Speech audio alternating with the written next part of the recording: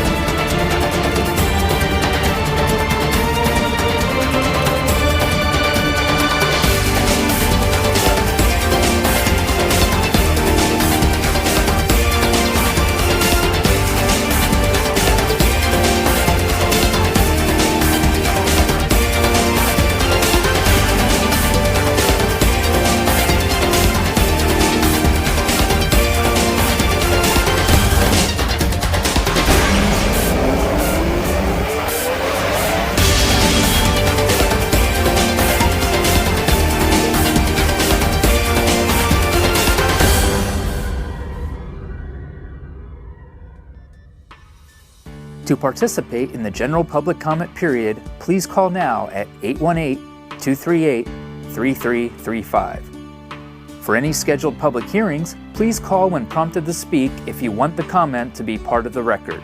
Speaking times will be determined by the total number of public comment cards and callers in the queue at the start of each public comment period. For 1 to 20 total speakers, each speaker will receive up to 3 minutes. For 21 to 39 total speakers, each speaker will receive up to 2 minutes. And for 40 plus total speakers, each speaker will receive up to 1 minute. No additional comment cards or calls will be accepted once the public comment period begins. Interpreters are available for assistance with in-person public comment. Please connect with them if you are in need of services. Hay servicios de interpretación disponibles para asistir con los comentarios públicos en persona. Por favor, habla con un intérprete si necesita estos servicios. Եթե տեղում մեկնաբանություն եք անում թարգմանիչի կարիք ունեք, միացեք թարգմանչի հետ օգնության համար։ Good evening and welcome to a joint meeting of the Burbank City Council with the successor agency, Housing Authority, and Parking Authority on Tuesday, June 2nd, 2026. I can't believe it's June already. Oh my gosh. Please join me for a moment of reflection. This moment is intended to begin our meeting with a positive and collective support for our beloved community. The City Council welcomes everyone joining us this evening. We encourage you to take a moment to reflect on our community and the work we will be doing tonight. Although each of us has our own unique reasons for being here, we are united in our passion for our wonderful city. As we pause, let us consider our individual contributions and what they mean to those around us.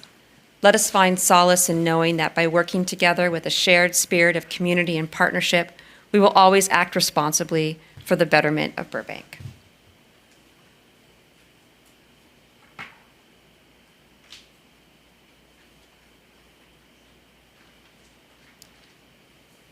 Thank you. Please join me in the Pledge of Allegiance. Ready? Begin. I pledge allegiance to the flag of the United States of America and to the republic for which it stands, one nation, under God, indivisible, with liberty and justice for all.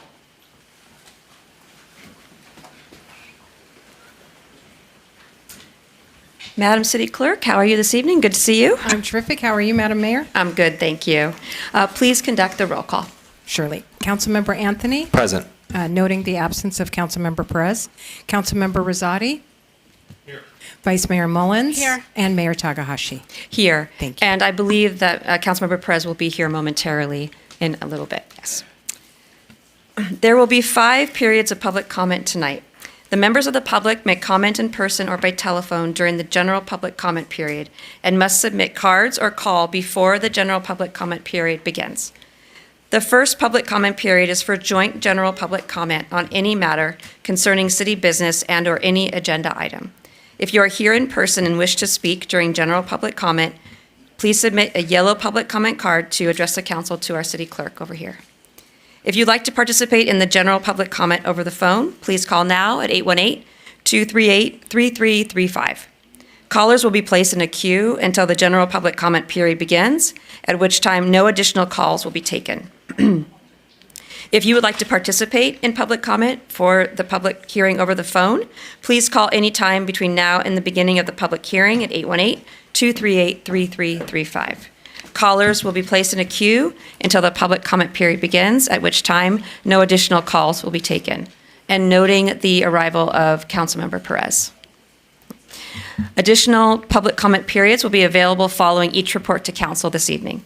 An interpreter is available for assistance with public comment. We have a Spanish interpreter in front here joining us this evening. Please connect with them if you would like assistance. Feel free to walk over to them and ask for assistance directly. And tonight we have 6 announcements.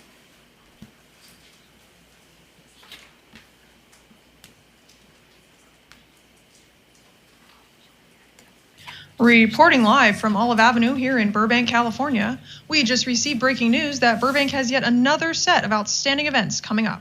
Request for comment has been granted. Let's hear from our correspondent back in the studio. Yes, hello, reporting from City Hall. Get ready because June really is an exciting month here in Burbank, starting with ticket sales opening for the famous Starlight Bowl tomorrow, June 3rd. You heard that right, the wait is over. The Starlight Bowl 2026 lineup is here. Summer nights return to the Starlight Bowl as live music fills our open-air Hillside Amphitheater once again. Gather with friends and family for unforgettable evenings under the stars in one of Burbank's most iconic venues. To view the full lineup and purchase tickets, visit starlightbowl.com. You're also invited to the Burbank Public Library's Summer Reading Program Kickoff Party this Saturday, June 6th from 2 to 4 p.m. at the Buena Vista Branch Library. There will even be live music from the Jazz Cartel. The party celebrates the library's summer reading program that began on June 1st and runs to July 31st. All ages are welcome to participate. Read a book, read a magazine, listen to an audiobook, read aloud to a child or as a family. All types of reading fit the bill. Track your daily reading to collect prizes throughout the summer. For more information, visit burbanklibrary.org/summerreading. I wonder who'll read the most in town. I also wonder who in Burbank cares the most about San Fernando Boulevard, because that individual would not want to miss the 2 upcoming visioning workshops focused on improving walkability, accessibility, and the future design of San Fernando Boulevard and surrounding streets. Workshops will be held on Saturday, June 6th from 10 a.m. to 12 p.m. and Tuesday, June 9th from 5 to 7 p.m. at the Community Services Building located at 150 North 3rd Street. Visit the city's website for information on the Downtown Burbank Sidewalk Enhancement Project. And everyone get ready for an electrifying evening where bold entrepreneurs will take the stage to pitch their startups live. Fast, fierce, and right in front of a panel of expert judges. Burbank Tech Talks is hosting this exciting event on June 16th at 5:30 p.m. at Woodbury University, located at 7500 North Glen Oaks Boulevard right here in Burbank. Watch as founders receive real-time feedback and mentoring in front of a live audience, giving you a front row seat to the future of innovation. Plus, enjoy an exclusive fireside chat with leading venture capital investors. Definitely a must-hear conversation on the state of the industry. For more information and to RSVP, please email econdev@burbankca.gov. Calling all interested parties to apply to fill vacancies on the Senior Citizen Board and Burbank Water and Power Board for unexpired terms ending July 31st, 2028. For the Water and Power Board, turn in your application by Monday, June 8th at 5 p.m. And for the Senior Citizen Board, get it in by Monday, June 22nd at 5 p.m. The application is found at burbankca.gov/BCC application. As a reminder, any persons appointed to fill a vacancy shall hold office for the remainder of the unexpired term.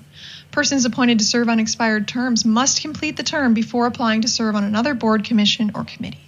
For more information, please contact the City Clerk's office at telephone number 818-238-5851 or email cityclerks@burbankca.gov. Happy Election Day today.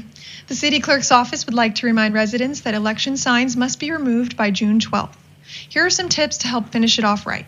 Number 5, corrugated plastic signs and metal sign stands may be placed in recycling carts curbside if they can fit. The metal stands, however, must be removed from the plastic boards. And please ensure that the cart lid can close. Election signs may also be dropped off at the Burbank Recycle Center in the number 2 and number 5 bins for plastics, and metal stands may be deposited with the scrap metal collection. But don't get too carried away, as removal of election signs from another person's property is a crime. To report election sign violations, please contact the city clerk's office at telephone number 818-238-5851 or email cityclerks@burbankca.gov. And with that, I'm signing off from City Hall until next time, sending it back to you in the council chambers.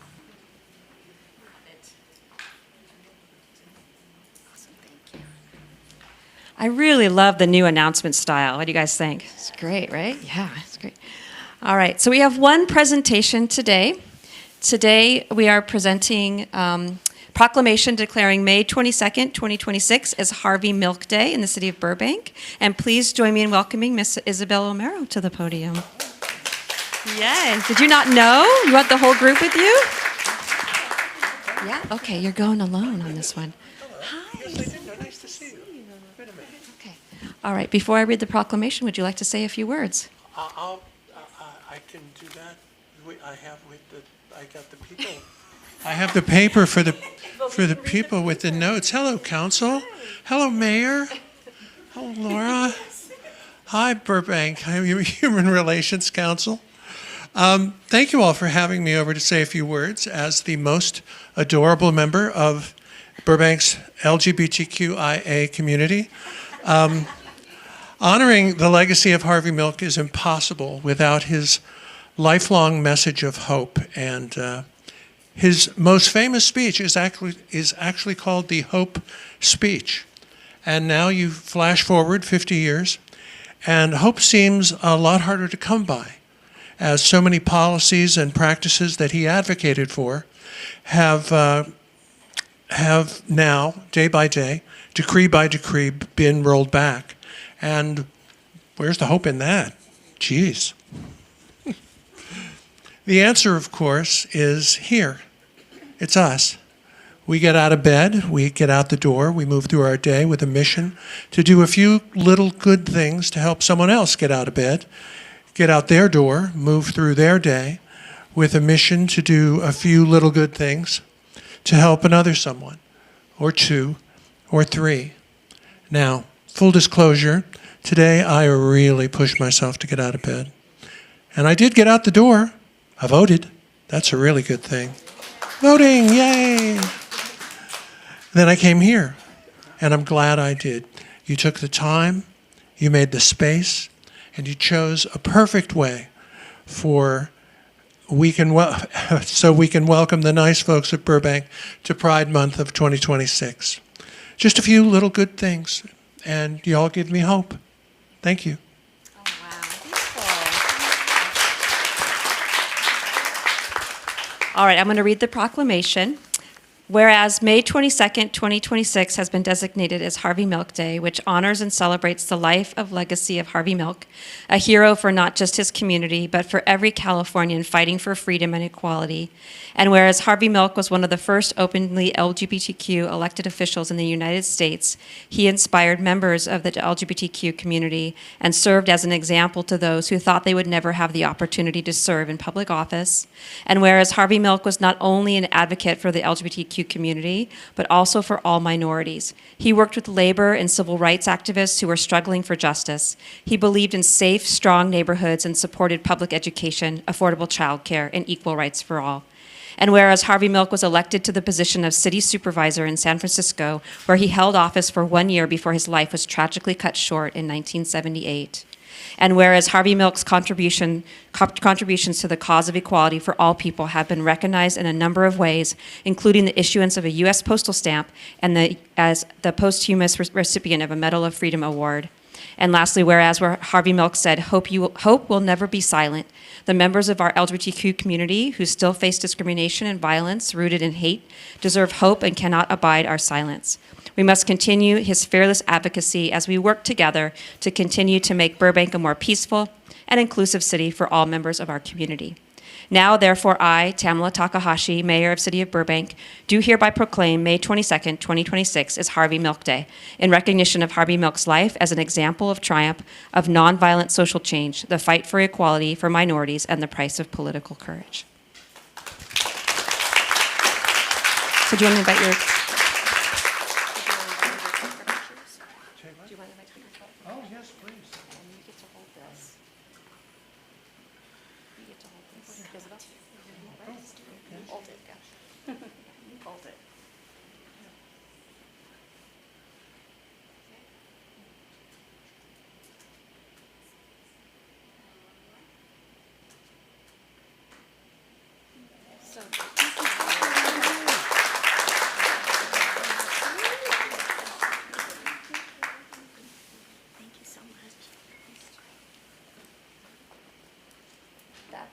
That's our only presentation tonight. So, City Manager, do we have a report? Thank you, Madam Mayor. I know we have a busy night, so I am going to pass tonight and defer to our vector control presentation.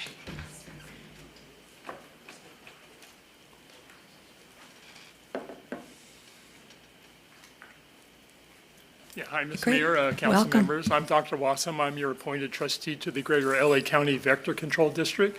Tonight, we'll have our yearly presentation from the district, and afterwards, we'll be available for questions. So doing the presentation tonight will be our general manager from the district, Suzanne Clue.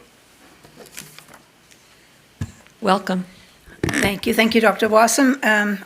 Madam Mayor, honorable members of the City Council, it's a pleasure to be here in the beautiful city of Burbank to remind everybody again that our services are at your residents' disposal and that we're really hoping to make this another successful, not so dangerous mosquito season this year.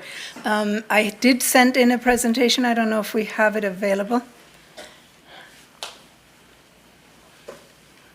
So Greater Los Angeles County Vector Control, next slide, please. Oh, I can forward it myself. That's even better. Thank you. Is one of 5 mosquito control districts here in Los Angeles County. We are the largest one. We serve our residents with mosquito control, black fly control along the LA River, as well as non-biting midge control. Mostly the areas that are impacted with that are the spreading bases around the San Gabriel River where midge flies will emerge. Our current annual contribution on everybody's property tax is $18.97 per single family household. So I think we are still a fairly good bargain. We definitely want to make sure that we're keeping track of mosquito-borne disease, and this year we're kind of up to an early start because for some reason we did not really have a winter. The winter was kind of short, temperatures were warm, we had rain intermittently with hot temperatures, and mosquitoes were thriving throughout those months that we usually get a bit of a break. So we're off with high mosquito numbers. The first positives in West Nile virus, mostly in our southern area, Long Beach, and these areas. Nothing so far as virus detection in Burbank yet. But last year we had dengue fever. That's our new increasing concern. For the 3rd year now, we have local transmission of dengue virus, so people don't even have to go to a tropical country to be exposed. They can get it right here in their backyard. Last year in our jurisdiction, we had 2 locally acquired dengue cases. The county overall experienced 6 of them. Of course, West Nile virus, like I said, we're off to the season for that one, is a concern that continues to be a problem, as well as St. Louis encephalitis, which really we had the last big outbreak of that disease in the 80s, but every few years we get some human folks infected as well, unfortunately. So as far as our services, we operate under the principle of integrated vector management. That means we do extensive mosquito surveillance, control whenever necessary, as well as education to our residents on how to protect themselves, and in hopes to achieve behavior change in ways that people manage their backyards that will be preventing mosquito production.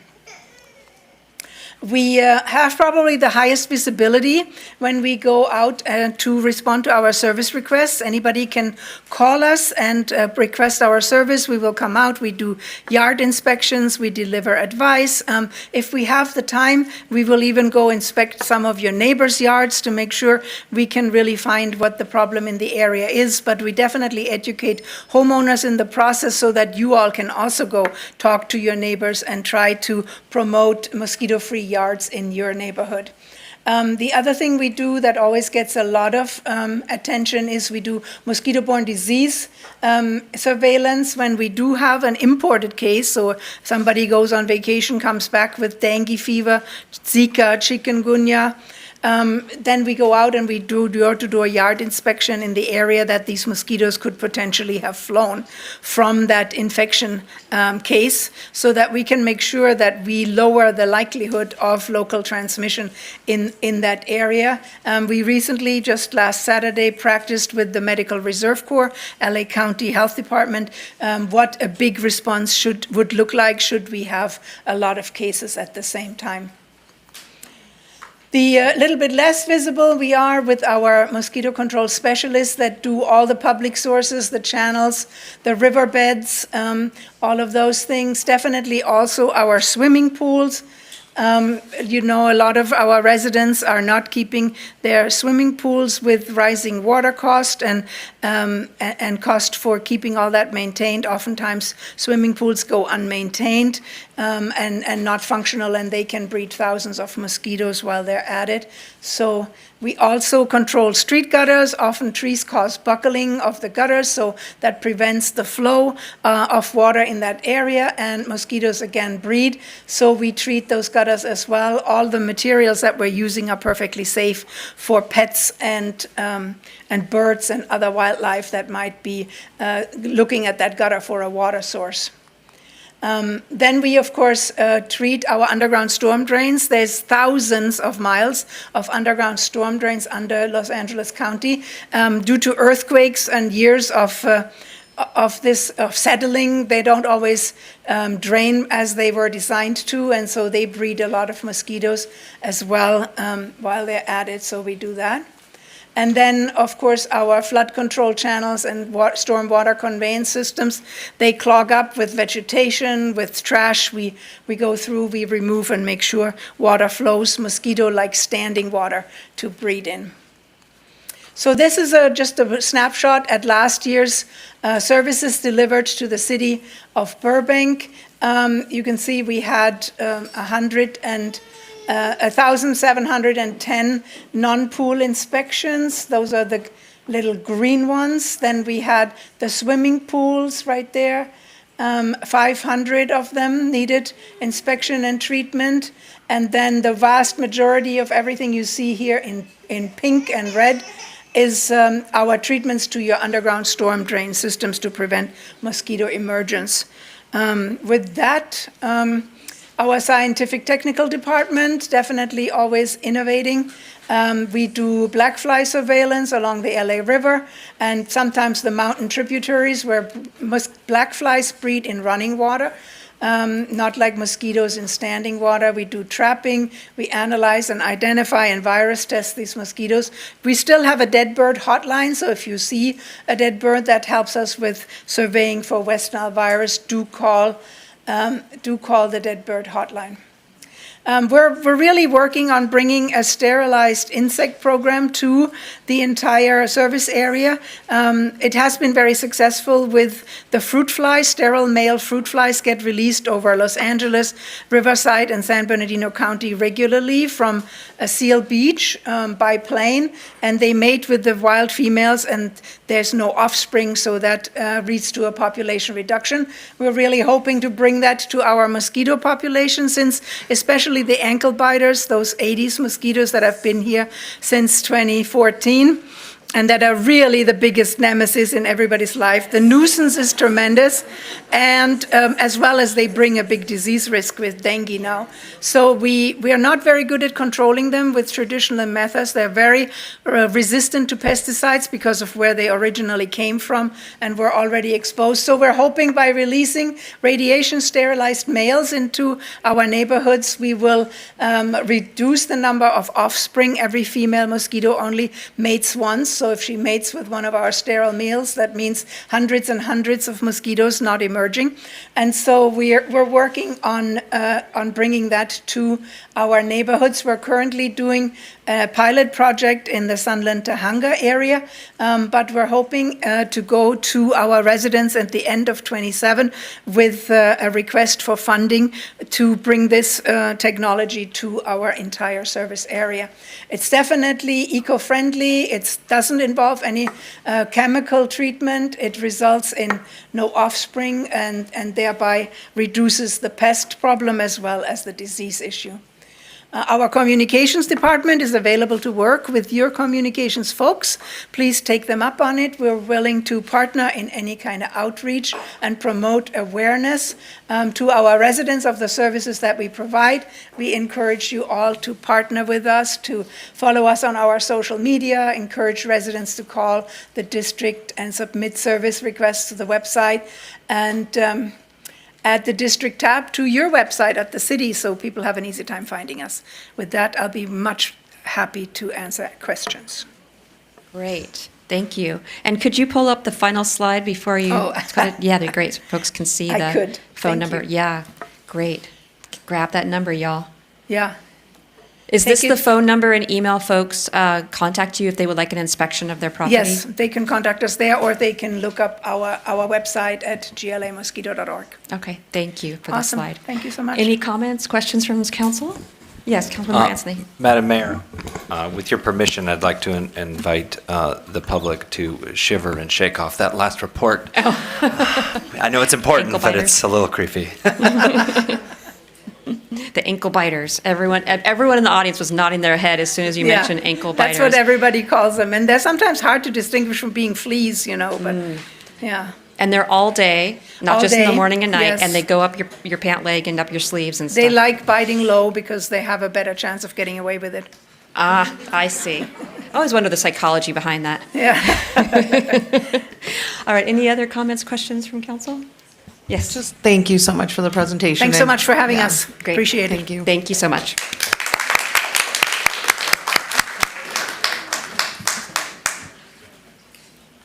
Okay.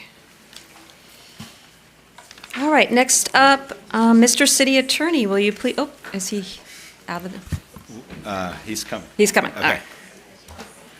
Yes. Just in time. Mr. City Attorney, will you please report on closed session?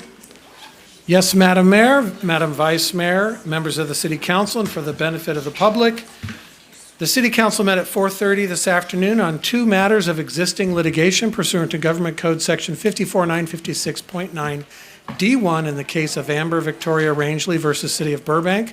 This was a motor vehicle accident. The second item is Los Angeles County Metropolitan Transportation Authority versus City of Burbank. This is a litigation under the California Environmental Quality Act and breach of contract. The City Council did vote unanimously 5-0 to waive the attorney-client privilege on two memorandum concerning conflicts of interest regarding SB 79 and the BRT.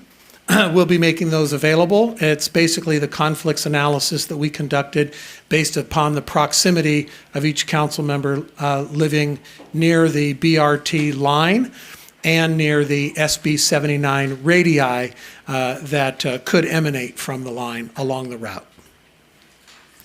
Great. No other reportable action was taken. Okay, great, thank you. All right, now is the time for joint general public comment. I will be calling out the speaker's name as well as the person who is next in line to speak. In order to keep public comment moving in a timely fashion, we have a designated seat in the front row for speakers who are next up. A timer is available on the podium. This is also the last call for anyone who needs an interpreter, or the staff will be released in a moment. Persons may choose to use the first period of public comment to address an agendized report, but will not be able to speak on that same item following that general public comment. And when you make your comment, please state your name for the record. Has our interpreter received any requests for assistance? All right, well, enjoy the rest of your evening. Thank you for being here. The joint general public comment period is now beginning, and no additional cards or calls will be accepted. Madam City Clerk, how many public comment cards do we have for joint public comment, and how many callers do we have? We have 28 cards and 9 callers for a total of 37, so 2 minutes. 37. Okay, so 37 speakers means 2 minutes each. Okay. All right, so first up will be Ron Bax, followed by Raven Flynn.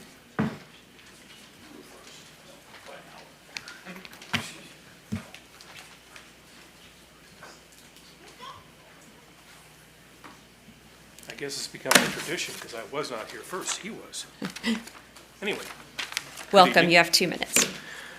Good evening, Council. I'd like to draw our attention back 4 weeks to the council meeting where the deliberation regarding agenda item P3 took place. Madam Mayor, you were under a lot of consternation trying to decide what to do, and you decided to not punish for past indiscretions. Now, if we do it again, by the time you get to it, it'll be in the past, which only leaves the future, which isn't practical. And if you doubt me, go get the movie, Tom Cruise movie, Minority Report, and see it doesn't work. Now, this isn't his first, nor his second by my count. It was his 6th indiscretion. We had the Mayor Spanky, which was private, okay, but being a public figure, he should be conscious of what he does. The downtown incident, okay, he didn't defend the bystander that was assaulted, allegedly assaulted. Then he represented the city, from what I understand, at some public agency meeting, and he was not authorized to speak for the city, and he was told to go back and correct the situation. He didn't do it as far as I know, and I think he did it again. I'm not sure of that. And then Mayor Schultz, I know, had to correct him by saying, I'm the mayor, you don't speak for the city. This was another incident. So it's getting more and more egregious, I point out. Then we go to the BAOR, all right, which was the reason we had that item 4 weeks ago, was brought up. But prior to after BAOR, he went to TOT, the temporary occupation thing. And then after the meeting, after 2 weeks ago, we see him at Glendale groundbreaking for the BRT. And he wasn't a bystander, he was shoveling dirt with the groundbreaking. So what message does that send that the BRT is supported by Burbank? Thank you for your comment. Next up is Raven Flynn, followed by Kenneth Sperling. Welcome, you have 2 minutes. Hello, good evening. My name is Raven Flynn, resident of Burbank. I'm here to speak on the flock issue. It's important to note that there is a difference between it being a government agency and a private sector. So laws would apply, including the Fourth Amendment and California privacy laws, that are likely being broken because the data is not stored in the cloud. It's, with all due respect, it's likely being stored in a data center in Georgia where Flock is based, which would be breaking California law. As stated in a transparency chart provided by the City of Burbank, over 24 non-police organizations have access to the data from Flock cameras. This directly contradicts what was stated in the hearing on April 15th. The data doesn't even belong to Burbank, it belongs to Flock, a private company, and its, quote, associates, likely including Palantir, Flock's biggest investor, a company owned by Peter Thiel, whose name was mentioned over 22,000 times in the Epstein files. In Flock's patent, it states that the technology could be used to locate teenage daughters, for example. In this context, it's far less than comforting, especially considering that they have, in fact, been hacked before. Congress actually wrote a letter calling their cybersecurity negligent. Especially as the media capital of the world, it's a stalker's dream. So please, as a young woman living in Burbank, I ask you to cancel present and future business with Flock. Thank you. Thank you for your comment. Next up, all right. Okay. Do I have to do the jazz hands comments? Okay, just a reminder, please use jazz hands. We have a number of comments tonight, and every time you clap, it delays the person next, and also it makes it so then the person next has to walk up during the clapping, and also you're going to get a lecture from me. I'm sorry? And they can't hear their name. That's right, that's true. They can't hear their name. All right, next up is Kenneth Sperling, followed by Jim Lane. Welcome. Good evening, everybody. My first time speaking at any of one of these meetings, so please bear with me. I do not oppose the cameras used responsibly to help protect our town. I oppose spending taxpayer money on a system that could weaken resident privacy, safety, transparency, and local control. Flock cameras do not just track suspects. They collect license plate, time, and location data on ordinary residents. Automated plate readers can create detailed records of where people work, live, worship, seek medical care, or attend meetings. False matches can harm innocent people through unnecessary stops, questioning, or escalation. Flock's technology raises concerns about AI analysis, including classification of people by race, which is in their patent, and the use of footage for training. The cost is ongoing, not a one-time cost, and money spent on cameras is not money spent on other town priorities. The town should prove that these cameras reduce crime better than cheaper, less intrusive options before buying them. Data sharing could expand beyond its original purpose, allowing outside agencies to access our residents' information. Taxpayer-funded surveillance should require strict rules on warrants, data retention, access logs, audits, and penalties for the misuse. Residents deserve to know exactly who can access the footage, where it is stored, processed, reviewed, and shared. The contract should prohibit the offshore contractors, foreign review teams, and overseas subcontractors from accessing the town's data. Taxpayer-funded surveillance should not become training material for private companies' AI systems without explicit public approval. Without any independent privacy review, without a cost-benefit review, without a public vote, I feel there should be no purchase. Thank you. Thank you for your comment. Next up is Jim Lane, followed by Roma Kakobian. Welcome. 2 Good minutes. evening. 2 weeks ago, I asked the 3 council members who voted to have Mr. Anthony and Van Gorder investigated for participating in a demonstration against Mothers for Liberty. I asked the 3 of those council members, what did they think about the organization, Mothers for Liberty? I didn't ask you about First Amendment. I just asked you, what was your opinion on that organization? The mayor gave a direct answer. Ms. Mullen said, I don't tolerate hate. Hate has no place. For me, that's kind of fudgy. I think that's trying to not alienate a voter base, at the same time maybe trying to thread a needle. And then Mr. Rosati lumped a group of questions and remarks together and then cited the Civil Rights Act, this is a quote, Civil Rights Act of 1968, which prohibited discrimination, quote, in the categories of race, color, religion, sex, or national origin. So I don't mean to be pedantic, but it is the Civil Rights Act of 1964, passed by LBJ. It languished in Congress for a very long time when JFK was president. And it took a Southern sort of Dixiecrat to pass that legislation, which is kind of amazing. Anyway, Mr. Rosati then went on to thank and praise the Burbank realtors for not discriminating against Mothers for Liberty. So I just want to have everyone here just remember that. And I also, a University of Washington student a couple of weeks ago was viciously murdered because they're trans. Right? Violence on this community is on the increase.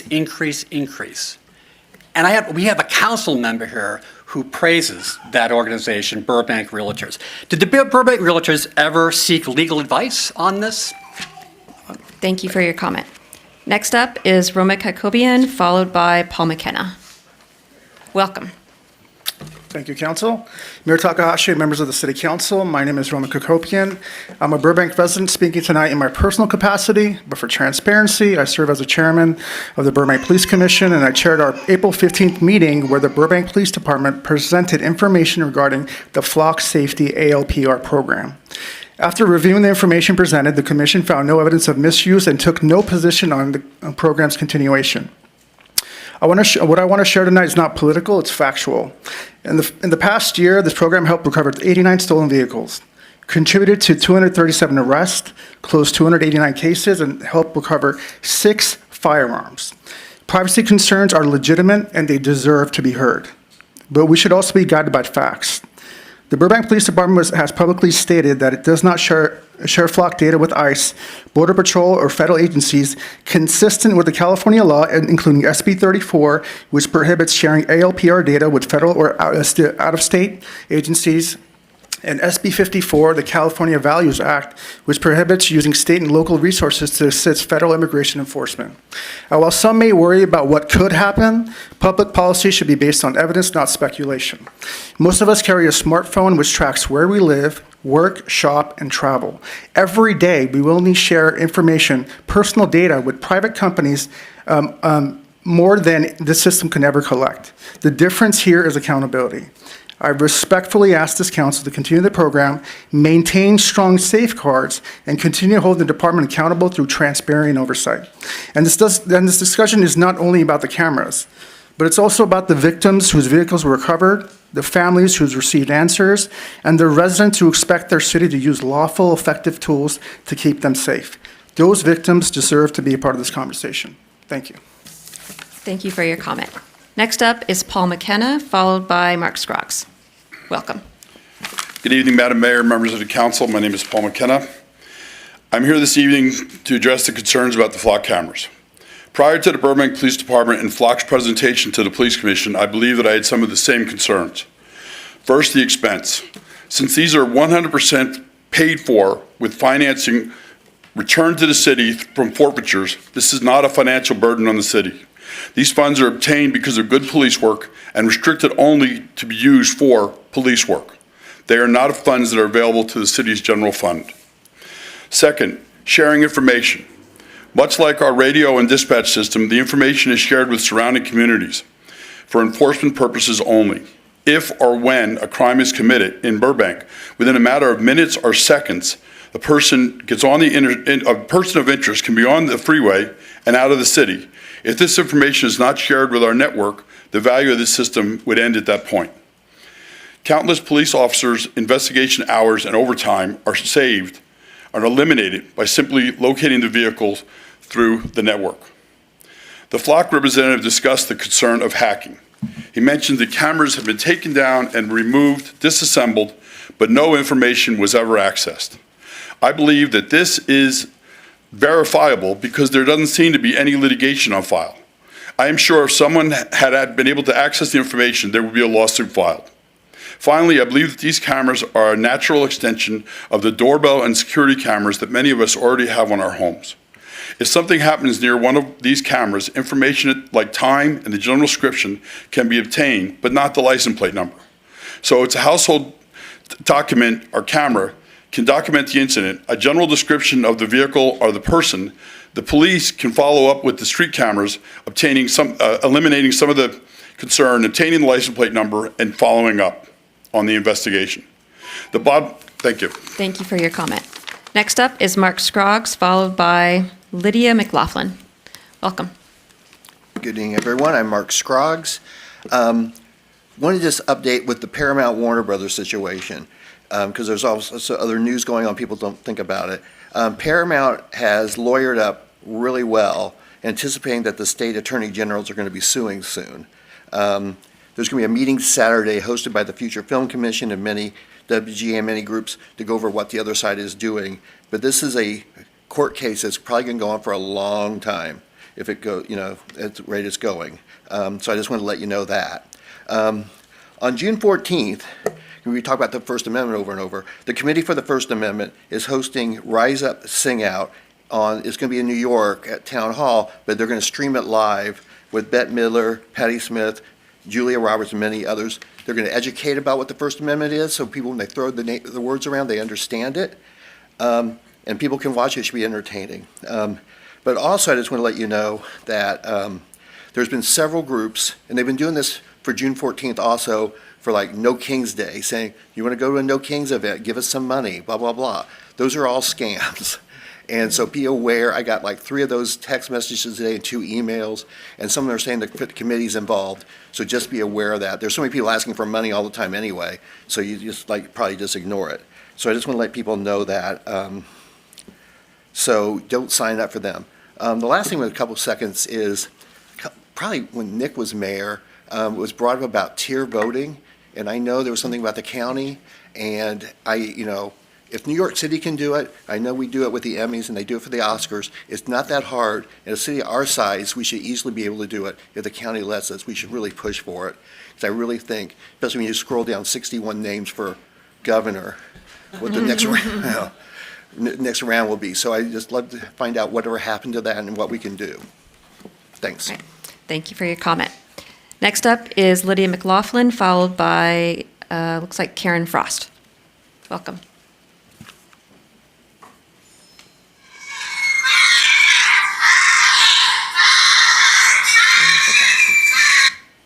I recorded that on April 28th. My name is Lydia McLaughlin. I'm a Los Angelino with deep roots in California. I'm a Democrat. I'm biracial and Jewish. I find it deeply anti-Semitic when people like me are called fascists. My grandfather helped people leave Germany during the Nazi regime. I'm also a member of the LGBT Courage Coalition. I was in your city to help an event for Moms for Liberty for Sonia Shaw, who is running for state superintendent. Outside the event, protesters screamed, "Fascist." That's just 5 seconds of it. This was hours of it. With megaphones, it blocked the entrance and created an atmosphere of intimidation. Elderly attendants struggled to enter, people were hit by protesters, and people were forced to use the back entrance. I find it deeply disturbing that Councilmember Perez called Moms for Liberty a hate group. That is hateful rhetoric, used to manipulate people to dehumanize a group of moms who just care about kids. Is this what you want to represent your city? Thank you. Thank you for your comment. Next up is Karen Frost, followed by Narbe Hartunian. Welcome. Hi there. This is my first time in your beautiful building, and I'm very happy to be here. Thank you for giving me the opportunity to address you. My name is Karen Frost. I'm a mom of 4 beautiful children. They are as diverse as this beautiful community that we're in. I am a 4th-generation Angelino. I am a retired LAPD detective. I'm a very nice person, and I'm also the chapter chair of the LA County Moms for Liberty. Last meeting, Councilman Perez publicly stated that Moms for Liberty thinks gay community is subhuman. That accusation is false. That statement is not a reflection of me or my organization's beliefs. What does Moms for Liberty believe? We believe in academic excellence is the key to success. Far too many of our students are leaving the school districts without functional literacy or basic math aptitude. We believe in families. We think that every family has their own social belief structure. Those ideas should be taught at home, and schools should be a place for learning, not politics or social concepts. Disagreement over public policy is part of democracy. Falsely accusing a resident of Los Angeles County of hate is not. Part of Burbank's mission statement claims this is a system of government that respects legitimate differences of opinion. But unfortunately, you didn't respect all opinions, and you didn't respect mine. And even in this chamber, I am addressing this group, and the eye rolling and the shrugging is not befitting to your position. So thank you for your opportunity to address this group. Thank you. Thank you for your comment. Next up is Narbe Hartunian, followed by Cameron Mancuri. Welcome. Good evening, Madam Mayor, members of the council. I'm speaking to you as a Burbank resident and not as a police commissioner, similar to some of my colleagues who spoke earlier. And I'd like to speak to the flock issue. Burbank's use of flock has understandably caused a lot of debate in our community. On one hand, as was mentioned before, flock is a very effective public safety tool that has enabled police to arrest murder suspects and solve countless crimes. On the other hand, the utility of a tool is pointless if nobody trusts it. And a lot of that distrust is well-founded. The solution, though, isn't to abandon a tool that keeps Burbank safe. We need independent and transparent audits to ensure every single flock search is tied to an active investigation and that we understand exactly where and how our flock data flows. We can't simply rely on the vendor's assurances. As a step in that direction, in March, the Police Commission recommended to the city attorney that they scope recurrent annual reviews of police surveillance technologies in the city's next independent police monitor request for proposal. I think that's a good first step. And it kind of sets us up to review our data use and retention policies to make sure we aren't putting the community's data at risk of compromise. The city's also done a great job of enforcing a zero tolerance policy for misuse, although, as was mentioned earlier, we didn't identify any particular instances of that in our meeting a few months ago. These are just a few ideas. I think the council can maximize the benefits of Flock while fiercely protecting our community's civil liberties and privacy. As a federal law enforcement officer, I can speak to utilizing tools like this. And as was mentioned earlier, we all carry smartphones in our pockets. And if I'm trying to find somebody using similar tools, I often follow the path of least resistance. You would not believe how easy we make it by opting into the data policies of all the apps and various social media companies we have on our phone. Those to me are a lot scarier and a lot less capable of, we're a lot less capable of offering oversight over those companies. Whereas through our contract with Flock, we can pursue some of these strategies. Thank you for your comment. Next up is Cameron Mancuri, followed by Christy Maloof. Welcome. Madam Mayor, City Council members, my name is Cameron Mancuri. I'm the president of the Burbank Police Officers Association. With me today are several members of the association as well. First, we want to take this time to thank you for your ongoing support and partnership to achieve an effective and sustainable public safety strategy. We understand there are concerns about emerging technology, to include ALPR technology, but our members remain committed to responsibly employing all strategies in a legal and ethical manner. We strongly oppose any action that would jeopardize our members' ability to conduct thorough and complete investigations on behalf of the victims we serve. We want to be clear, the loss of ALPR technology would undoubtedly hamper our members' ability to police the city on a daily basis. We understand the policing burden falls on our shoulders, but public safety falls on all of us.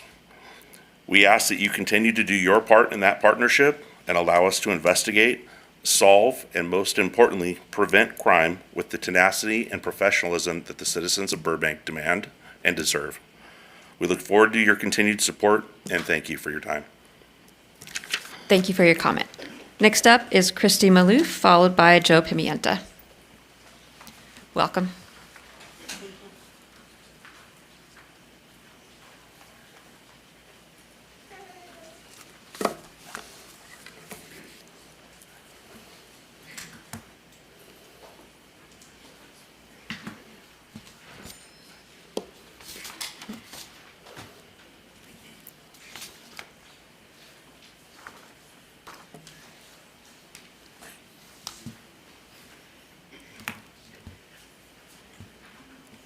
Good evening, Honorable Mayor, Vice Mayor. I'm Christy Maloof. As we can all look at this picture is worth 1,000 words of Councilman Anthony, again with the BRT that we are in literally legal litigation with. It doesn't look good. That's just my opinion as a citizen, as a resident, as a owner in Burbank. You should be held to a higher standard. And like a child, how many times do you have to be told certain things? But you will do what you will do, and they'll just do this. And if I could afford to personally get a recall together for you, I would, but I can't. All right, so flock cameras. We need flock cameras. They're a great investigation tool. It has less information than your rental registry that you all want to have and impose. The same people that oppose flock cameras are the people that want rental registries. So please keep the flock cameras. We need them. Our police department are hardworking individuals. They do everything for our community. The fire department also, they need these tools. Thank you. Thank you for your comment. Next up is Joe Pimienta, followed by Kit O. Welcome. Good evening, Mayor, Vice Mayor, council members, staff, and everybody present in the chamber. The timer's now running out, so I'll just wait for it to, there we go. so many topics, but to me, it's always very funny how the people that are always complaining about communism are also the ones who are praising a police state. So that's just funny to me. Anyways, what I'm here to talk about this evening is, to this day, the Burbank Association of Realtors has not apologized for bringing in a hate group to this city. Now, they have had plenty of opportunity, and, the thing about Moms for Liberty is that you got to give it to them. They sure put their money where their mouth is, because this is not a group who is just verbalizing their ideology. They are literally constantly harassing, threatening educators, constantly threatening librarians, constantly threatening and calling some of the worst things to people of the marginalized community. So yeah, that is deliberately a hate group. They literally want us out of existence. That's what they've said. We don't have to go far to look into their actions. Just look at what they're doing. And the Burbank Association of Realtors affiliated with them. They brought them here. They gave them a platform. Now they could apologize, but they just haven't. With my remaining time, and this is sincere, I do want to give thank you to all the realtors and the landlords who came and spoke against that, who came in and spoke in defense, saying that hate has no home here. That takes a lot of courage, so I do want to say thank you for that. I also do want to thank the council members who have also spoken and saying that this group has no place here. Their ideology has no room here because this is a welcoming community. This is where we welcome trans people who live here. So, and for those of you who have not, we are waiting for you to stand on the right side of history. So again, thank you for your time. Thank you for your service. I have parental duties, but as a non-binary person, it just means a lot when someone says that what these people are doing and what these people are spouting is hateful rhetoric, and when we should be more welcoming of each other. Thank you for your time. Thank you for your comment. Next up is Kit O, followed by Ashley R. Welcome. All right. Good evening, council members. I want to start by thanking you for taking the time to briefly discuss FLOC at the last city council meeting. I am here to encourage the council to continue to move forward with canceling FLOC. With the budget about to be voted on, we are in an excellent place to allow our contract to expire. Other cities have found it extremely hard to break away from FLOC. Dayton, Ohio has had to cover its FLOC cameras with trash bags because they're unsure if the cameras are still active, and their contract is unclear about how to legally remove them. Evanston, Illinois ended their contract only to find that its cameras were reinstalled without the city's permission. FLOC, like many tech companies, is like dealing with an abuser. They are manipulative and they hate being told no. The current AI sales technique is to offer a service far cheaper than it can sustainably run, and once users are hooked, the price increases massively. Just days ago, AI Assistant Copilot's price skyrocketed from somewhere between 20 to 40%. FLOC will do the same. Avoid putting the city through contract canceling hell and get rid of the contract now before it explodes in cost. Thank you for your time. Thank you for your comment. Just a reminder for folks in the audience, please keep your voice down when someone's speaking. If I can hear you talking, probably your neighbors can't hear the speaker, so thank you so much. Ashley R. is next, followed by Allie. Welcome. Good evening, City Council. My name is Ashley Ramsey. I'm a Burbank resident. I've lived here for almost 10 years now, which is kind of hard to believe. But one of the things I love most about Burbank is the people in this community.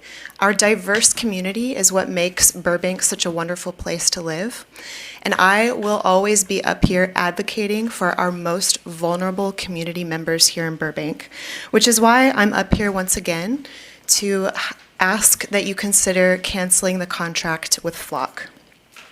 FLOC technology, of course, as you know, targets our most vulnerable citizens, Black, brown, trans immigrants, and it accelerates the mass deportation pipeline. FLOC data is updated to a central server, which can be accessed by our local police departments. It has been accessed by ICE, Department of Homeland Security. Mass surveillance is extremely costly and it doesn't keep us safe. I personally would love to see the city invest its money in things, services, public services and programs that actually benefit our greater community. So I'm asking again, cancel the flock contract. Thank you. Thank you for your comment. Next up is Ali, followed by Abdullah Qasim. Welcome. Hi, good evening, everyone. Let me start off by saying happy Pride. I wanted to echo what my neighbors have already said, so I won't get too into the details or into the weeds of it, but please count me as a voice in canceling the flock contract. I'm actually here to speak in support of a third community garden. I know last city council meeting, folks were talking about working with Parks and Rec to come back with some reports and information about the garden, and I just want to say I would love to work with you all on this. I'm on the Sustainable Burbank Commission. I currently serve as chair, but I'm also a gardener, so I've been with the community garden for, I want to say 4 years at this point, and there's just so much information, so much love, so much need for this garden, for a third garden in our city, and I would love to work with the city on this. So thank you very much. That's all I have to share for tonight. Thank you. Thank you for your comment. Next up is Abdullah Qasim, followed by David Donahue. Welcome. Hi. I'm here to talk about Flock, but before that, I want to say, do you remember Facebook? We instantly sent messages to friends, shared photos, innocently thought our data wasn't being used against us, and then suddenly we turned a blind eye and that information was sold to the highest bidder. Amazon takes your purchases and sells it to the highest bidder. Now we have Flock. It's being fed into a data center somewhere in Georgia, where it's stored, being accessed by government facilities, local policemen where they want to stalk their ex-girlfriends and love interests. And can this technology be used for the good? Yes, it could, but that's not where this is going to go. That's not. The people who are against this know where this is going. It's surveillance, not security. This will not keep you safe. It will only make people feel more insecure about their community, more paranoid, weirder. Is that really what you want to bring into your community? Is that really what you want? A less safe, paranoid people? People should do good because they want to do good, not because they have to do good. And we should trust the community and the people that we're surrounded by to do that good. And we don't have to watch them. We don't have to look at every part of their lives to see what they're doing, because we already trust them. So, if you haven't guessed, I am against the flock cameras. That information will be used against you. It will be stolen and sold to the highest bidder eventually. If not today, tomorrow. If not tomorrow, probably in 10 years, where it's stored in a data center in Georgia. Heed my words. It will be used for the wrong purposes eventually. Maybe not today. Well, actually today. And you're already seeing it happen in live action. Have a great day. Thank you for your comment. Next up is David Donahue, followed by Susan O'Carroll. Welcome. Good evening, Mayor Takahashi, Vice Mayor Mullins, council members, and very talented staff. My name is David Donahue, resident business owner in this great city. May 20th, special session here in this council chambers. I was delighted to see certain members of the council clearly identify their positions on Metro and the BRT. Today, the LAist reported that SCAG has come out with the maps, and they are, as we feared, extremely aggressive with high-density housing around the bus stops, the 5 locations here in the city of Burbank, and that is very scary. This issue is going to get much more serious. I had the pleasure of talking to Assemblymember Schultz on Saturday and brought up the issue of 1361. His comments to me were that he was not aware of what Senator Menjivar had passed it out of the Senate, and this is something that he is going to be looking into. And we also have potentially a June 12th sit down with he and his staff so we can discuss these elements of Senate Bill 1361, which would make the city impotent in being able to resist any elements of Metro's BRT and SB 79. I'm going to repeat that. Senate Bill 1361 that Carolyn Menjivar passed out of the Senate is now on the desk of the Assembly, is now poised to remove any obstacles from Metro demanding and taking the dedicated lane, at all the stops in Burbank, allowing for up to 7-story apartment buildings to be built along those transit stops. You have some of the most talented people, and one of them is in the room, Ms. Mandeep Samra. Ask her staff what it's going to take for the infrastructure. You also have Mr. Patrick Prescott. His team will be able to tell you what the infrastructure is going to cost. My guess is it is $1 billion to $2 billion, and that is going to be paid by the community. Only a portion can be passed on to the developer. Thank you for your comment. Next up is Susan O'Carroll, followed by April F. Welcome. On Thursday, the Metro Board took the discretionary action of voting to increase the BRT budget to a staggering $428.9 million, nearly $500 million for a bus line. Because of massive cost escalation, the BRT is now facing a $41.3 million funding shortfall. To cover the gap, Metro staff admits they must drain Proposition C 25% street-related transit funds. Even worse, because those Prop C funds are already programmed for other regional projects, Metro notes that using them for the BRT may require the agency to actually incur debt. Metro will be literally borrowing money and draining county-wide street funds to build an overpriced, slower bus line that triggers SB 79 and threatens our neighborhoods. We didn't vote for that. In 2016, Metro sold Los Angeles County voters on Measure M. The ballot pamphlet asked voters to authorize a generic traffic improvement plan to improve freeway flow, repair potholes, and expand existing systems. Nowhere in that ballot text did voters see the words North Hollywood to Pasadena BRT. Let's review the facts. We voted to repair potholes and improve traffic. We didn't vote for an escalating $428.9 million budget for a single bus lane. We didn't vote for a 70-minute bus that's slower than the existing 501 Express.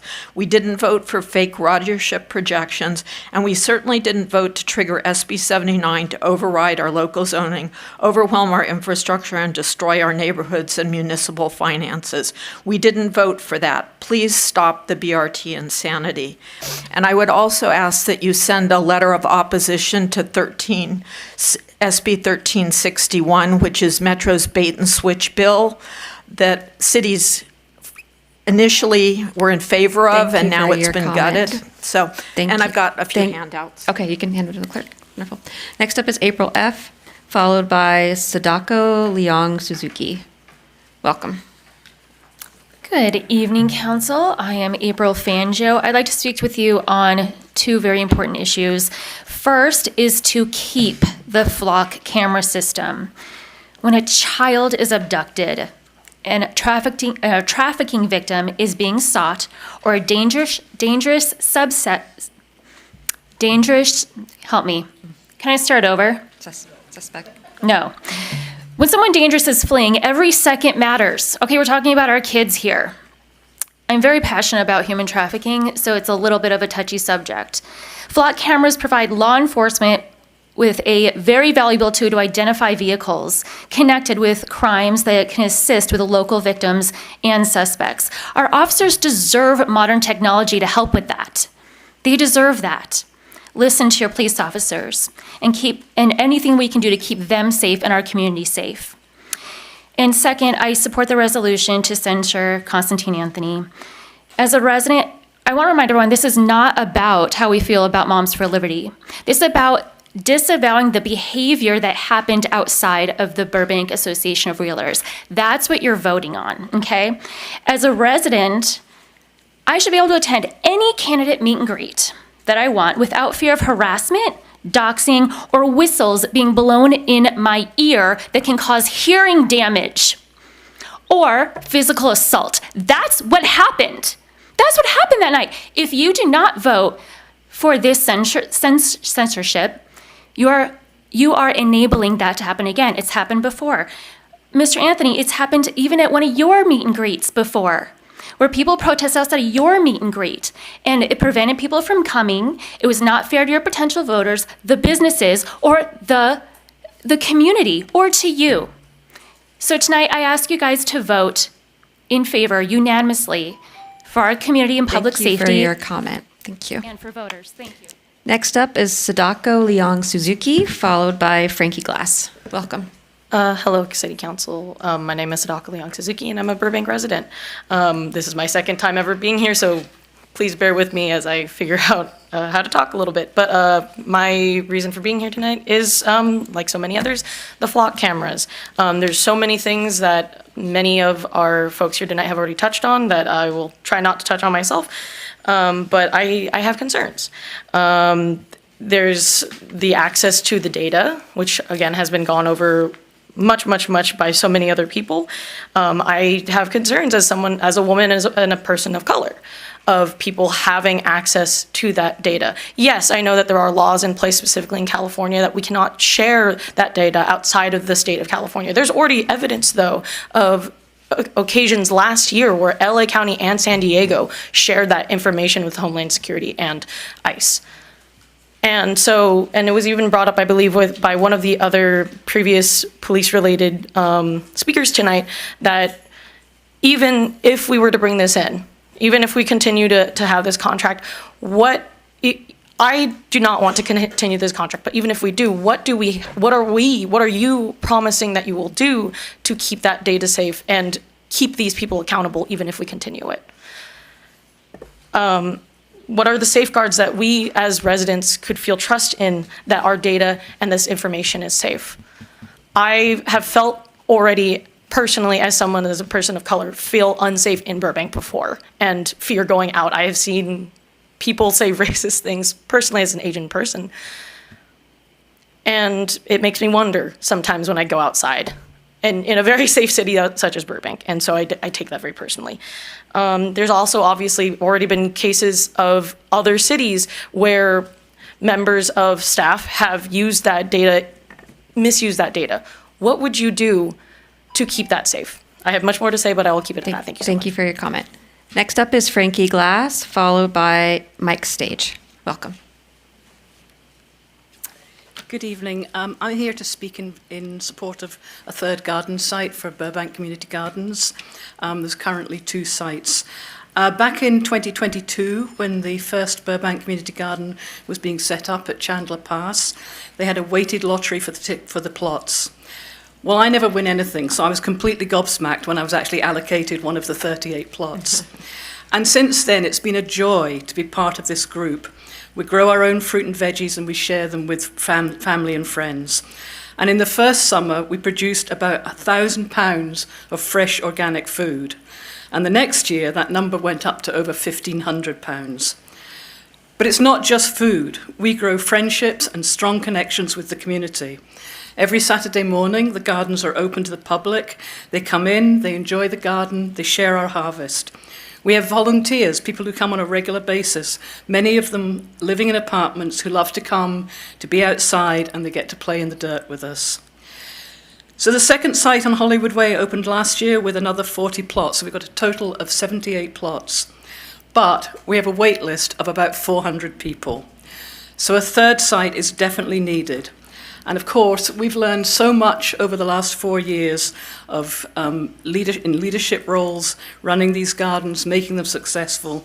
We are just dying to work with the city on a feasibility study to find a place for a third site. Thank you. Thank you for your comment.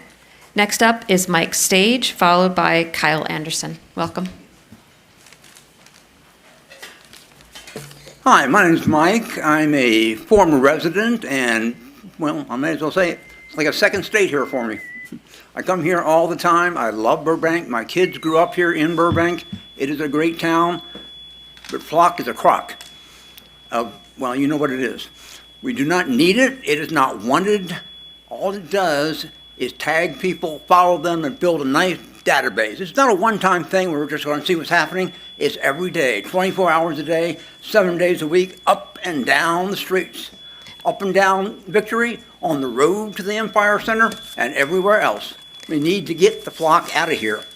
I'm sorry to interrupt you just 1 second, sir. We have a high-pitched ringing. Oh, I'm very sorry. Okay, yes, I'm very sorry. That's all right. Don't worry about it. Yeah. It's happened. Listen, the CEO of Flock is a guy named Langley. He claims, all on his own, that if we install cameras all across the country, we can eliminate crime all across the USA in 10 years. I think he's a nut. We got a megalomaniac in the White House now wrecking the country. We do not need a surveillance system by another megalomaniac. We need to pull the plug, and each and every one of you can do that. Pull the plug. Take the money that's saved, give it to the people, because we got a long, hot summer coming up. They're going to need it for that. They do not need it to be spied on, followed, and digitized in some database someplace so everybody can find them somewhere. And then you can tell Langley he can take his flock and he can shove it. Because we do not need it, we do not want it, we need freedom. So get the flock out of Burbank. Thank you. Thank you for your comment. Next up is Kyle Anderson, followed by David Bollig.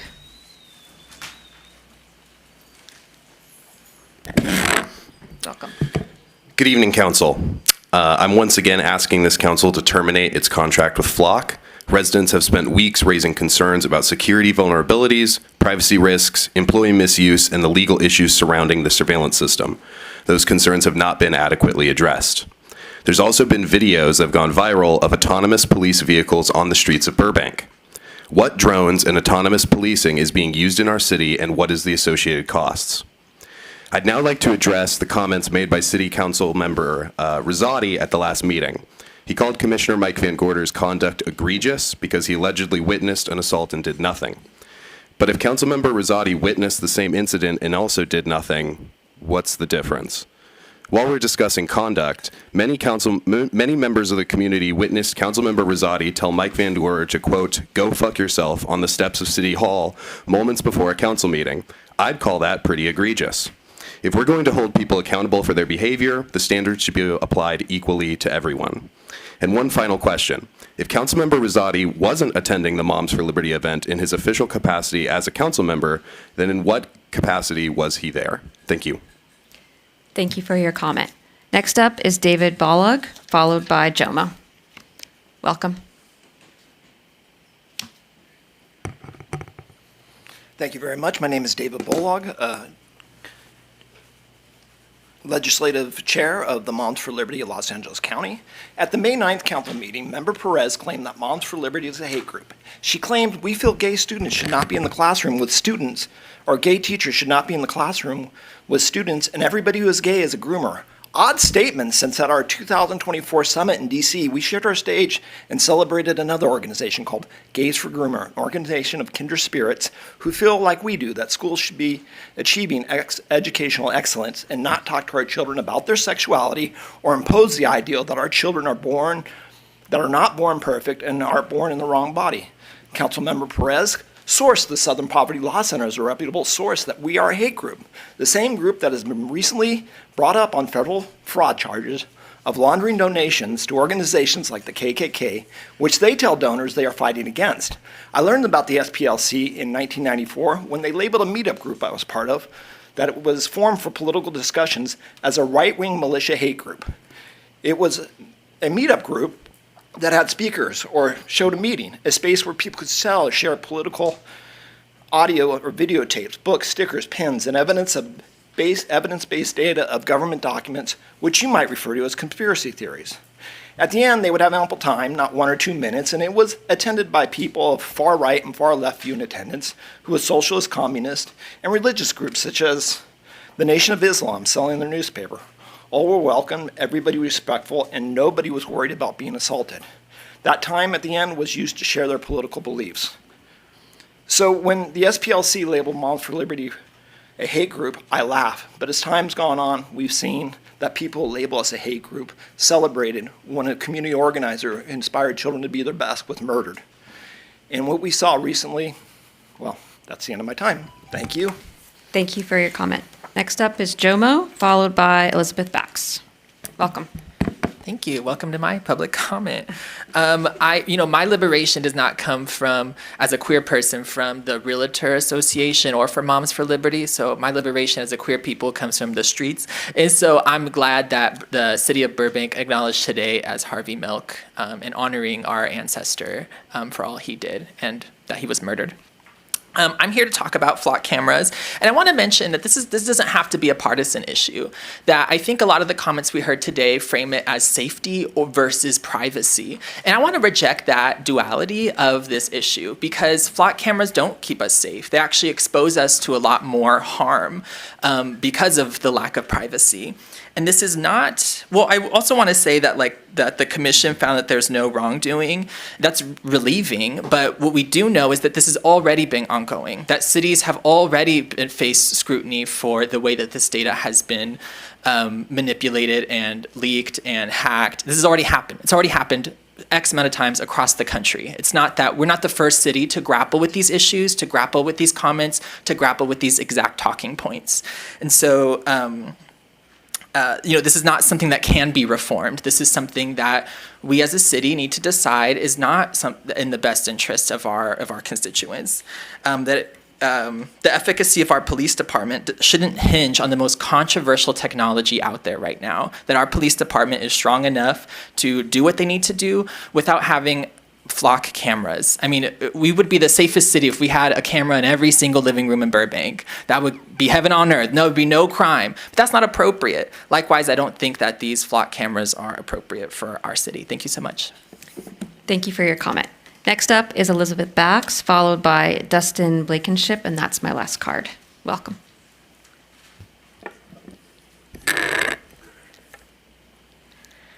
Hi, I'm Liz Bax.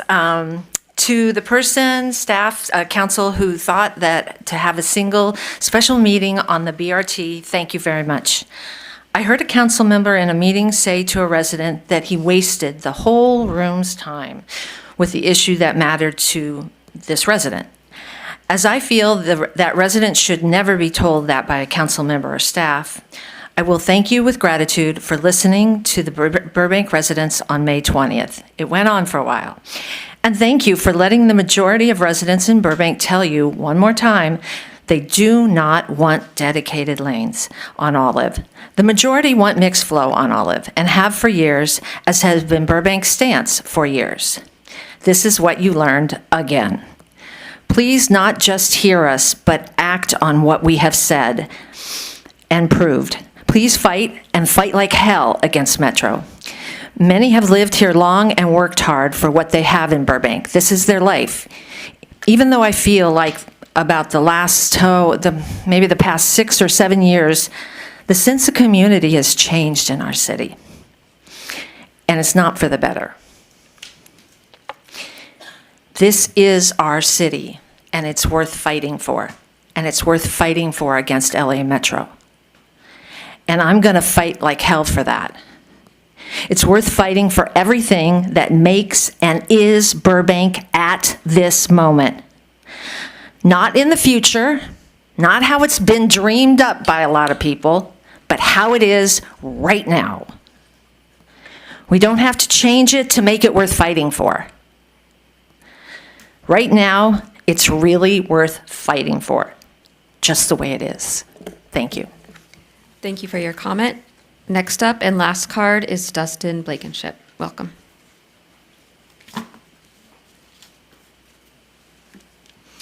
Good evening. I want to start off by thanking every member of the community that has come out to speak this evening.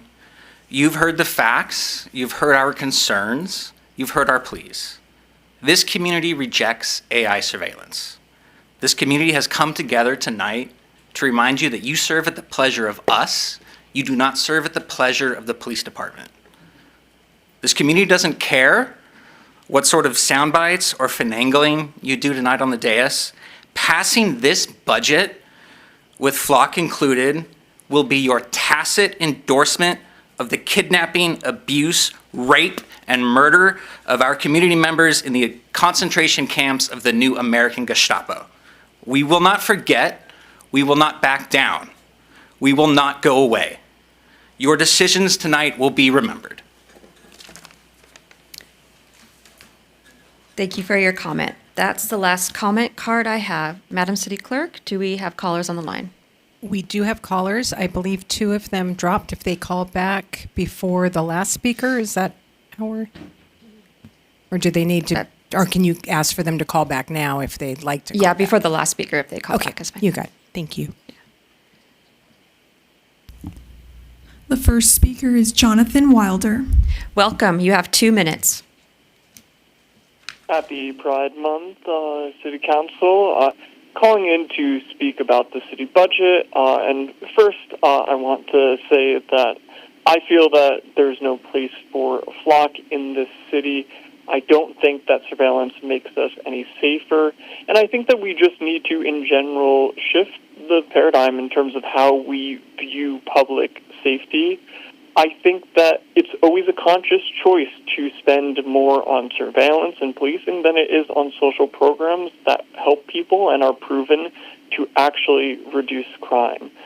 So when I look at the city budget and I see how much we're paying for flock, when I see how much we're paying for other things that aren't directly benefiting people, that aren't trying to lift up the best in us, I see wasted opportunity.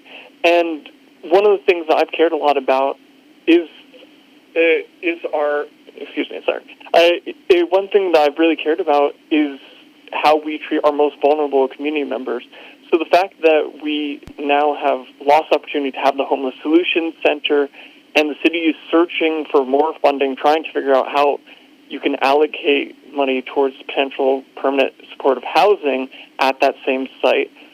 Let's look to shift some of those funds so that we can actually support people instead of trying to surveil them.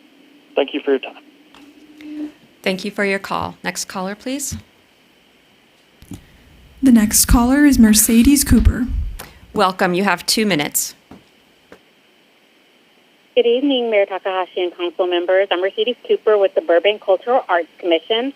I'm calling in to thank you for your previous support of the Commission's initiatives in Burbank and to ask for your continued backing through sustained and expanded budget allocation to uplift and amplify our local arts community. 2.5 years ago, we launched an ambitious initiative, a community arts grant program designed to aid local artists and nonprofit organizations. What's happened since then has exceeded our expectations. 51 projects completed, nearly $160,000 in grants awarded, and what matters most, more than 60% of those funds went directly to Burbank-based artists and organizations. The real story isn't in the numbers, though. It's in the transformative experiences we've heard about. Through feedback collected post-receipt of grant funds, many artists told us that their work simply would not have happened without the support. For some, this was the first time they were compensated as professionals or received funds to develop and execute new work. This tells us that creative work matters and has value. Now in its third cycle, the program has elevated the quality of cultural arts across our city with the ability to expand even more. In an increasingly competitive landscape, cities that invest in culture attract talent, tourism, and economic vitality. Every dollar spent on arts programming returns value to our community in pride, connection, and creative energy. So on behalf of the Cultural Arts Commission, I hope you will consider and support arts funding in the upcoming budget cycle. Support the program that's currently working, expand it so we can fund more projects and serve more artists. And to better understand this impact, this June 14th, we will be hosting a spring arts and business mixer Thank you at for your Colony call. Theater. Thank you for your call. Next caller, please. The next caller is Leah Harrison. Welcome. You have 2 minutes. Hi, Mayor, Vice Mayor, City Council. Surprise, it's more of your community cultural arts commissioners. This is Leah Harrison here. And I would like to second what Mercedes has said. We are so incredibly appreciative of the massive support that the City Council has given our creative arts community. And I am also calling to ask for your continued support on our wonderful, wonderful arts grant program that Mercedes just outlined for you, and hoping that you will vote for that line item in the budget. It's been incredibly just heartfelt, wonderful event that this has been. We're only one of 9 cities in LA County that has been able to have one of these programs, and we've really seen it turn around for some of our artists who have been pretty hard hit by the recent pandemic and the two strikes, as you all know.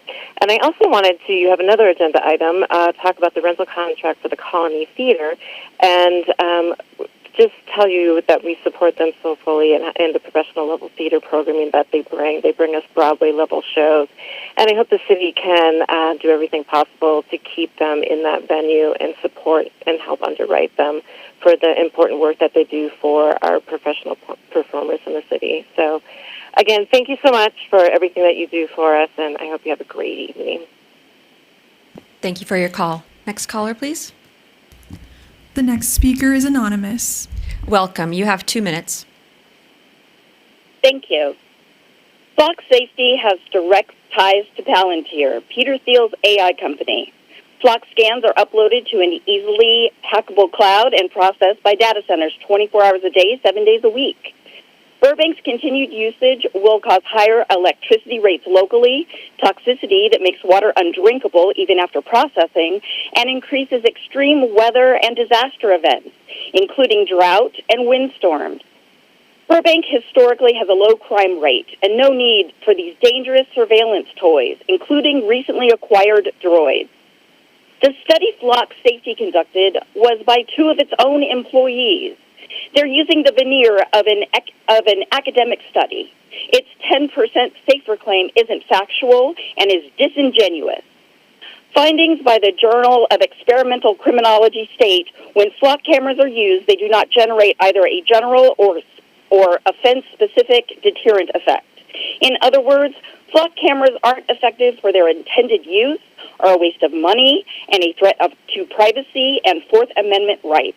Instead, Burbank PD should focus on fostering a positive relationship with all members of the community they serve. Don't police state our Burbank. Happy Pride Month and land back. Thank you for your call. Next caller, please. The next speaker is Sean Kay. Welcome. You have 2 minutes. Hi, good evening. My name is Sean. I'm a Burbank resident. I'm here to speak out against the Flock contract. The cameras track, surveil, and potentially criminalize everybody, but particularly harm our most marginalized community members. They make all of us vulnerable to stalking, cases of mistaken identity, data mining, deportation, political repression, personal vendettas, and other dystopian scenarios. Ultimately, well-resourced, inclusive, tolerant communities are what keep us safe.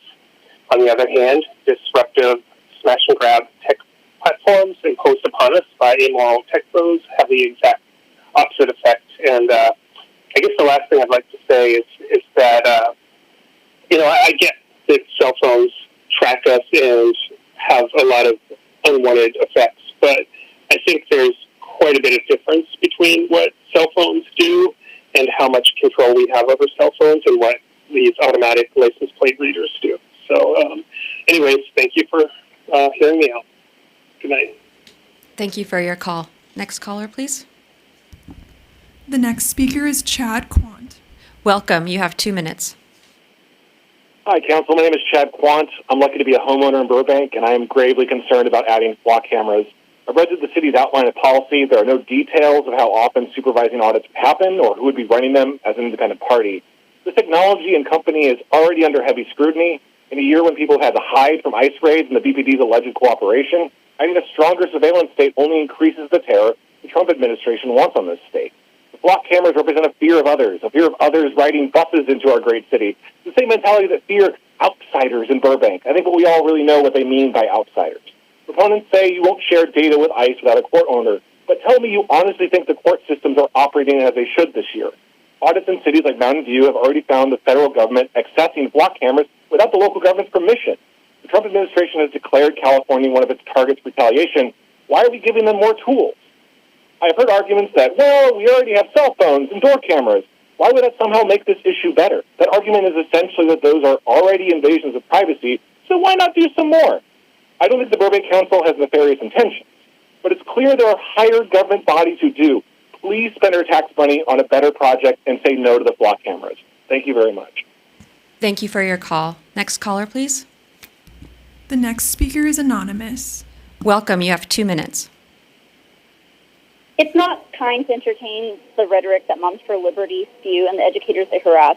They should be embarrassed for making school children dumber by removing real history of the racial discrimination that this country was founded on, and for hitting on a marginalized group that has a higher rate of homelessness due to the discrimination they face. Research has shown that while only 4.5% of the general population identify as LGBTQ, as many as 40% of the homeless youth identify as LGBT. So I don't think the woman who spoke is a kind lady. Furthermore, there's evidence that police has shared Flock footage with ICE. I would like Flock to be defunded. As a sanctuary city, it's embarrassing to continue a contract with a mass surveillance AI company that makes it impossible to go out in public without your personal information being collected by a private corporation. It's a total violation of basic human privacy. The police already has the largest budget in the city, and yet they only have one mental health officiate. And if I recall correctly, even the fire department has to reduce their spending and monitor themselves to reduce any redundancies they have. And yet, when I asked the police, they said that they don't have to do that. There is no accountability over the police, as they also use ChatGPT to write their reports. So I'd rather not leave a dangerous surveillance system like Flock to be continued to use in the city. Yes, to a third community garden. Burbank as a city right now is made up of 60% tenants. We make the city beautiful. Also, I don't want to hear Councilman Mullins take up everyone's time during discussion. Stop letting her stall. She's doing it on purpose, and we all see it. So stop letting her stall. I don't want to see that tonight, and I'm going to keep pushing for her to be held accountable on the dais. Thank you. Thank you for your call. Next caller, please. The next speaker is Gary Brick. Welcome. You have 2 minutes. Mayor, Mayor Takahashi, Vice Mayor Mullins, Council, and City Manager Hess, and City Attorney Mr. McDougall. I'm calling basically in regards to the item on there about the censorship of Councilman Anthony. I know this has come up before. I have nothing personally against Constantine. We always go out of our way to shake hands and say hi to each other. And I had planned on being there tonight to discuss this, but I see that you have a public hearing, and I'll just stay home and have my senatorial sub-senatorials and watch the Dodger game. Hope comments also are discussed about him attending groundbreaking for Metro in the last 2 weeks, after knowing that they are suing the city of Burbank. Switching topics, in regards to the cameras, I know nothing about this company, Flock, but I think it's up to the 5 of you to decide who gets the contract. I think they're very much needed in Burbank when we have abducted people, when we have urban children that are stolen, and they can hide them in their trunks of their car. So I think this is a great program, but it's up to you to decide who gets the contract. And finally, off the record, I want everyone to know that anyone voting for a dedicated lane or mixed flow, I will go out of my way to make sure that they are not reelected. Enjoy your evening. Thank you. Thank you for your call. Next caller, please. There are no further callers. Okay. We have completed in-person joint general public comment and moving on. We did that. There being no further public comment, I now declare the joint general public comment period closed. Now is the time for a brief response from City Council, City Manager, City Attorney. City Manager, City Attorney, do you have any responses to comments? Okay. So, Council Member Perez, would you like to go first? Thank you, Madam Mayor. So thank you to all the folks for coming to make public comment. For everybody who spoke on Flock, which was a resounding majority of you, we will be discussing that slightly during the budget process, so I won't respond until later. Thank you to Mr. Scroggs for your updates always on the film industry. We love them, we hear them, and even though it takes me a little long to answer, I appreciate it all the time. And then let's see. Thank you to the folks that spoke on the garden. I know it was a it may be frustrating to some folks that we decided to wait a little longer, but I fully trust that Parks is working on a plan with our partners at the LA Community Gardens. And so stay tuned and definitely continue to share your thoughts about where and how, because I know they want to hear them. And then finally, to the Moms for Liberty speakers who addressed me directly, no eye rolls, just shock, because one doesn't have to look very far to find concerns I shared at the last meeting.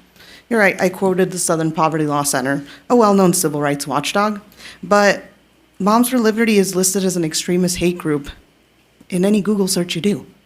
You'll find articles from The Hill, you'll find NPR articles, GLAAD, the list goes on. And don't take my word or the Southern Poverty Law Center's word for it. Go ahead, do your own research. Google, it's all out there. So I spoke up because that's what you do. And as a member of the LGBTQ community, I don't take those things lightly. And it's not lost on me. She came to target me specifically for sharing my opinion. And I'll say that I'm grateful to my colleagues who are not members of the community, but who also spoke up against the tenets of LGBTQ hate. Thank you for what you've said. I appreciate everybody who said that hate has no home here. And with that, thank you to everybody who spoke today. Happy Harvey Milk Day. I will not stay silent, and happy Pride. And with that, I'm gonna go pump. Pump for baby. All right, yes, Councilmember Anthony. Thank you, Madam Mayor. First off, that vector control presentation was just creepy. I'm sad they left. We seem to have an infestation of Moms for Liberty folks too, which is also creepy. I was referred to as Mayor Spanky earlier this evening, and that is so reminiscent of the interactions I've had with that organization. Yeah, the yelling, the screaming, the loudness, all within the First Amendment granted to the populace. So I've never said it shouldn't happen. I wanted to just mention two things. Actually, really just one. It's kind of two comments all in one. Ms. Maloof, you sent us a photo of a Metro groundbreaking. It's such an unfortunate photo because it's at a weird angle. I was not invited. I was not on the guest list. I was there to support a woman who I gave the key to the city to in 2023 when I was the mayor. Janet Deal, who does not serve on any commission, is not representative of the city government in any way, was invited as a private citizen to be at this event. And if you notice in the photo, I don't actually have a shovel. She's holding her cane, and I'm helping her with her shovel. And I'll leave it at that. Okay. Who would like to go next? Vice Mayor? I do. I don't know how to top that off. Very good.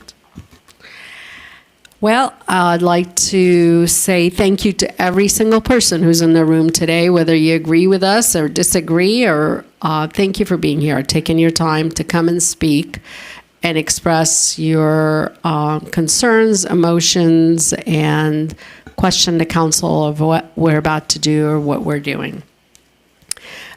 First, I want to congratulate the BHC and especially Isabel Omero for receiving the Harvey Milk Award. I couldn't think of a better person to receive it but her.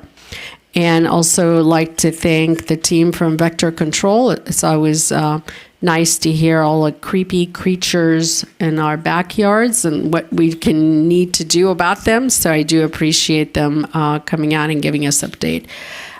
Quickly, all the three, even though they didn't come in the capacity of the police commission, but I'd like to thank all three commissioners for coming down and really sharing their thoughts and weighing in their personal experience and what they heard at the police commission meeting. Mark, thank you for the gossip and the truth about entertainment. This is where I get my gossip column from. You know what's going on inside, behind the scenes, and your emails and you just being here today, it's enlightening. So thank you for that. And then everyone that spoke about flock, we will be addressing that later on in the agenda. I do want to acknowledge the Police Association and all the officers that came in. I've been here for many, many years, and I've never seen you come and speak. So this is really good to see you guys coming in here tonight and actually sharing your thoughts with us. I do appreciate it. Let me go down. And Susan, as usual, you come with facts, you come with information, and I do appreciate you talking about Metro and the updates and SB 1361. So thank you for always bringing that information to us. I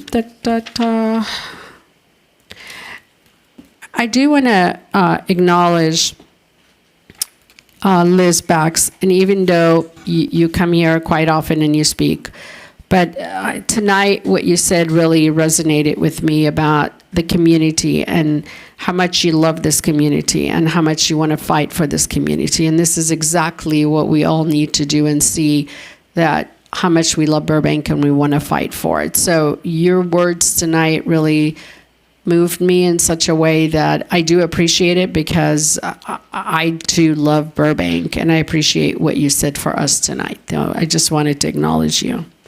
The commissioners on the arts and culture, Ms. Cooper and Harrison, thank you for working really hard on our behalf and for all the programs you put on, and we're going to be approving the budget later on today. I do want to acknowledge you and putting in a good word for the theater, and I'm looking at you guys sitting here, so thank you for what you do as well. You got to take care of each other, and this is what you're doing, so good job.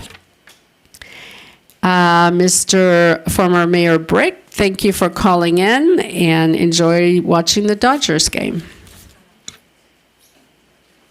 All right, Councilmember Rosati. Oh, thank you, Madam Mayor. Excuse me. Thank you to the Human Relations Committee in recognizing this year's recipient, Ms. Romero. Congratulations to you for the Harvey Milk Award. I enjoyed the vector control presentation, just staying up with the various viruses and insects and diseases that are going on and trying to head that off. I also wanted to thank the Burbank Police Officers Association for being here and just providing facts. I know this is important to you, and that's why you're here. And to the commissioners as well, coming as representatives of the community, also providing facts. I happened to be at the commission meeting when the presentation was made regarding the flock cameras. So I feel, it's important that we speak in a factual matter.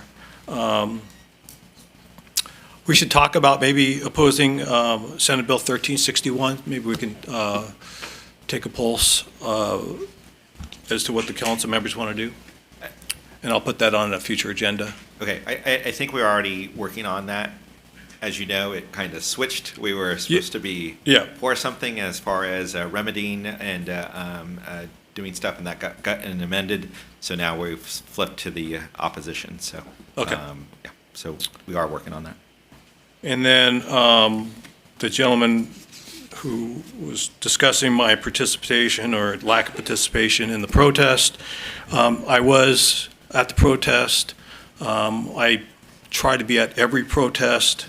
I did witness what I witnessed, and that'll never change. It was documented. Why didn't I get involved and stop it? We had two of the organizers at the event, and that was their role to stop it. I didn't organize the event. And to be honest with you, I would never have put myself in the position to be assaulted. I would not allow that to happen.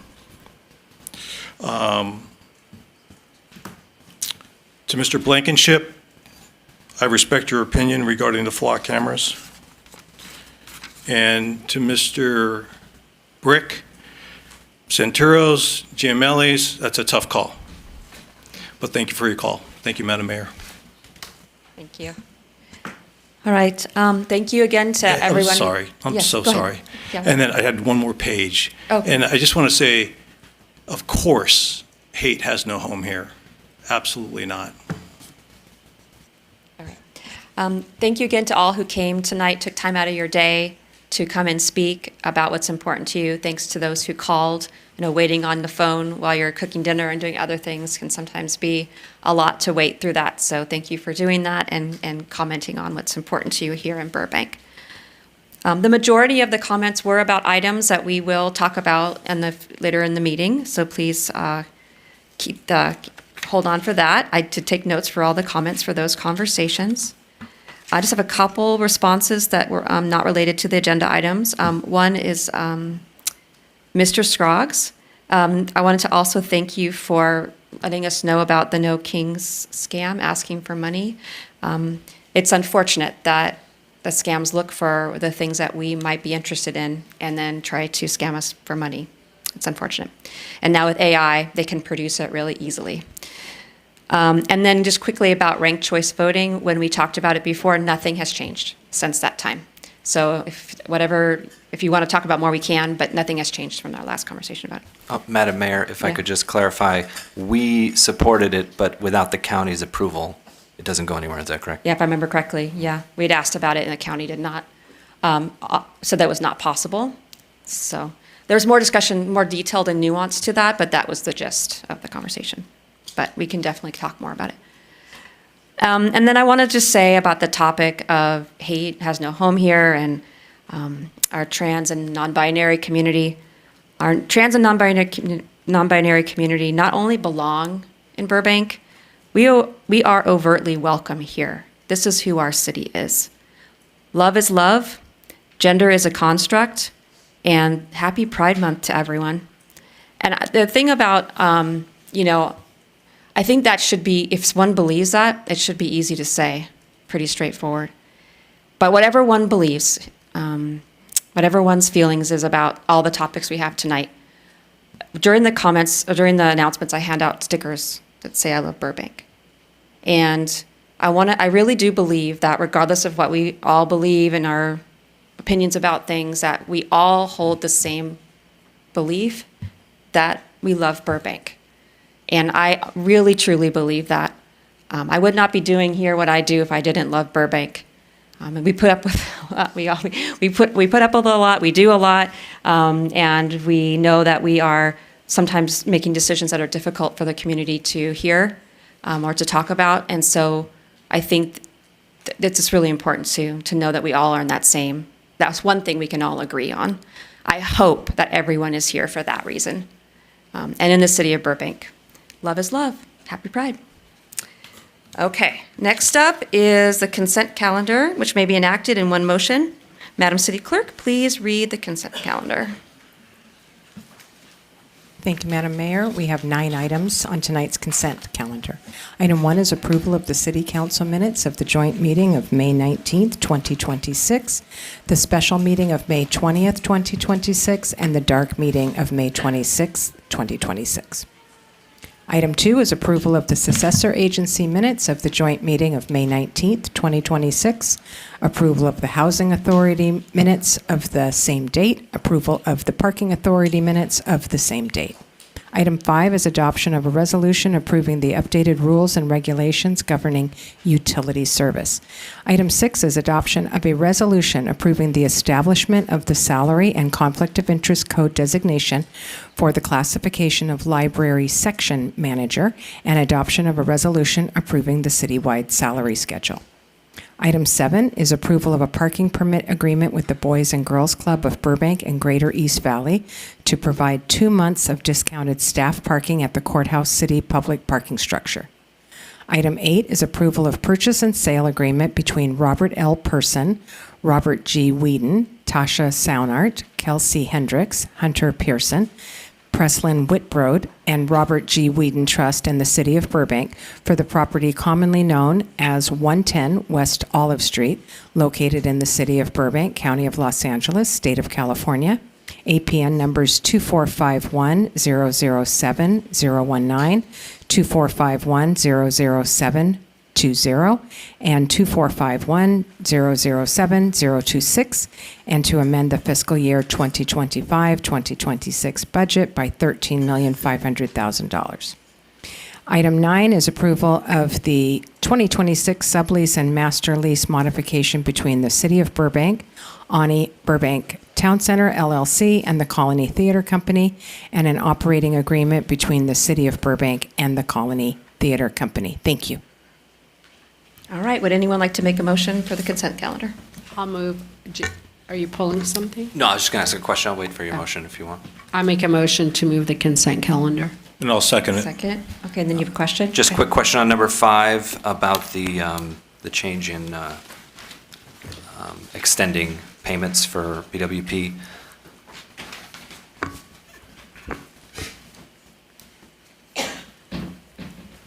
Hi, Mandeep Samra. Sorry, my throat is just like this for the last month. What was the question exactly? So the question is, what is the current protocol for people who are in arrears, and then what are we changing it to? Great. So it's the payment arrangement program. It was a maximum of 12 months. We are modifying it to go up to 24 months. We are mindful that there are hard times. People are having difficulty paying bills, so we are adding that to our rules and regs. And the process for which the determination is made for people who qualify. What we currently have a process, and we'll be using that as well. Yes, it's due to undue hardship, and we do have conversations with people one-on-one as well. Okay, thank you. That's all. Okay, great. Oh, we have a first and a second. Can you please do the vote? Thank you. Madam City Clerk. Councilmember Anthony? Yes. Noting the absence of Councilmember Perez. Councilmember Rosati? Yes. Vice Mayor Mullins? Yes. And Mayor Takahashi? Yes. Thank you. Thank you. All right, this is the time and place for the hearing. Make sure I'm in the right spot. Yes. Hearing for the proposed budgets for fiscal year 2026, 2027 for the city, Housing Authority, Parking Authority, and successor agency. If you wish to comment on this item in person, please present a salmon public hearing card to the city clerk. If you wish to speak over the phone, please call now at 818-238-3335. You will be placed in a queue until the public hearing comment period begins. Madam City Clerk, have the notices as required by law been given? They have. Do we have the complete file of exhibits, correspondence, and other documents related to the proposed budgets? You do. Okay. And will Ms. Jennifer Becker, Director of Financial Services Department, summarize the proposed budget and the process for the evening? Thank you. Thank you, and good evening, Mayor Takahashi and members of the City Council. I'm Jennifer Becker with the Financial Services Department, and I'm pleased to be here tonight to present to you for adoption the fiscal year 2026-27 citywide budget, citywide fee schedule, and GAN appropriations limit. As you well know, the budget process involves months of effort on the part of staff, followed by several weeks of City Council review. So before we move forward to adopt, let's take a look at what we've done so far. 4 weeks ago, we presented to the Council an overview of the proposed citywide budget for 26-27, as well as an extensive review of the general fund. We looked at the economic factors impacting our 5-year forecast, reviewed our projected city revenues and our fee schedule, did a review of proposed appropriations, and discussed our pension funding plan. That same evening, we did a presentation of all of our enterprise funds, including the Public Works, Sewer, and Refuse funds, our Burbank Water and Power funds, and the city's internal service and special revenue funds. We returned 2 weeks later on May 19th to present the city's proposed capital improvement program, where Mr. Skinner from our Public Works Department discussed the proposed CIP projects for the coming year as endorsed by the Infrastructure Oversight Board, along with an update on the progress of our existing capital projects, which will be carried over as part of this report. And lastly, we reviewed the discussion paper items that were requested by the City Council or included by staff as part of the budget process. And now we are back here tonight to request your approval of the entire proposed budget and fee schedule for the 2026-27 fiscal year. So let's return to that summary chart we presented at the very beginning of our budget study sessions. Our total fiscal year 26-27 citywide proposed budget number has been slightly adjusted based on Council's direction 2 weeks ago, but still stands at just over $1 billion. This year's budget is comprised of 34 different funds, with the BWP electric and water funds making up the largest portion of our budget at 45%, and the general fund is the second largest section of the budget at 28%. Total proposed appropriations are roughly $600,000 less than the adopted fiscal year 25-26 budget. So during the May 19th City Council meeting, we presented to the Council a list of discussion papers, at which time Council directed staff to incorporate several of these items into the budget. Those items have been included in the proposed budget numbers we are presenting this evening, and they include a recurring appropriation of $50,000 to continue the Community Events and Grant Program, $330,000 for the Enhanced Renter Relocation Program, which will be funded by the new Measure A La Casa Fund, a one-time appropriation of $15,000 to increase the Community Arts Grant funding, specifically for film-related items, and a $50,000 one-time budget appropriation for an Immigration Emergency Assistance Fund. Also on May 19th, the City Council requested follow-up discussion papers on two other items. First, a discussion paper providing a cost estimate for a citywide wage survey, and second, information on the police department's equipment rental budget line item that currently funds the department's automated license plate readers. Those papers were included with this week's council packet, and staff is here and available for any discussion on those items this evening. So factoring in the previously approved discussion papers, the budget we are proposing for adoption this evening projects a recurring deficit of roughly $2.7 million, which represents about 1% of the general fund's operating budget. That deficit grows to $3 million in fiscal year 27-28 and $3.2 million in fiscal year 28-29 as projected expenses grow at a faster pace than projected revenues. Right now, without further action, the city does face recurring deficits in all 5 years of our financial forecast. In the meantime, we still project a healthy general fund one-time balance of $27.8 million at the end of fiscal year 26-27, which allows the city to buy some time as we consider longer-term solutions. As always, our forecast is based on what we know today, and staff will return to the council throughout the year with regular financial updates as the circumstances surrounding our economic assumptions continue to change. And just a reminder to the council and the public of the actions already taken by the city to address our recurring deficits. This proposed budget contains only minimal new requests that were either state or federally mandated or unavoidable cost increases needed to maintain city programs and services. We continue with the citywide hiring chill in order to evaluate the necessity of filling vacant positions. We've achieved significant savings in our workers' compensation and other post-employment benefits programs resulting from responsible fiscal management in prior years. We're utilizing one-time funds from our Section 115 trust to invest in a new 4-year, $24 million pension funding plan, which will help generate future recurring savings for the city and offset future deficits. And this will help us preserve our remaining general fund cash to be able to plug future anticipated deficits. And lastly, staff continues to evaluate opportunities for new and increased revenue that will help address our deficit in the long term while preventing cuts to programs and services that impact the Burbank community. To that end, on June 16th, we will be returning to the City Council for a discussion of a potential ballot measure to increase Burbank's transient occupancy tax or TOT rate. So before I wrap up, there is one more item before you for adoption this evening, which is Burbank's annual GAN initiative appropriations limit. The city is required by state law to establish an appropriations limit each fiscal year. Only those revenues received from proceeds of taxes are subject to this limit. All other funds that fall under the City Council's control, such as general fund user fees, enterprise fund revenues, and interest, are exempt from this limitation. For fiscal year 26-27, the city's appropriation limit is estimated to be just shy of $300 million. The actual amount of appropriations contained in the budget that are subject to that limit is $183 million, for a difference of about $117 million. So as a result, Burbank's budget is in accordance with state law, and we are well below our appropriations limit for fiscal year 26-27. So in conclusion, our proposed 26-27 budget maintains the services and programs the Burbank community has come to expect in alignment with the City Council's goals and priorities. It not only funds the city's pension liabilities, but includes additional one-time discretionary funding towards pensions, which will help generate recurring budget savings. In keeping with the promises we made to the community as part of Measure P, this budget funds a robust citywide capital improvement program, including some exciting landmark projects that will shape the future of Burbank. And lastly, the budget fully funds our formal reserves, which will go a long way towards insulating the city from any economic instability in the years ahead. I want to thank the council for their thoughtful deliberations and decision-making throughout this budget process, especially given the uncertain times we find ourselves in at the moment.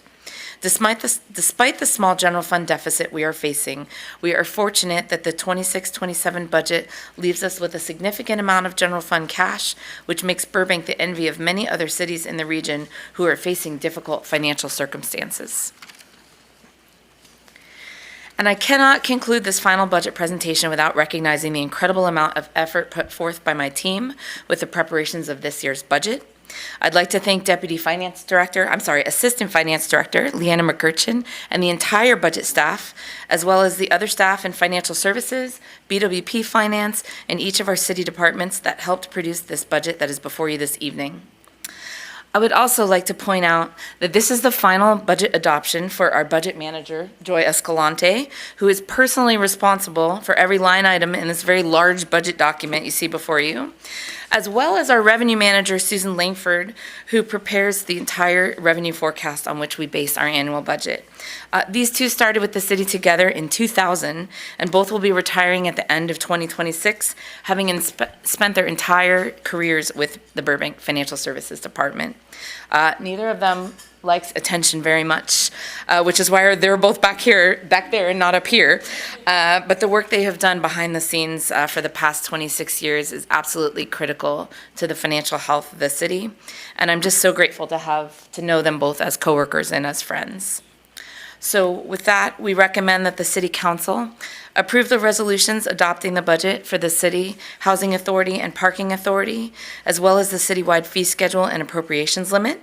And thank you very much. I'm happy to answer questions. Great. Thank you for the presentation. We're going to do public comment, and we'll come back to questions and discussion.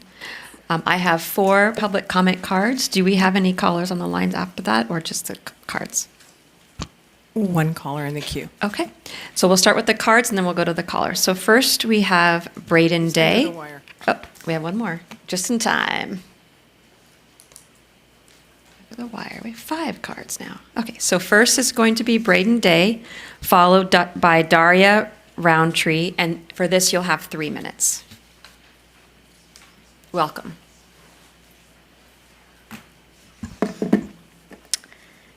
Happy Pride Month, everyone. A very concerning trend has shown itself in recent years. Lots and lots of flock cameras have been stealthily implemented across the U.S., and this is not okay. First of all, flock cameras photograph everything, not just license plates. Every car, bike, and pedestrian is added to a database. If that sounds familiar, this is the same system used in other countries to spy on their civilians. The Fourth Amendment sadly doesn't apply here, as Flock is a private company, meaning governments and police departments can use their cameras to carry on the amendment's protection of privacy. These systems already have multiple documented cases of misuse, such as police officers tracking people for personal reasons, like romantic interests, and people they have personal biases against. Not only that, but the digital security on the cameras themselves are awful. Any individual can easily access these camera feeds and any information they transmit with minimal effort. Not to mention, the CEO of Flock, Alex Karp, has worked for it in the past and is massively funded by Palantir, a surveillance company owned by Pierre Thiel, whose name was, again, in the Epstein files thousands of times. That should tell you enough about what the full motives are behind the operation of these cameras. Lastly, these cameras have been confirmed to share information with organizations with government agencies such as ICE, breaking California laws to allow them to commit more violence against the American public. California cities like Mountain View, Santa Cruz, and Los Altos Hills have already banned these cameras to protect their citizens. Overall, the Flock cameras are a can of worms not worth keeping open, as not only are they expensive, they represent the American freedom being slowly suppressed, while there are many other great options to solve crime in the city. You are responsible for our future. Thank you for your comment. Next up is Daria Roundtree, followed by Maxine Hillman.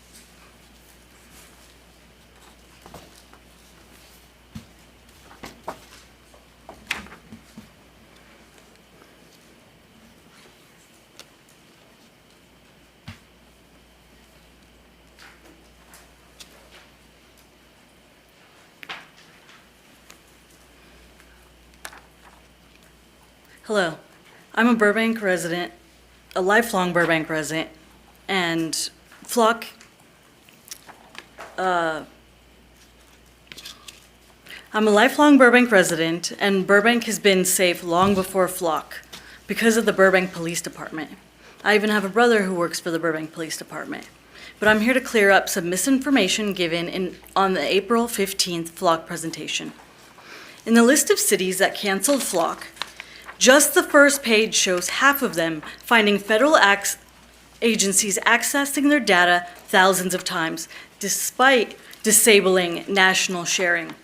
A third of them, Flock installed and activated cameras without the city's authorization, like number 11, Evanston, who they canceled it when they found that they were being shared with federal agencies, and Flock reinstalled the cameras against the city's wishes.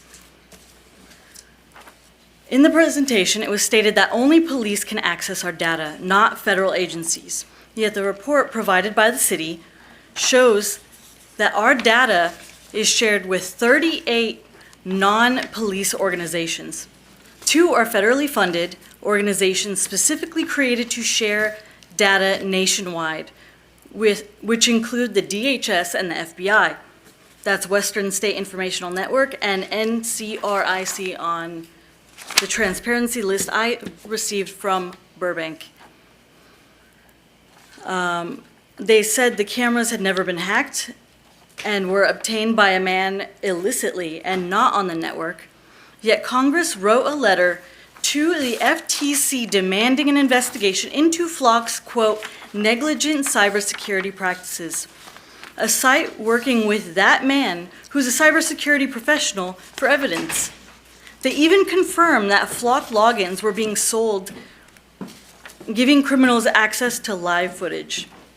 I asked the council to look at the facts instead of the lies Flock sales reps are telling us, before we end up like the list of cities who learned the hard way. Santa Cruz, California, found evidence that the city's data was accessed by ICE roughly 4,000 times. And Oxnard, California, they found over 364,000 times that out-of-state agencies had accessed their data despite the office disabling the national lookup. Flock does not belong in Burbank. It does not keep us safe. Even Congress filed a report about this. Thank you. Thank you for your comment. Next up is Maxine Hillman, followed by David Donahue. Welcome. Thank you. Good evening. You've already heard a lot about Flock, but in case moral, ethical, and constitutional arguments don't land, arguments that I agree with, by the way, I hate that this technology is in this city, I want to talk about this in fiscal and legal terms that you may find more compelling. It's a bummer that Councilmember Rosati had to step out because I know he cares about facts. This is a vendor issue. I'll put aside the instances where the technology hasn't worked as advertised. You've heard about this, and technology can be fixed, right? What can't be fixed is the company's ability to serve as a trusted partner. It is a fact that across the country, year-long contracts have been signed and terms and conditions have been changed 9 months in. Cities have canceled their contracts and found that Flock installed more cameras months later. Lakewood, our neighbor, recently had the same conversations that we're having now A contract lawyer did a risk assessment of the contract that their city had with Flock and came up with only red flags. Hey, maybe Burbank did a better job negotiating our contract.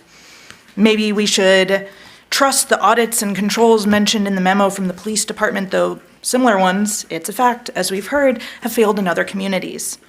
But it's also a fact that Flock is and has been under scrutiny nationwide. Over 60 communities have cut ties with Flock. There have been 2 congressional investigations. There are open legal cases and investigations against Flock at the state and municipal level. In several cases, the plaintiff didn't sue Flock, but they sued the city. The city is the one that chooses the vendor.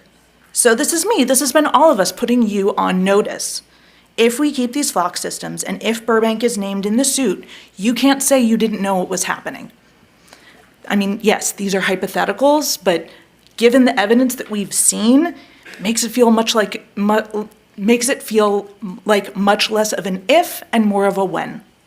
The city will have to pay to settle, as has happened in other cases. You will use resident tax dollars to pay for something that you know you have been told is risky and wrong. If constitutional rights, if ethics aren't enough to compel you to do the right thing, then protect this city from unnecessary litigation and expense. Let the contract with Flock expire. Thank you. Thank you for your comment. Next up is David Donahue, followed by Arno Dionysian. Welcome. Good evening, Mayor, Vice Mayor, Council, and staff. David Donahue, Burbank resident, homeowner, and business owner. Flock cameras, and I think the information you're going to hear from the police department is going to be pretty cut and dry. They do help in solving crimes. They do help in identifying, stolen vehicles, anything you can imagine. Flock cameras do really provide a service to the community. I understand the line item is about $170,000. The overall budget for the city, that is a fraction of a percentage. And I think that you'd be able to kind of have that effective force with people would cost tens of millions of dollars to reproduce what it does.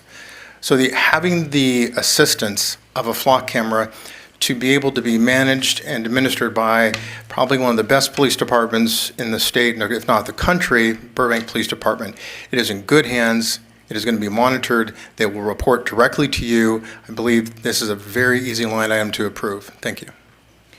Thank you for your comment. My next and final card is Arno Dionysian. Welcome. Good evening, Council. I'm a resident here in Burbank. My name is Arno Dionysian, as you just heard read. I am not here to speak on Flock or any of the other mentioned issues. It sounds like the community is what I would call pretty reasonable concerns, and I trust Council to respond to those. I want to speak very briefly on an item you guys, I think, will be discussing in passing the overall budget this evening. I believe in the last meeting, Council got a very thorough review from staff about the projects passed in the CIP. And I want to briefly, as somebody who commutes daily on one of those projects that was recently completed, the Metrolink station, thank Council for investments in things that may seem kind of mundane and maybe not so integral to the public well-being. But I wanted to briefly thank Council for the renovation of the Burbank Metrolink elevator. It makes my commute much easier, and I wanted to thank them for every dollar put in infrastructure, and I wanted to make sure it is not lost on the community that the dollars the City Council spends on public infrastructure are very well received, and I want to thank you for that. And that's all. I'll leave you there. Thank you, Council. Thank you for your comment. And we have one caller on the line, Madam City Clerk? We have one caller, yes. Okay, please put him through. The only caller is Ben Hillman. Welcome. You have 3 minutes. I figured it out this time. I'm not just standing here on dead air. Awesome. Hello. I'm asking you to deny the expansion of Flock cameras tonight. My sister said it much better than I ever could. You should probably listen to her. She's definitely got the brains of the bunch. I know you've heard a lot about the civil liberty and privacy concerns that people have expressed, which I definitely agree with. I want to focus on the financial risk. And shout out to Dave Donahue for bringing up that $175,000 line item. That's really not a whole bunch in the grand scheme of the budget. But I know staff shared that there was the $2.7 million in deficit in the fiscal year that is only going to grow. I know we've got the general fund we can keep replenishing it with, but if we keep taking on frivolous lawsuits like the Metro BRT lawsuit that y'all are in, I don't think that that fund is going to stick around for much longer, because Flock is not a low-risk vendor. It's super easy to look this up. I don't know, I just did a couple Google searches, and I found that there's been a bunch of Flock-related, or ALRP, I guess that's Automated License Plate Reader, cases. Atherton spent like $45K in a case that they had to settle for Flock messing up, $35K in Toledo. There was a case for an ALRP wrongful stop case for $500,000, and then $1.9 million in Aurora, Colorado. So I know we've got some folks that are concerned about the budget. I am as well, especially considering we are in a deficit. So please don't spend these scarce public dollars expanding this high-risk surveillance system that could create even more legal and financial risk for Burbank. Thank you. Goodbye. Thank you for your call. All right, so let's see.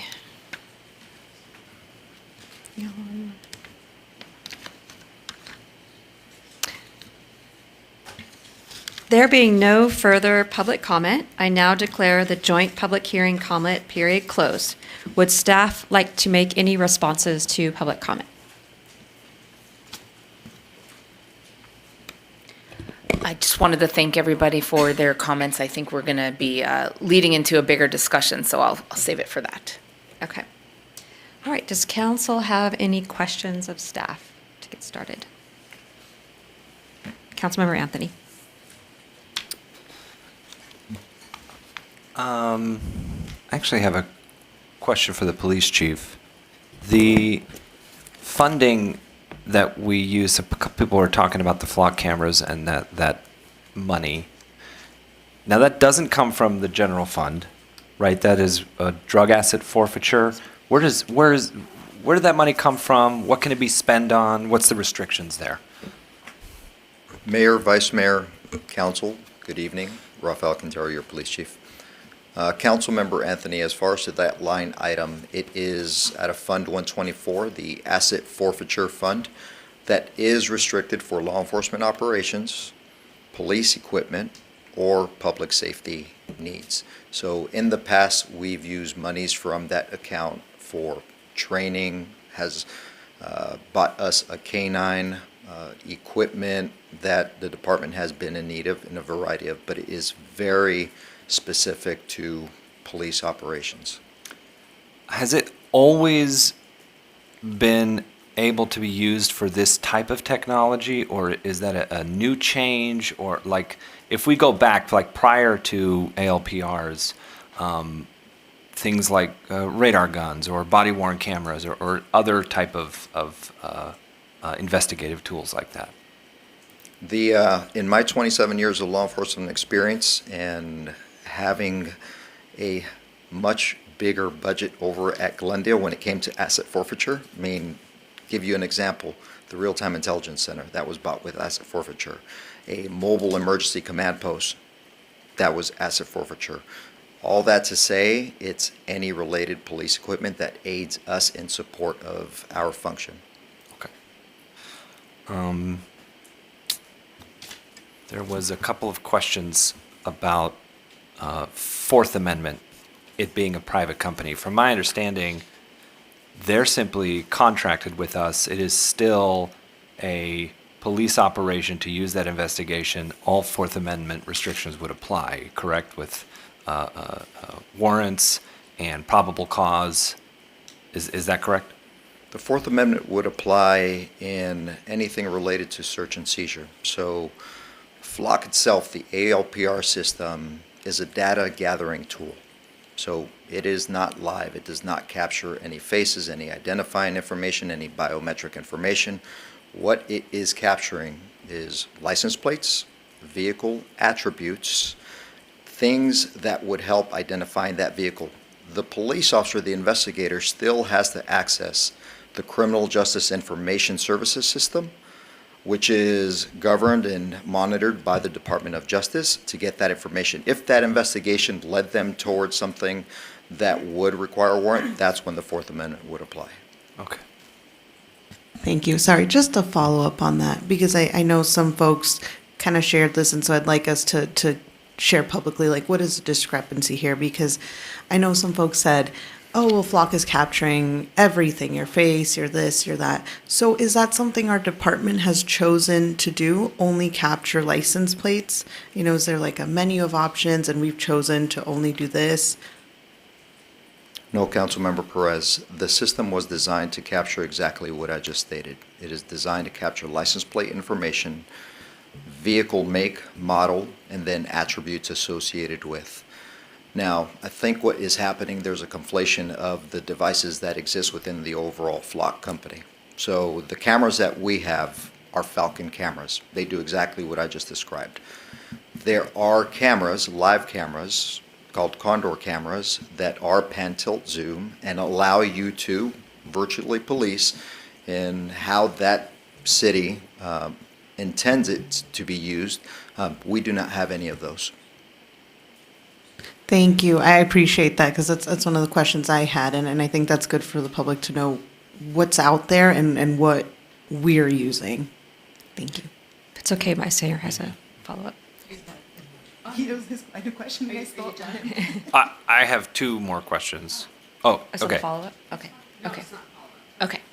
Two more questions. One, how, if something were to go wrong and the data was breached or sold or penetrated, how would we know that? And then two, what is the recourse or penalties for that happening? Do you see what I'm asking? Like, how would we know if Yes. something bad would happen? And then what do we Yes. do about it? So first, let me start off by saying that Flock itself as a company, the devices, the data has never been compromised. The device itself also has not been compromised. So as far as to the guardrails associated with the device, none of that information is shared with anyone. Oftentimes, a question that I get is associated with, are we sharing with ICE? We are not.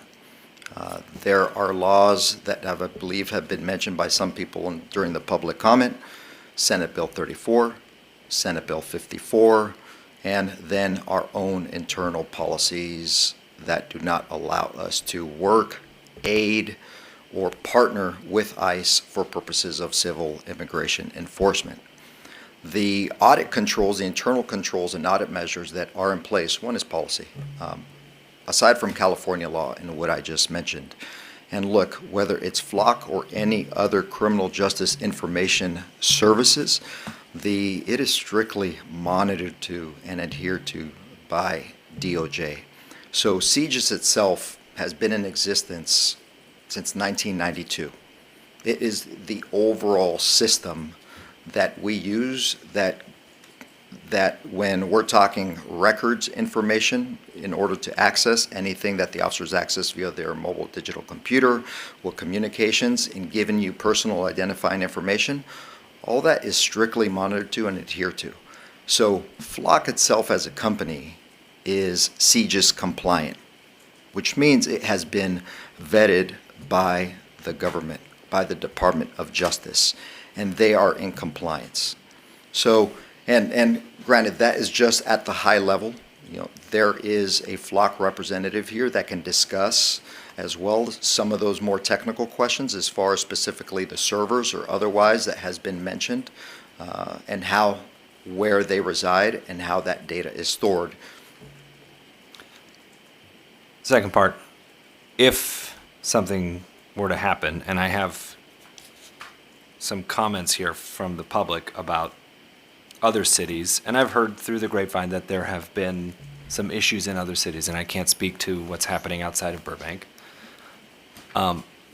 If something that was documented in another city, a violation of data sharing, unauthorized access, if something like that were to happen here, what is our recourse? Do we Do we go back to the company? Do we report them to DOJ? Is the Attorney General involved? What is the process if something were to happen? And I know I'm asking you to speculate, but I want to make sure that the public knows that there's some safeguards in place. That's kind of the premise of the question. And it is a fair question. Thank you. If I was in your position, I would be asking the same thing. More importantly, look, I expect to be held accountable. Right? It is a law enforcement tool that should be regulated.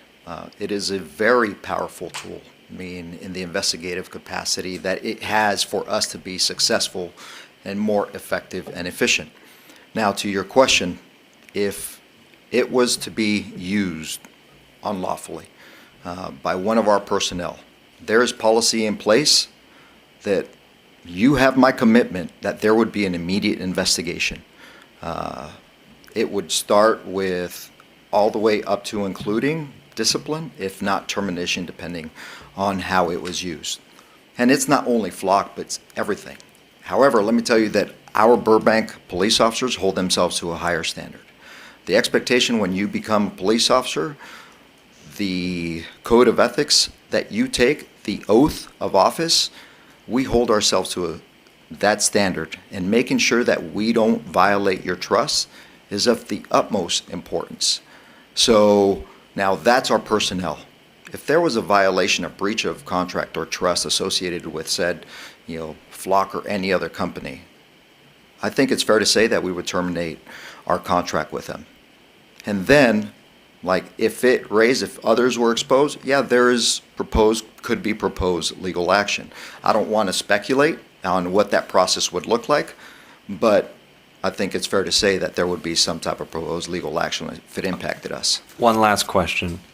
If something like that were to happen under our current rules and regulations, do you as the police chief have the authority to cancel that contract immediately without our approval, or do you have to go to the city manager and the city attorney? Does that happen through the city manager or your discretion?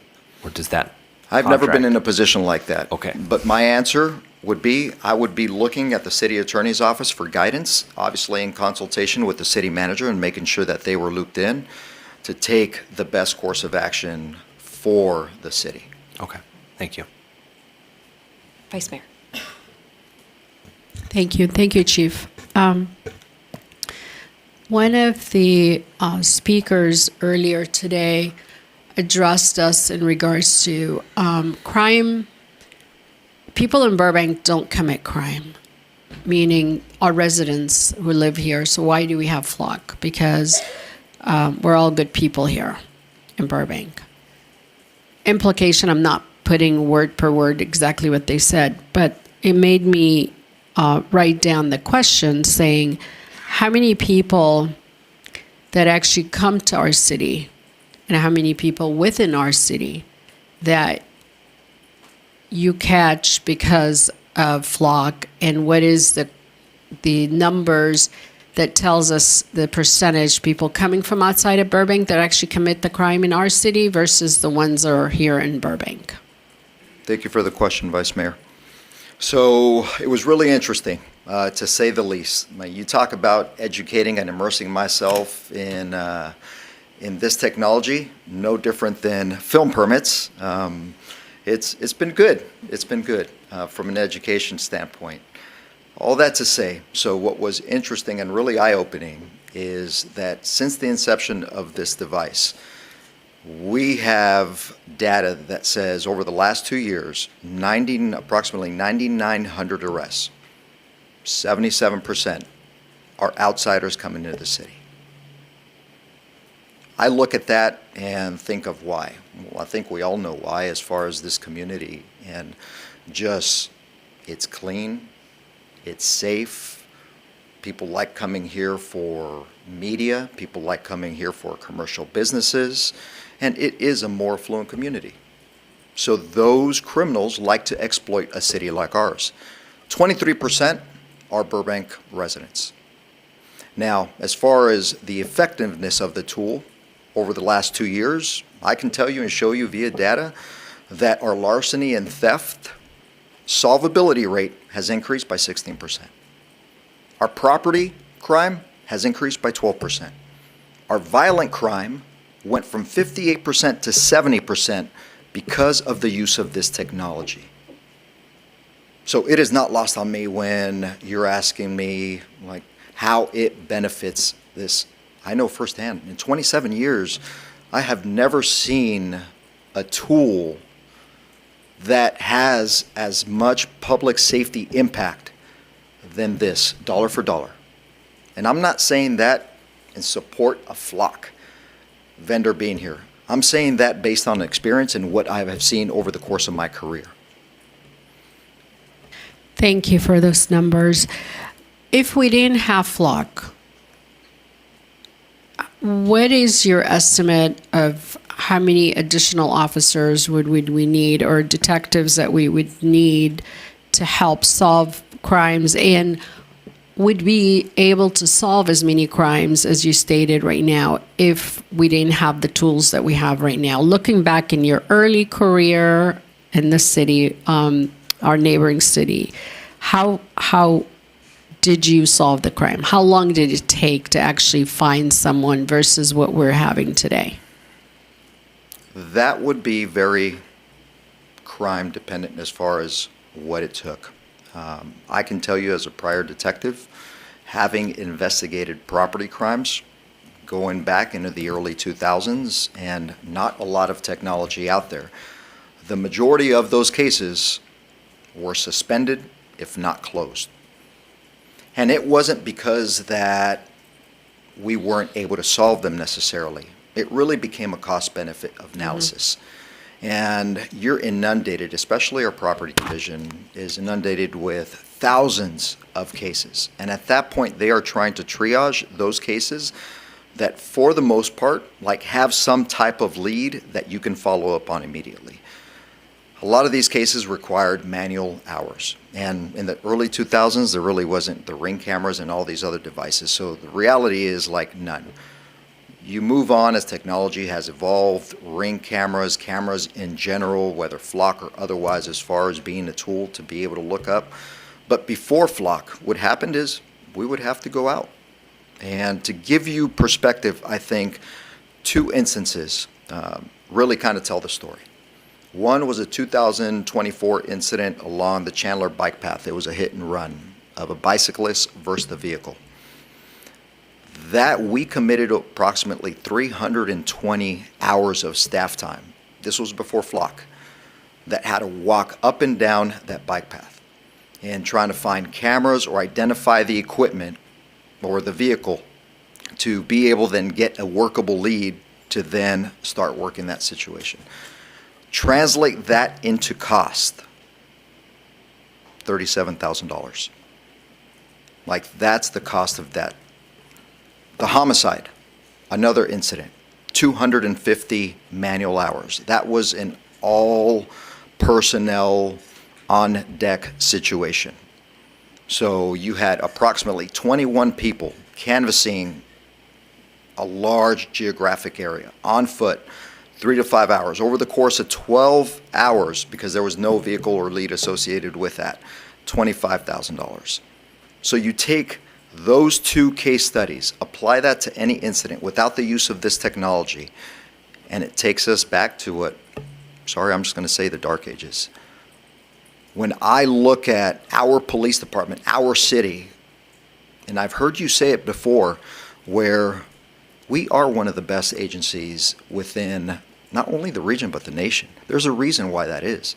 We're well equipped through your support. We're modern, we're innovative, and we leverage technology to make us that effective and efficient. Thank you, and yes, we are the best police department. I vouch for that. I just want to ask you a question to see if you would be opposed to it. I know our commissioners have talked about, one of the commissioners actually mentioned that perhaps if the data is available and is possible, that maybe once a year during the police commission meeting that you could give an update on Flock, or how many cases have you solved? Given an overall report, any issues you might have encountered or staff have encountered, even if it's good, bad, or ugly, it's something that we can share with the public at a police commission meeting. Perhaps this kind of be a way of giving a sense of understanding about the system, and then also sense of security that there hasn't been any violation. And if there is, council, obviously, your city attorney, we will know about it during closed session process. In most cases, we do. So is that something that you would be opposed to, or would you like to see if this is something that we can do for a police commission meeting? I'd be in full support of that, Vice Mayor. Yeah, I think of everything that you just said. I really described, wrap it around an umbrella of trust. Thank you. And so you have trust and public safety. They are not meant to be in tension with each other. They're meant to reinforce each other. So those things that you are saying that describe it, that would be beneficial. If it's beneficial to you, representatives of the people, I believe it would be benefit also to the community. So I would be more than willing and open. Look, I am an open book. I've said it more often than not. I am not trying to hide anything. I want to gain trust. I don't want to lose the trust of the community. I hear everyone's sentiment. I hear the fear. I hear the angst. And I'm here as a representative to tell you kind of what I know. Like, I've done the research. I've looked at the audit trails. I've spoken with the companies. I've talked to other chiefs in what is true and what's not true. And what is true is this system is a valuable tool, and I will do anything that you ask of me within reason, as long as I'm able, to ensure that I have your trust.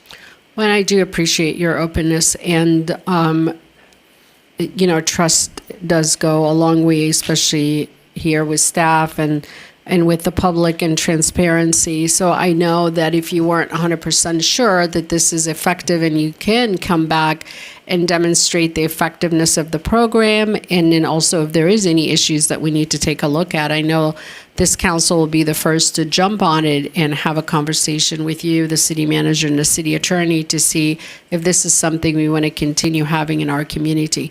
I personally do have full trust in the department, full trust in you as our leader for the community to oversee our safety. And I appreciate you coming in and saying that, here is the data, here's the statistics, and I'm willing to have that report at least once a year to the police commission. So thank you. I don't have any more questions. Thank you, Vice Mayor. Councilmember Rosati? Thank you, Madam Mayor. The Vice Mayor took a lot of my questions, but I just wanted to say I really appreciate the transparency. Even before this meeting, when I was at the police commission meeting, I had questions. The officers that were there, always willing to sit down, discuss, no matter how long, how many questions, and it really goes a long way. And I just want to say thank you for just being that person for your department. And I probably know the answer to this question just by your testimony, but the chances of finding someone that may have kidnapped a child or committed a serious crime using an automobile, you would say that the chances of finding that person is greater and faster with the Flock technology? Absolutely, council member. Absolutely. I wrote down, the part that I want to highlight of what you just asked, especially when you're talking about children, and it was discussed today during public comment, as far as the human trafficking component. The Flock partners with the National Center for Missing and Exploited Children. And when you're talking about the Amber Alert system and its use, it provides that service for free to be able to locate those children. So oftentimes, it is not uncommon daily or weekly to get some type of alert on your phone or via your TV as far as an Amber Alert that comes across with an associated vehicle. So You talk about the effectiveness of this tool and how it is being used. That is one mechanism. And because of that sharing, they've been able to locate over 100 children to date. Yeah. Amen. So otherwise, it would go back to the traditional method of putting out, be on the lookout bolos, information, spreading that information via email or otherwise, hoping that an officer in respective jurisdiction came across that information, looked at it, and then got that information back to the agency that was impacted or affected. You talk about the snail mail of that occurring and actually getting that information versus entering that information into a hot list for a license plate, coming across it immediately and having that information at your fingertips to do a traffic stop that leads to the successful outcome and recovery of someone that's being trafficked or a missing person. Like, why wouldn't we want that? Why wouldn't we? Yeah. Last question. If criminals knew that we didn't have the flock technology, do you think crime would go up? Well, let me give you, what's interesting. Short answer, yes. I relate that very similar to our pursuit policy because that is more often than not what comes up. And we recently modified our pursuit policy to give our officers the autonomy and the freedom to chase after people that are victimizing our community. And when we made that change and we arrested, captured those individuals, the most frequent comment in police reports and officers was, "I thought you guys didn't chase." That is why we came into this city. So yes, I mean, they are educating themselves. The prisons sometimes can be your best training ground for getting the information. Not saying all the time, but they can be your best training ground for getting information on what agencies. Just like we do our research on them, they are doing our research on us. Thank you. I appreciate it, Madam Mayor. Thank you. Thank you for answering all our questions. Okay, I have a few more for you. Yes, ma'am. Oh, you have one more? Oh, you didn't give your questions? Oh, I thought you did. I apologize. You go ahead and go next. Well, that Councilor Rosati's question was a good segue for my next question. I was going to ask you about police chases, actually. Would you say that the cameras themselves have caused a reduction in these chases? Because I know from our last oh my God, I'm going to mess up the acronym, OIRS report, that was one of their concerns, the police chases, but it feels like a catch-22, right?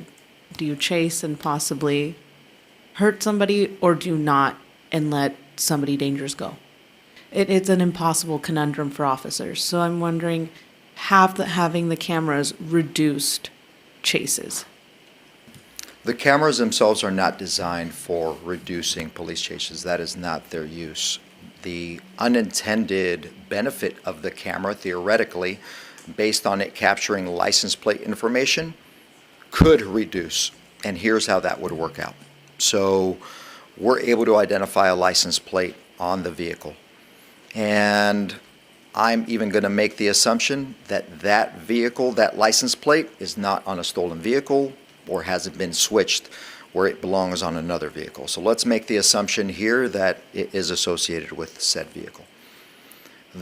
Once we have that information, again, it's the balance test. Making an assessment as far as weighing the risks associated to the community versus the benefit. So if those risks far outweigh the benefit, I can guarantee you, because I've heard it time and time again, where a supervisor or watch commander is canceling that pursuit because we have certain information that would allow us to then follow up on that, which is the license plate that I mentioned. So following up on that information would then allow us to then give us a residence to follow up and limit our resources and minimize and mitigate. So yes, theoretically, it could minimize. So theoretically, it could even, per se, cancel potential chases because the system has already caught. If we have the information. Okay. Let's see. Oh, and apologies if this has been asked, but I think a version was asked earlier. Where is the data stored for flock cameras, or I'm looking at here where this little handout mentions that data is shared with little oversight across thousands of local and federal agencies, and it talks about unsecured data in the cloud. So let's talk, because I don't know that a lot of us in the room, self included, not a data expert. What does that look like for this system and for our department? I am not a data expert as well. I will do the best with the information that I have. So my understanding of it is stored on the cloud under Amazon's web server. Amazon web servers are located throughout the country. They are not necessarily located in Atlanta, Georgia. That is where the Flock headquarters are, and there's some conflation of information there as far as the server being stored there. AWS itself is the norm within not only private industry, but also public. And as I mentioned before, it is CJIS compliance. So everything that how it's monitored, how it's stored, how it is compiled, and then we are the owners of that data. It is not shared unless we authorize the sharing of that information. And a follow-up to that, so it is stored by AWS. So then do we have quality controls or a way for us, and no offense to the Flock representative, I'm curious what we're doing on our end because I really want to hear from our folks.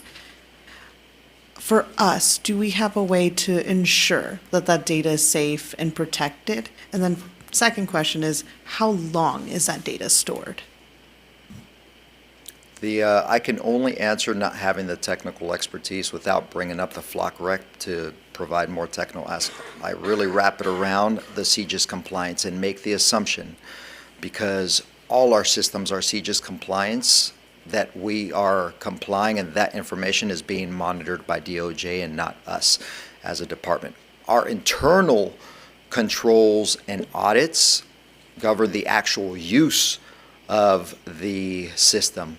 And we are capturing the user ID, the unique identifier of the camera, the time and date stamp that it was queried, and the actual reason for the search that are requirements by DOJ for us to be able to legally access information. Thank you. And then do you know how long the data is stored? Data is stored for 30 days and then it is automatically deleted. Okay. So, and that's the still shots of license plates and those things, and then they're gone. That's it. On a rolling 30-day basis, it is automatically deleted. Okay. And I know we were talking about the audit, and the audit is more for our department and internal, right? And I have full confidence in our department, so my concerns are more bringing a third party into what has been, community law enforcement.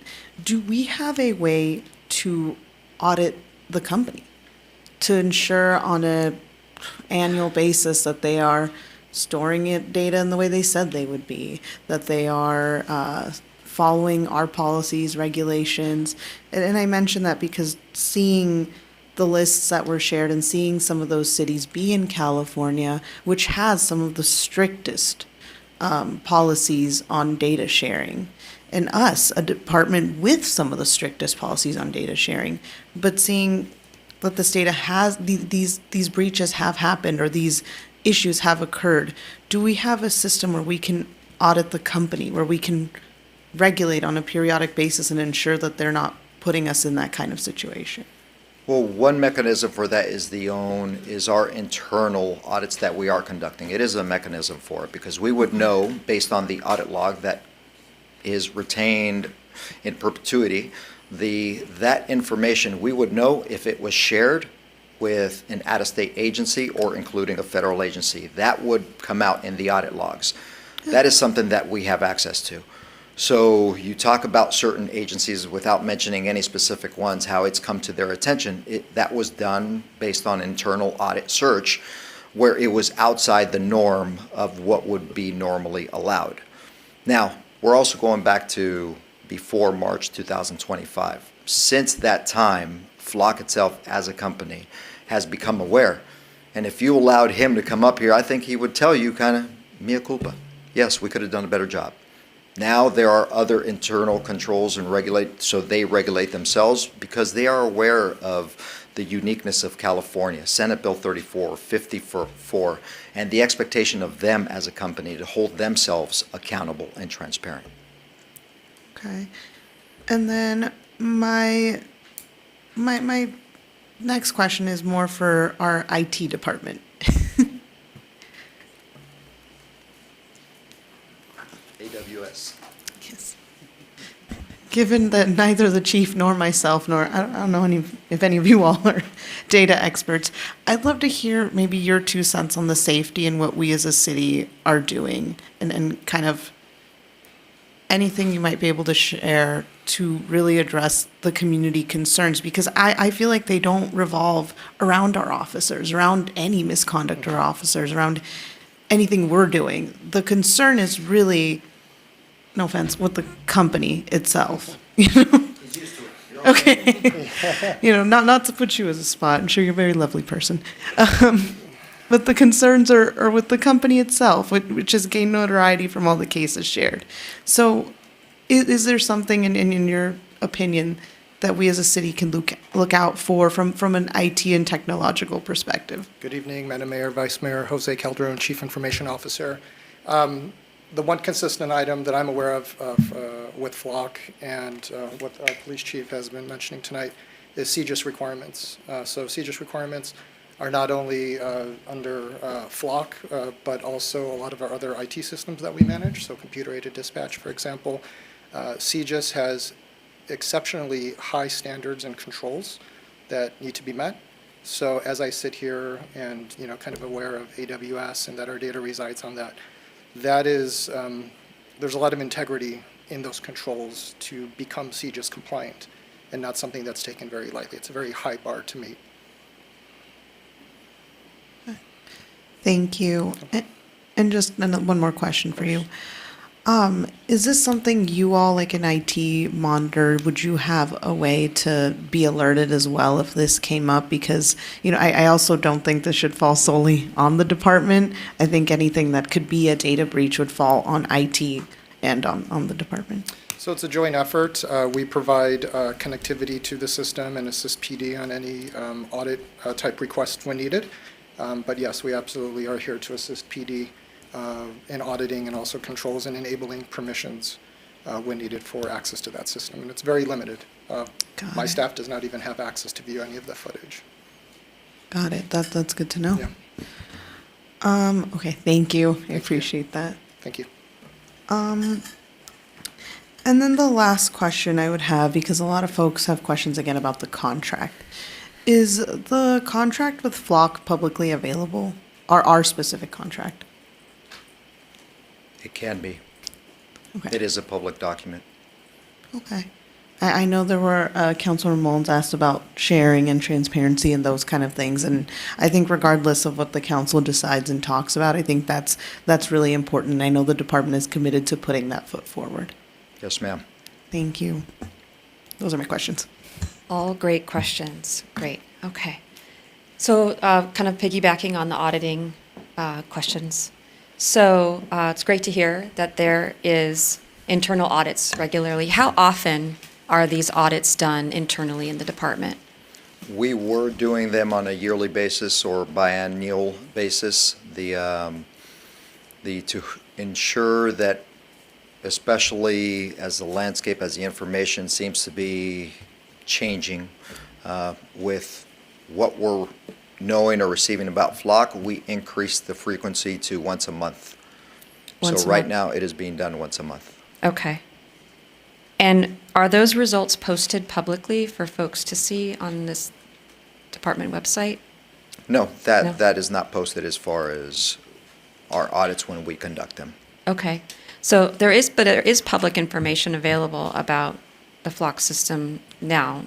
What is available for folks to see now on our website about it? So on our transparency portal, you will be able to see those things that govern the use of Flock, how it is used, and then who it is shared with. Okay. Okay. Do we have a way to share information about who is doing searches or what the reasons are for those searches? Is that information that can be publicly available? That is a very good question, Mayor. I believe it is. So to my knowledge, I am aware of certain cities being able to share information. And I think that that is a feature where can be turned on and where it captures the unique identifier of the camera, the time, the date stamp of when that vehicle came across said camera. The information that is redacted on it is a user ID, vehicle license plate, obviously not compromise an investigation, and then the reason for that actual query, either associated with a certain case number or a reason. So just looking at that from, I think, Pasadena, I'm almost positive, is one of those agencies that does provide that information, and I'm sure it's a feature that would be available to us as well. Okay, yeah. That's great to hear. Okay, and then speaking of the oversight review, the independent oversight review, where are we in that cycle for their review of the department? Are we in the middle of that? We usually get that report like at the end of the year, I want to say. So the contract expired.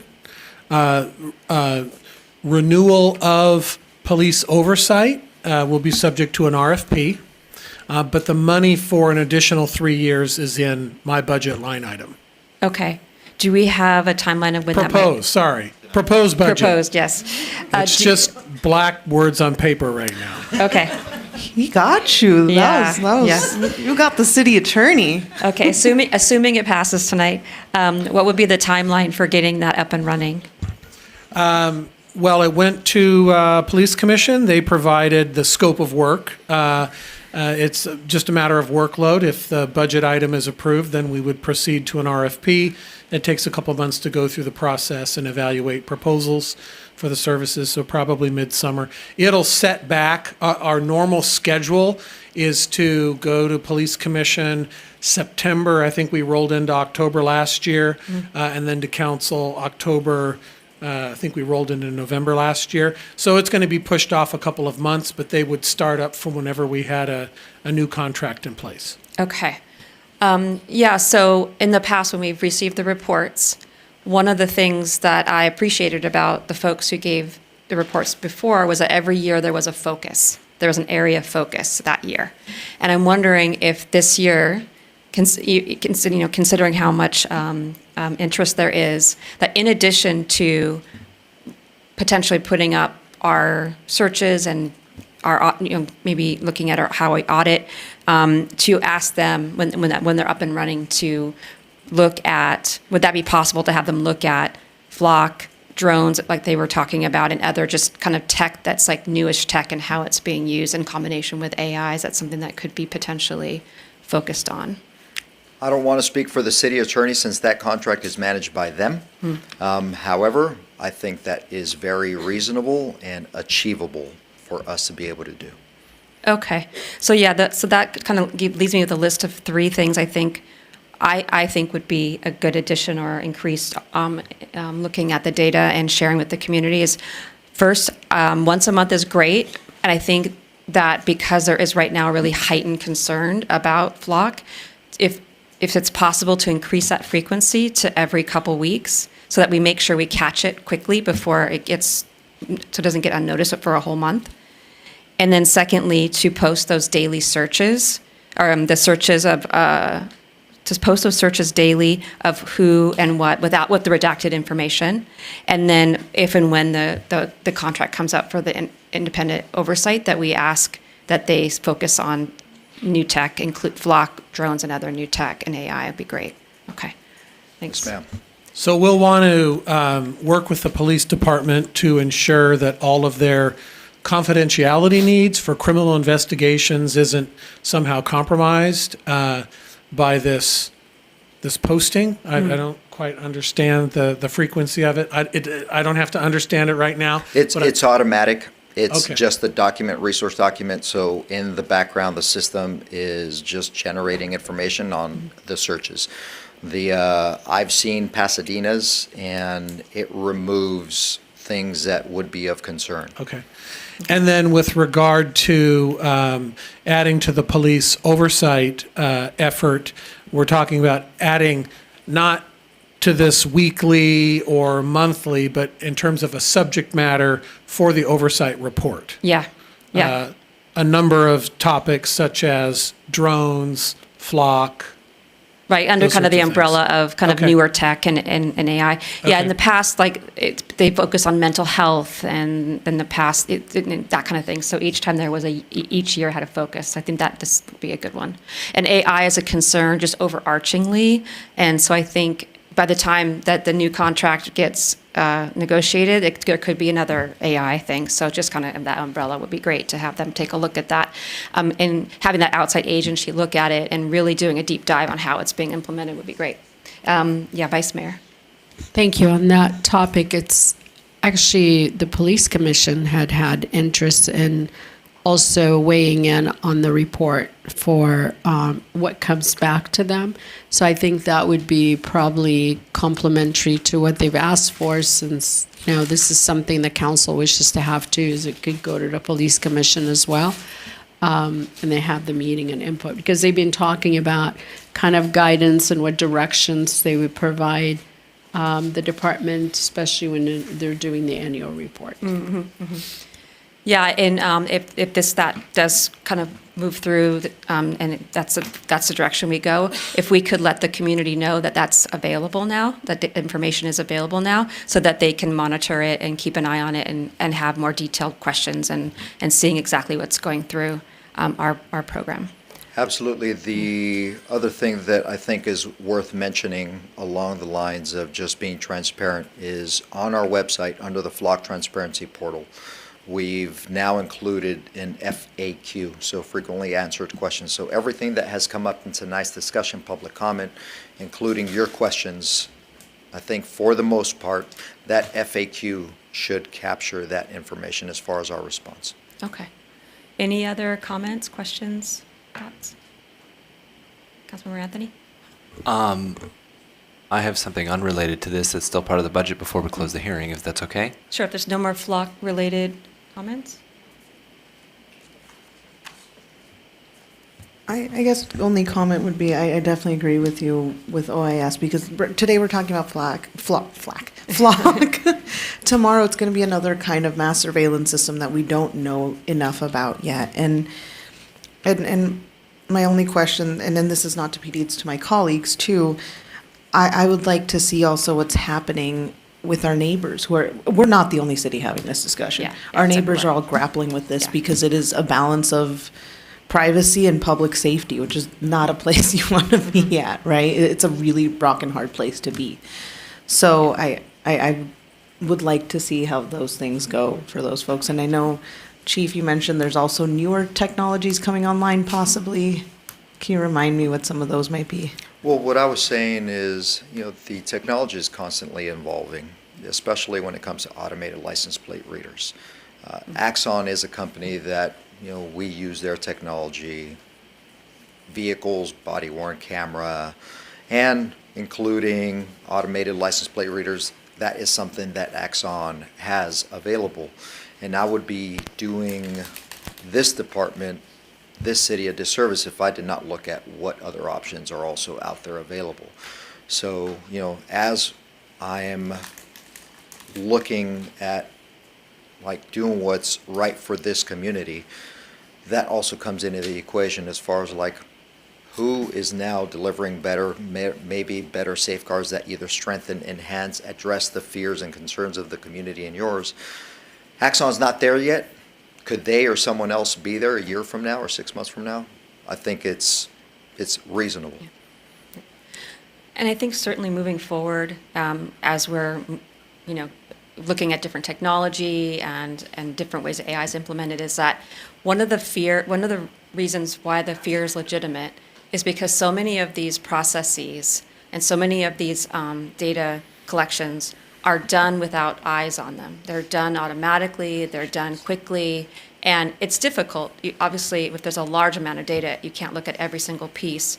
But I think that if we we have more looking at the data, more ways to keep an eye on it, that each time we add new technologies, that we have this habit of being very closely monitoring every kind of data that gets through, especially data about our residents and about folks that we're using for potential police activity is really important. So I think this is a good opportunity to look at how we look at data in general to ensure as each piece comes through that we're a very high level of attention, and then having this extra layer of oversight and extra layer of attention from the police commission and the community also looking at it is really important, so that the more eyes we have on it, the less likelihood it'll be used in a way it shouldn't be. I agree. Yeah. All right, unless there's nothing else. Are you? Yeah, one last thing. Okay. Just from Mr. City Manager, I know last time we were talking about the budget, there was an issue about possibly bringing back a minimum wage proposal. You have, I think, some notes on that, some thoughts, instead of putting it into this budget. Yeah, I definitely have thoughts. So just to recap real quick, so just for context, if you recall, the original budget discussion paper was a full-blown study on minimum wage. You guys discussed this at the last meeting and directed us to look at something more Burbank specific as far as wage information type of research versus the actual analysis and study, something that would perhaps be a little bit cheaper and more specific. So in the short time that we had staff look at this and review this, we contacted several different firms. No one does this in specificity that we found out at this point. So that doesn't mean that we haven't, we had a week, so it wasn't like we had a super amount of time. But what we'd like to do is basically, if you still want to move forward, we need more time. So what we'd like to do is exclude this from the budget because we don't even have an estimate as far as what we would actually appropriate.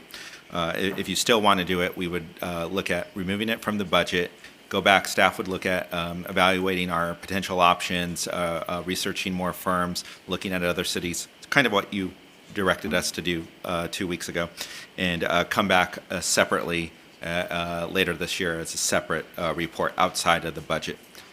That's one option, or you could just tell us to stand down and we will hold. So those are kind of your two options. I mean, I'm comfortable giving them a little bit more time just to see if they can bring something back. Me too. Do you need a separate agenda item request, or is this enough to? Depending on the majority of the council, we're fine taking whatever direction right now. Yeah, I'm comfortable taking a look at it. I'm okay. Stand down. I don't need to know it. Thank you. Same, stand down. 3-2. Okay, I'm if I could count correctly, I got 3-2 that we're going to come back at some point with potential options. Yeah, you counted right. 1, 2, 3, 4, 5. Anything more about the budget? Yeah, whoever wants to make a motion? Or You have to close the public hearing first, I did we believe. not do that before we do? That's right.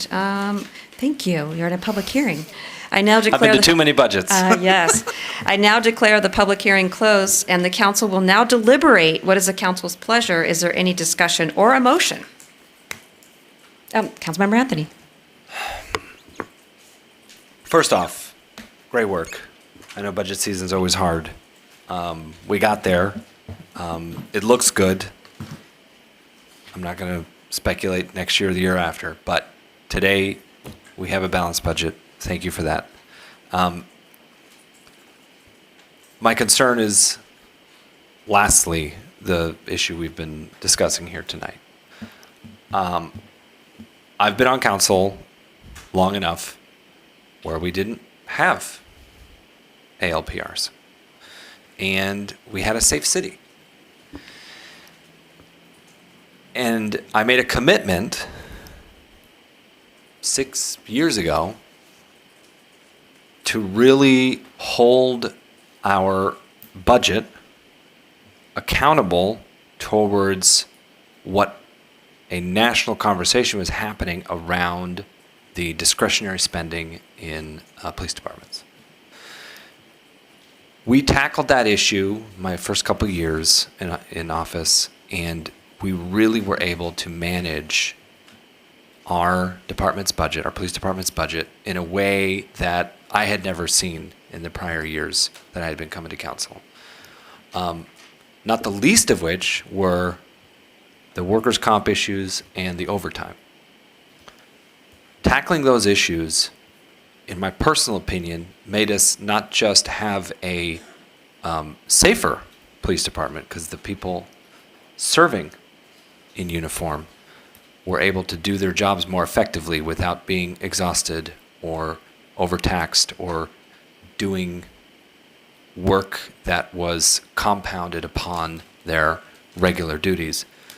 But by tackling the workers' comp issues, the overtime, we became a safer city, and we were able to manage that budget. So when I look today at this technology that we have that is designed to assist in the investigative process, I believe our chief in his ability to understand what is going on in his department and his trust of the procedures and protocols we put in place. But our police chief is not a defense lawyer, a constitutional law expert. His job is not to look at the ramifications outside of policing. And that's fine. That's not what he's supposed to be doing. He's doing his job. And I appreciate the work that he does. People know me and my thoughts on policing in general, but I've said time and time again, if you want the model of a police department to shine a light for the rest of this country, come right here to Burbank and see how we do it. So I'm torn between this understanding of what is our Fourth and Fifth and Eighth Amendment rights as individuals, as people, and my job sitting here with the four of you looking at our budget, looking at the safety and security of the city. I've seen this city before ALPR, and I've seen it after ALPR. The contract is currently, we have less than a month left on it, and for us to cancel today, it would go away at the end of the month, and then we would have to scramble and figure out who covers the workload. This item is not agendized to cancel a contract. You're deliberating about whether to approve a new expenditure for next year. Yes, let me rephrase. To allow a contract to expire at the end of the month. We're going to hit July 1. And we don't know what that would look like. We haven't spent any time putting together an alternative plan. We haven't spent any time figuring out who would do the extra work, the personnel, the manpower to do that job. It's a hard decision, but it's, for me, on balance, I think there is a reason to allow it to expire, and I think there are other reasons to keep it going.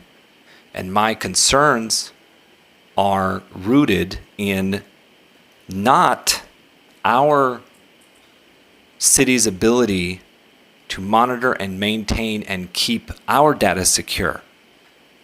My sole concerns are with this particular company and their history, their documented history outside of Burbank, and the failures to maintain protocols, the alleged violations, unauthorized access. It's making headlines across the country. Cities are jumping ship. So, personally, I would like to ask my colleagues to look at a potential off-ramp. The contract is going to be would be renewed in July. but I want to be able to give authority to the chief, to the city attorney, to the city manager, while we're reviewing with OIR, while we're looking at the data that's coming out month to month, to give them direction to find an alternative. I know that there are some other companies trying to do the work that Flock does, but personally, the fact that they're the only ones that are bidding, it rubs me the wrong way to simply go with who we've always gone with. And I don't think that's the way contracts should be done. And so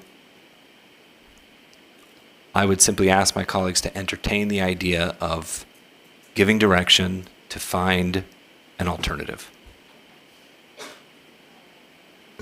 I think it was Vice Mayor first and then Councilmember Rosati. So I'm a little confused, but easily done after what you said. Are you saying after everything the chief told us tonight, all the questions that we asked them, and he answered it transparent, open book, that you're still not satisfied with his answers? I just want to be plain upfront.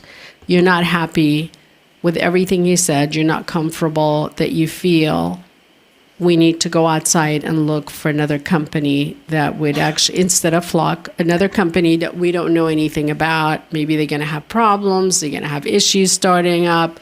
Because obviously, if he, the expert, came up and told us, this is who we believe is doing the good job right now. We're comfortable. Our police department is doing a great job.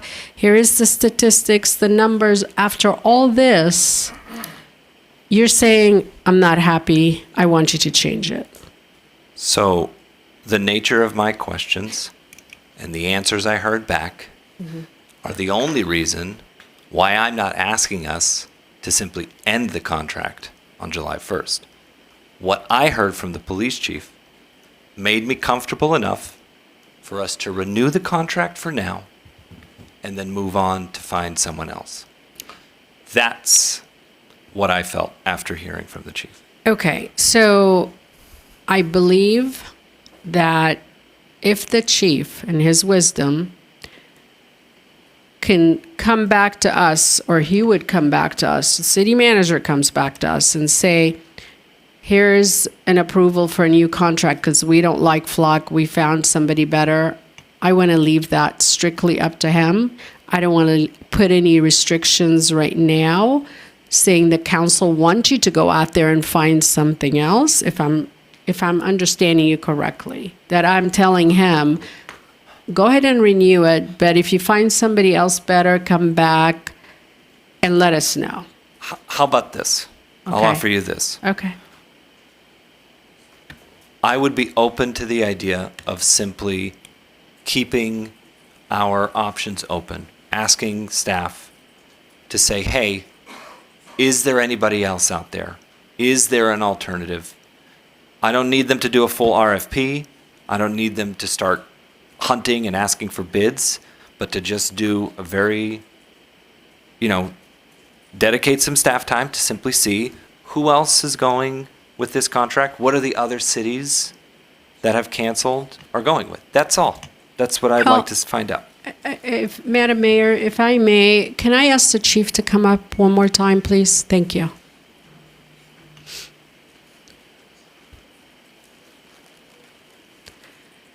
So you're listening to the discussion, and my question is to you, isn't that part of your responsibility as the chief, as a department head, that you and your staff are constantly looking, or not, shouldn't say constantly, but you're out there, if you hear something or you want to change or you're looking at a better and improved contract, isn't that something you do on regular basis or at least once a year when you have renewal? How often do you look at, do we want to continue with this company or maybe we'll look at a better company? Vice Mayor Mullins, Rafael Quintero, your police chief. The really good question. And in the short, it almost feels like I'm doing it on a daily basis. Okay. And here's the reason why. I get bombarded by spam emails from vendors, technology specifically, always trying to sell us the latest and greatest, shiniest toy. And yes, I have a responsibility to this city and the citizens of, and making sure that we're fiscally responsible, one. And two, also using the appropriate equipment that would give us the best in providing that public safety. Aside from that, it really is through conferences. We are constantly seeing technologies evolving at such a rapid rate that I can't keep up with it. And look, I'm not the expert when it comes to technology. But yes, I am constantly curious about what is out there. And if someone can provide the level of service that we have come to expect, that this community expects of us, then absolutely I will do what's right by the organization. So you don't need us to give you direction now and tell you, go ahead and renew, but look out there and make sure you're seeing somebody that you may like or you may think it's going to be better for us. This is something you do on a regular basis. So you don't really need my personal direction to let you know to do this now. Before this conversation came up, and I had alluded to it a little while ago, I'm looking at, no disrespect to the flock rep in the room, but I'm ignoring him, by the way. So am I. I'm not looking that way. So am I. But I was been looking at Axon and the service that they're able to provide, looking at Motorola and others and the service that they're able to provide. And what I told you before, as far as to date, right now, there is no alternative that delivers dollar for dollar the public safety impact that Flock does. Okay. When it does, you have my commitment that definitely I will be diligent about looking into that. I'm satisfied with that. Thank you, Chief. Thank you. Okay, so you had a follow-up or question? And then you had a question. Did you have a follow-up or did you have a separate? Did you have a follow-up to Vice? Okay. So follow-up and then. Chief, sorry, not to make you get your steps in. I believe it was you that mentioned it. So when and I know we've talked about this and you were not there when the original Flock contract started, but am I right to assume that you were saying that Flock was the only company that applied when we first put this out, or how did that happen? I am not aware that predates me as far as how that contract, I do have staff here that might be able to answer that question. My police administrator, Viviana Garzon, I'm going to look. Oh man, I'm making everybody get up today. I'm sorry. But it's a chance for you to show off that power suit. You're great. Good evening, Mayor Takahashi, Vice Mayor, council members. Great to see you all. Your question was, how did we bring on Flock initially? Yeah, like was it an RFP? Were there other applicants? Or was it just like we picked Flock? A couple years ago, back in 2023, we did a pilot program with 3 Flock cameras. They were very successful. We identified the need for more cameras, and we came to council through the budget process, and we asked for funding to expand the number of cameras that we had, and we expanded by 48. And then the following year, we came back to council through the budget process and asked for funding to expand it a little bit more, and we added the 6 cameras to total the 57. We followed all of, where's our financial services director? We followed all of the procurement rules, and we selected Flock as a preferred vendor because of the integration that Flock is able to do with our current systems. And like the chief said, there is no other system that can integrate like Flock. And that saves us money. Thank you. I appreciate the history because when you said like we just picked them, I was like, wait, that's confusing or concerning.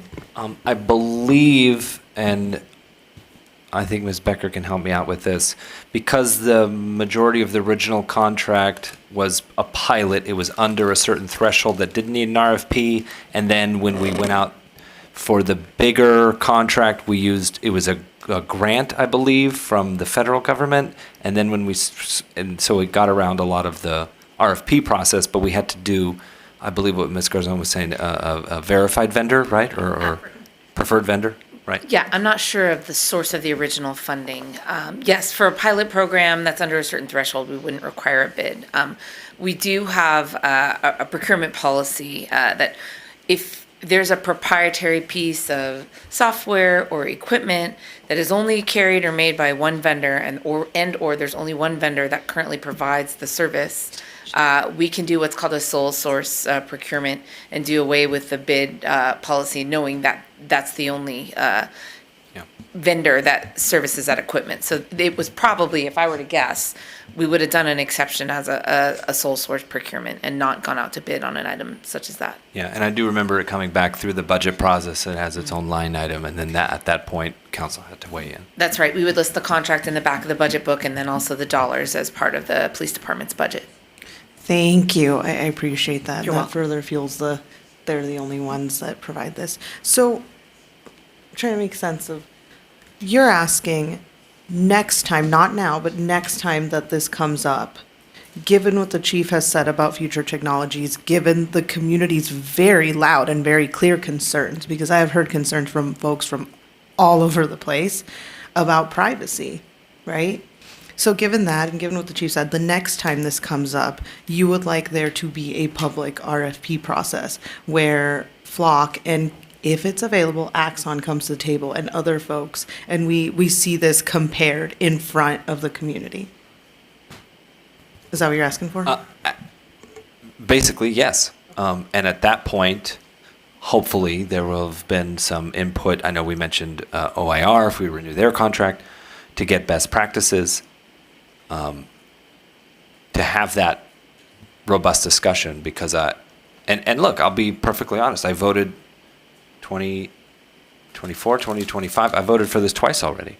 So I saw it on the line item. I investigated what it was. I felt comfortable because the ALPRs, they don't capture your face. They don't capture the make and model of the car. It's the license plate readers. And I felt, I spent years, 2018, 2019, fighting the state against red light cameras because they captured everything. And so this seemed like a compromise technology, and I ended up voting for it and supporting it. And so for me to backtrack on that, I would like to see the data. I would like to see some options because you're right. I am hearing concerns from the community. I think there's an opportunity for us to look at this and possibly do better. But in short, you're asking RFP next year.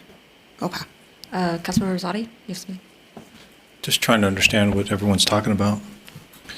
So are we saying that we're going to make the decision, the five of us who have 0 years on the force? Or is the chief going to find the best option for his department and then bring it to us? I mean, because I think if there's a better option, I think, like he said, and all of us in the different trades that we do day to day, if there's a better option and cheaper, I think you would bring it to your department. So I'm still not sure why we're having this conversation when our chief just said if there is a better option or another product out there, he would bring it. And I think he's been as transparent as anyone can be. So I just don't want a Monday morning quarterback the guy who runs a really great department throughout our country. I understand that. My only concern is if there's now competing technologies, we might have to do an RFP looking at the line item of because it's 175. I don't know what the rule. Do we have to do an RFP if the chief comes forward and says, "Hey, we've been offered this great contract at the same price or whatever"? Can we just do it through the budget process? Is that So a recommended best practice for procurement is every 5 years to rebid out a contract. We of course have the opportunity to do that sooner, and I'm sure the chief could do that if directed. If there are other technologies available to which we could have a competitive process, you have to have the technologies available in order to have the competitive process. But it would be a internal competitive process, and then the results of that competition would be brought to the council for approval. Okay. Yeah.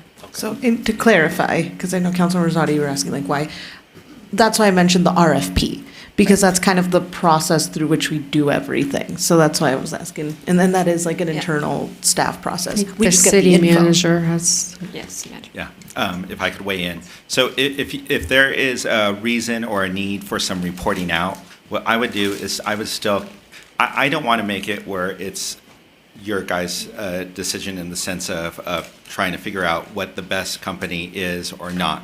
What I would much rather prefer is if you want some sort of reporting out or transparency, is that the police chief and his staff over the course of the next year, just like they would and what I would expect of them, to evaluate the vendor, to evaluate the service, and ultimately make a decision on whether or not what to do, to change, to keep, or whatever, and then notify you of what we're going to do versus having to do a whole process where now we're involving you in the analysis and the resolution. I'd much rather have the department head do the research, do the evaluation, bring that and notify the council of what we're planning to do. And at that point, you don't like it, then we could get into the whole discussion. But I'd rather have the subject matter expert do the research and take care of it. That's why I hired him. Yeah. And thank you for jumping in to explain, because that's the normal process for RFP. The council has never been up here telling you which company. You go out, you do the work, you come to us. I don't want to be involved in which company you guys should hire. So thank you for explaining that. Is that good enough? Is that satisfying? I think that's fantastic. And I want to be clear. That's why I wanted to because I was a little confused. You're muddying me, and then I realized, he's asking for an RFP process, which makes sense given everything. And I think it'll be helpful for the community too, because again, a lot of cities are looking at this. I would love to hear where everybody is a year from now. Maybe there's better technologies. Maybe this isn't a concern anymore. Maybe it is a bigger concern, and we don't know that right now. And so I think, trusting the And chief it to sounds do like that. we're all in agreement, and we're all in agreement to leave it up to the chief and the city manager to handle it the best way we But can. to come back with information And for they us. will, we've already provided direction that you come back with multiple ways of how you come back and let us know what's going on. And Chief, I Thank you. appreciate your transparency, and I appreciate, like I said, this is not an easy one. You're between public safety and privacy, and that's not a fair place for anybody to be. Thank you for what you do. Yeah, my guess is that the chief does a little mini potential RFP in his head every single day when he sees all those emails come through. So We all get them, don't we? Vendors want. And I also want to extend our thank you to all the officers, all the staff, the association, everyone that spoke about this and educated us. So I'm so glad that all the information is out in public. So thanks to all your team for their hard work. Yeah. Any other comments about the budget before we wrap up? I'm ready to make a motion. Yeah. You guys are ready? All right. Okay. It's a long one, so I'm going to read one at a time. So I move to make a motion to, we did provide direction. Do you need any further direction? Okay, I think you have enough. So number 2, adopt a resolution of the Council of the City of Burbank adopting the budget for fiscal year 26-27 and making appropriations for amounts budgeted. Under item number 3, adopt a resolution of the City Council of the City of Burbank determining the best and establishing the city's appropriations limit for the fiscal year 26-27. 4 is adopt a resolution of the Housing Authority of the City of Burbank adopting the budget for fiscal year 26-27. 5, adopt a resolution of Parking Authority of the City of Burbank adopting the budget for fiscal year 26-27. Lastly, adopt the resolution of the City of Burbank adopting fiscal year 26-27 for citywide fee schedule. I think we did it all. Second. Second over here. Thank you, all the staff, for all your hard work and the Yes. entire city of Burbank and the finance department. You guys are amazing. Thank you. Thank you, Ms. Becker, for your hard work. Yeah, great. All right, can we get a vote, please? Councilmember Anthony? Yes. Councilmember Perez? Yes. Councilmember Rosati? Yes. Vice Mayor Mullins? Yes. And Mayor Takahashi? Yes. Thank you. Woohoo! Yay! We did it. As they say in Japanese, yatta. Yatta. Yeah. Okay, so I'm gonna get us kicked off and then I'll go. Unless you wanna go ahead. I can just go now. I can go now. Okay. Thanks.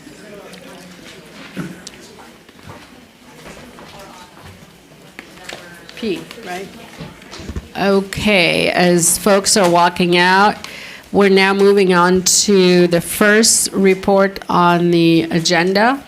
We have 3 reports of the council this evening. After staff's presentation, the city council will proceed with in-person public comments only. Speakers will be allowed to speak on the item at the conclusion of the presentation as long as the speaker has not spoken on the item during the first period of general public comment.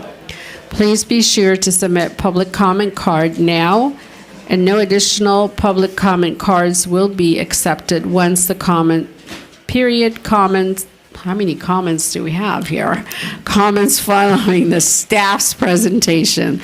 And now I turn to Madam City Clerk. This is your item. Thank you, Vice Mayor Mullins. Good evening, Mayor Takahashi. Oh, she stepped away, members of the council. Kimberly Clark, City Clerk. I will be presenting reports to council. Item number 1, adoption of resolutions related to the calling of the City of Burbank general municipal election to be held on Tuesday, November 3rd, 2026, requesting election consolidation with the Board of Supervisors of the County of Los Angeles and consideration of establishing the candidate statement cost. Tonight, the City Council is requested to adopt 3 resolutions. Number 1, calling the general municipal election of November 3rd, 2026. Number 2, requesting election consolidation with the Board of Supervisors of the County of Los Angeles. And number 3, establishing the candidate statement fee. The City of Burbank general municipal election will be held on Tuesday, November 3rd, 2026, and will elect candidates to the following offices for a 4-year term ending December 16th, 2030. 3 offices for a member of the City Council, 1 office of the City Clerk, and 1 office of the City Treasurer. The nomination period will begin on Monday, July 13th at 8:00 a.m. and close Friday, August 7th at 5 p.m. If an incumbent does not file, the nomination period will be extended until Wednesday, August 12th at 5:00 p.m. for that seat only. Should I wait or just keep going? Each candidate for elective office may prepare a candidate statement of no more than 200 words to be printed in the official sample ballot booklet. Council is required to determine by resolution whether charges shall be levied against candidates for the cost of printing the candidate statement in the sample ballot. In 2020, Council chose to no longer subsidize any portion of the English language candidate statement fees. For the upcoming election, the county estimate is approximately $1,500 for the English statement to be printed in the official sample ballot booklet. The city will bill the candidate for any additional cost or refund any amount overpaid by the candidate for the candidate statement upon receipt of the final invoice from the county. A candidate also has the option to publish an online-only statement for a reduced fixed fee of $279.60 or forego a candidate statement. While the county has provided a cost estimate of $300,000 for the 5 elective offices, anticipated ballot measures and a charter amendment will increase the total county election cost to between $427,000 and $471,000. This amount is for the county election services only, and additional funding is needed for mandated legal notices, translation costs, and voter outreach material. If additional costs are incurred from the county by reason of this consolidation, the city agrees to reimburse the county for any costs. At this time, I'm happy to answer any questions council may have.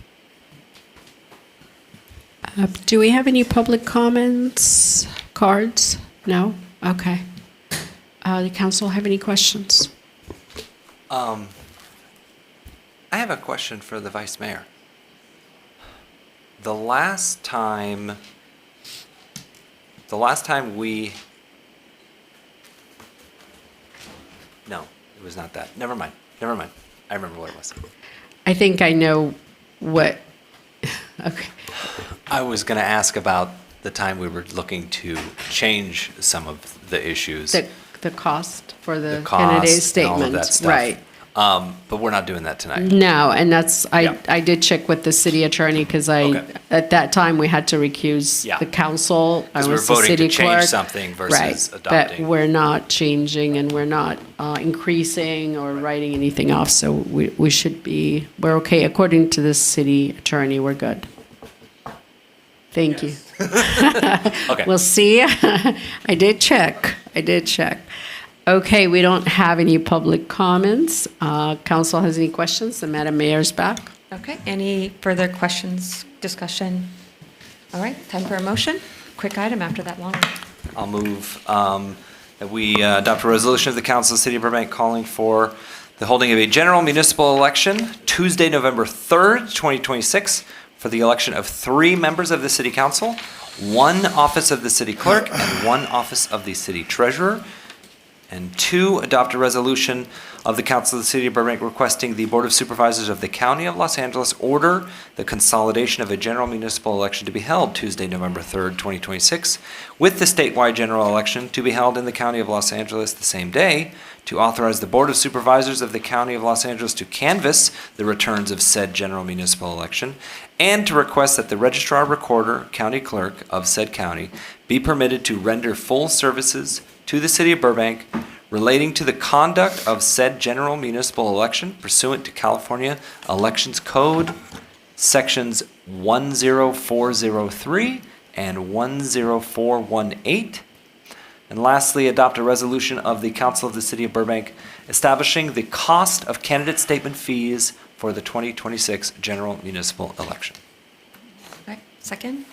I second. All right, let's do a vote, please. First, second. Councilmember Anthony? Yes. Councilmember Perez? Yes. Councilmember Rosati? Yes. Vice Mayor Mullins? Yes. And Mayor Takahashi? Yes. Thank you. All right, just a nice balance. Quick item after that long one. All right, next up, the second report to council tonight is the adoption of a resolution modifying city council meeting policies and procedures and repealing resolution number 29,551 regarding rules for the conduct of council meetings as a result of Senate Bill 707. I welcome Ms. Catherine Labrado to please present the report. Welcome. Good evening, Mayor Takahashi, Vice Mayor Mullins, members of the City Council, Catherine Labrado, Assistant to the City Manager. I'm here tonight to provide a brief overview on proposed changes to the City Council meeting policies and procedures as a result of Senate Bill 707. SB 707, known as the Brown Act Modernization Bill, was signed by the governor in October of 2025. The bill focuses on updates and adjustments to the Brown Act to enhance accessibility and transparency in local government meetings. Important to note that SB 707's applicable definition of an eligible body is a city council of a city with a population of 30,000 or more. Therefore, some or many of the updates included in SB 707 do not apply to the city's boards and commissions. The most notable change included in SB 707 is the requirement that members of the public must be able to participate in meetings via a two-way telephonic or audio-visual platform. While the city currently offers a two-way telephonic participation option for certain periods of public comment, the current platform is not able to effectively accommodate, allowing users to remain on the line throughout the duration of the meeting. To ensure compliance with SB 707, the city conducted an evaluation of alternative platforms available and concluded that Zoom is the optimal platform to meet the new requirements. The Zoom platform is efficient, cost-effective, and commonly used for remote participation in public meetings.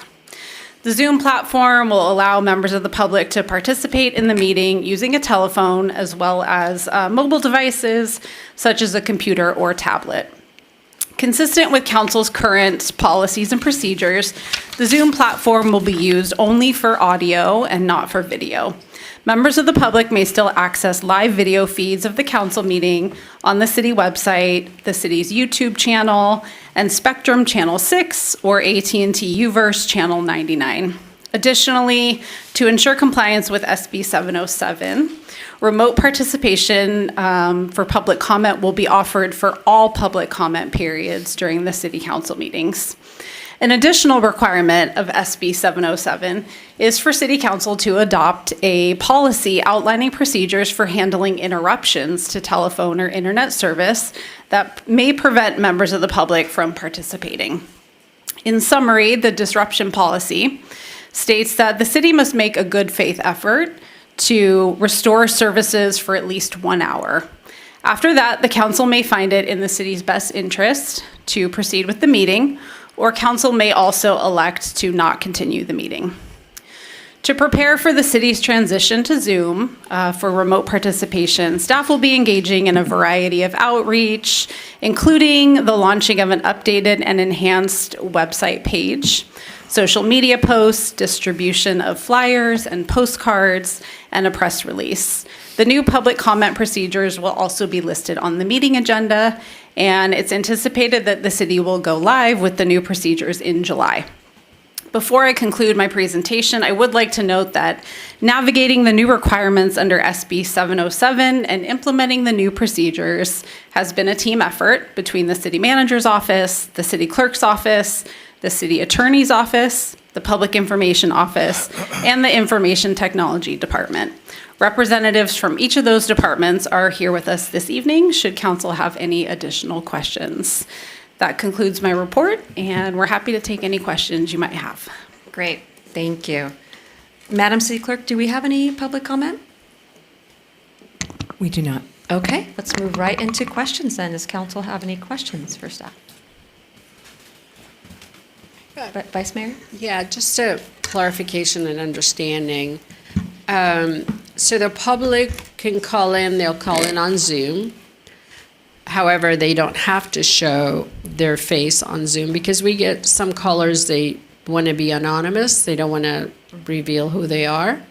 So they have their camera off and they can still be anonymous if they wish to do that, correct? Correct, but the members of the public actually won't even have a video option. Okay. So it has to be two-way. We're offering only audio. So they can listen to the meeting on Zoom and they won't use any of their camera. They will only speak and we will not see them on camera. Okay. And the difference between what we're doing now versus what we will be doing in the future, now they have to lower, if they're watching us on TV or on YouTube, they just have to mute themselves or from listening so the echo, the voice doesn't go back and forth.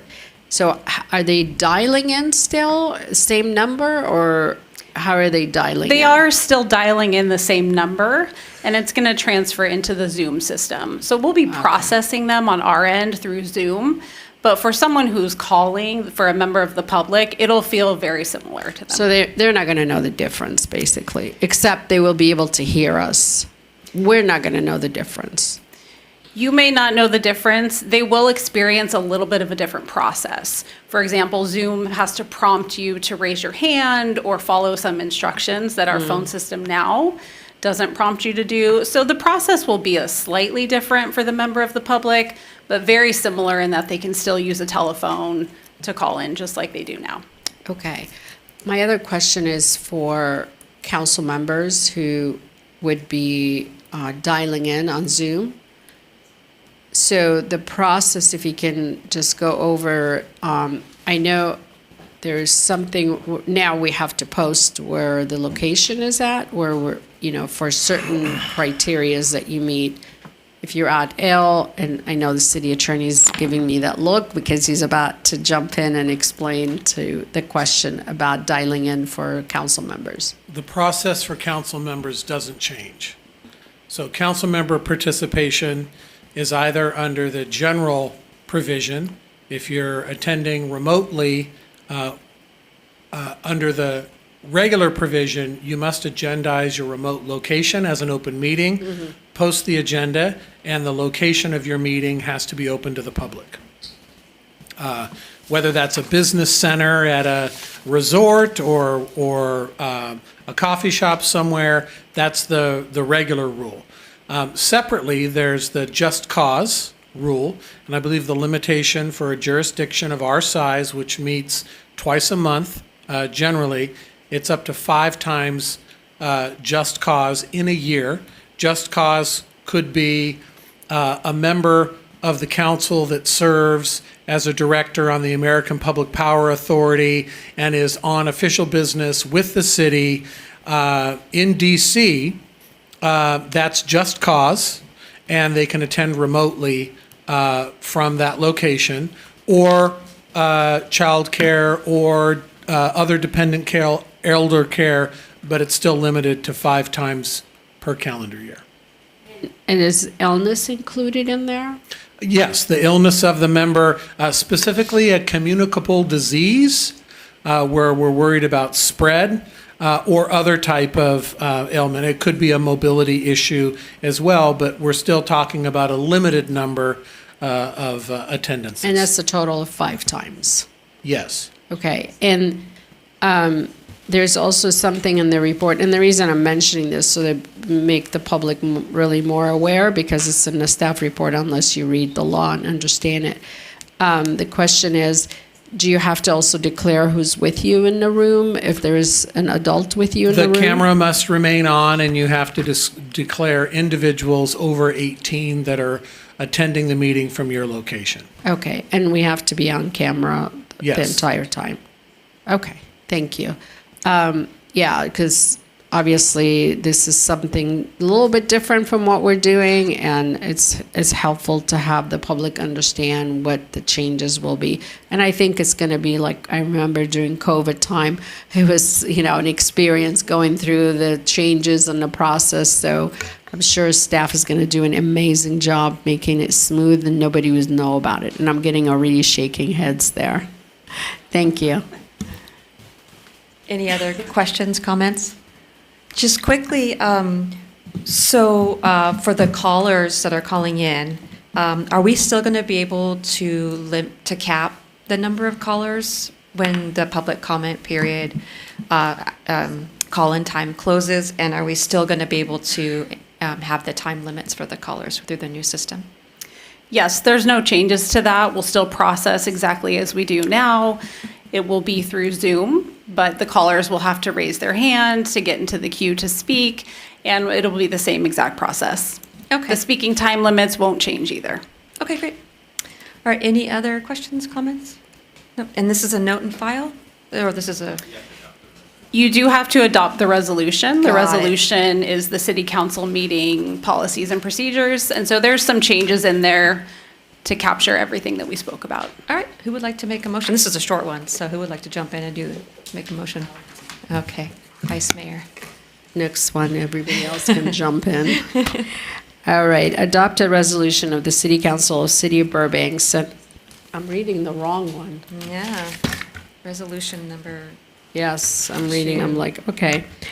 Adopt a resolution of the City Council of City of Burbank. Yes. Modify rules for the conduct of council meetings and repealing resolution number 24-29-551.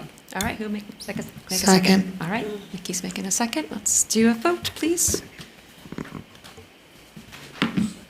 Councilmember Anthony? Yes. Councilmember Perez? Yes. Councilmember Rosati? Yes. Vice Mayor Mullins? Yes. And Mayor Takahashi? Yes. Thank you. All right. Next item is discussion and consideration of adoption of resolution to censure Councilmember Constantine Anthony for violations of the Code of Conduct for members of City Council. This is Council's item from May 5th, 2026. I have it in my notes that, is there any brief discussion before we make public comments, or do we want to go straight to public comment? Is there anybody who would like to make any brief comments before? No? Straight to public comment? All right. So we have 3 in-person public comments. That's all we have today is in person for this item. So first up is Karen Frost, followed by Lydia McLaughlin, and you will have 3 minutes each.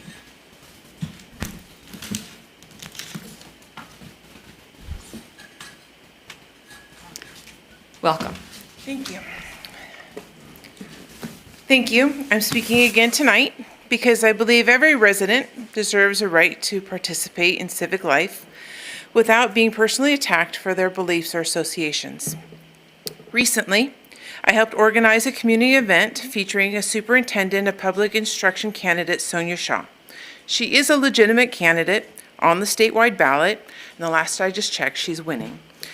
The purpose of that event was simple: to give the community members an opportunity to directly hear from a candidate for public office and exchanged in the democratic process. Any attempt to shut that down is clearly voter suppression. People may disagree with Moms for Liberty's positions, and that is their right, but disagreement does not justify character attacks or false labels.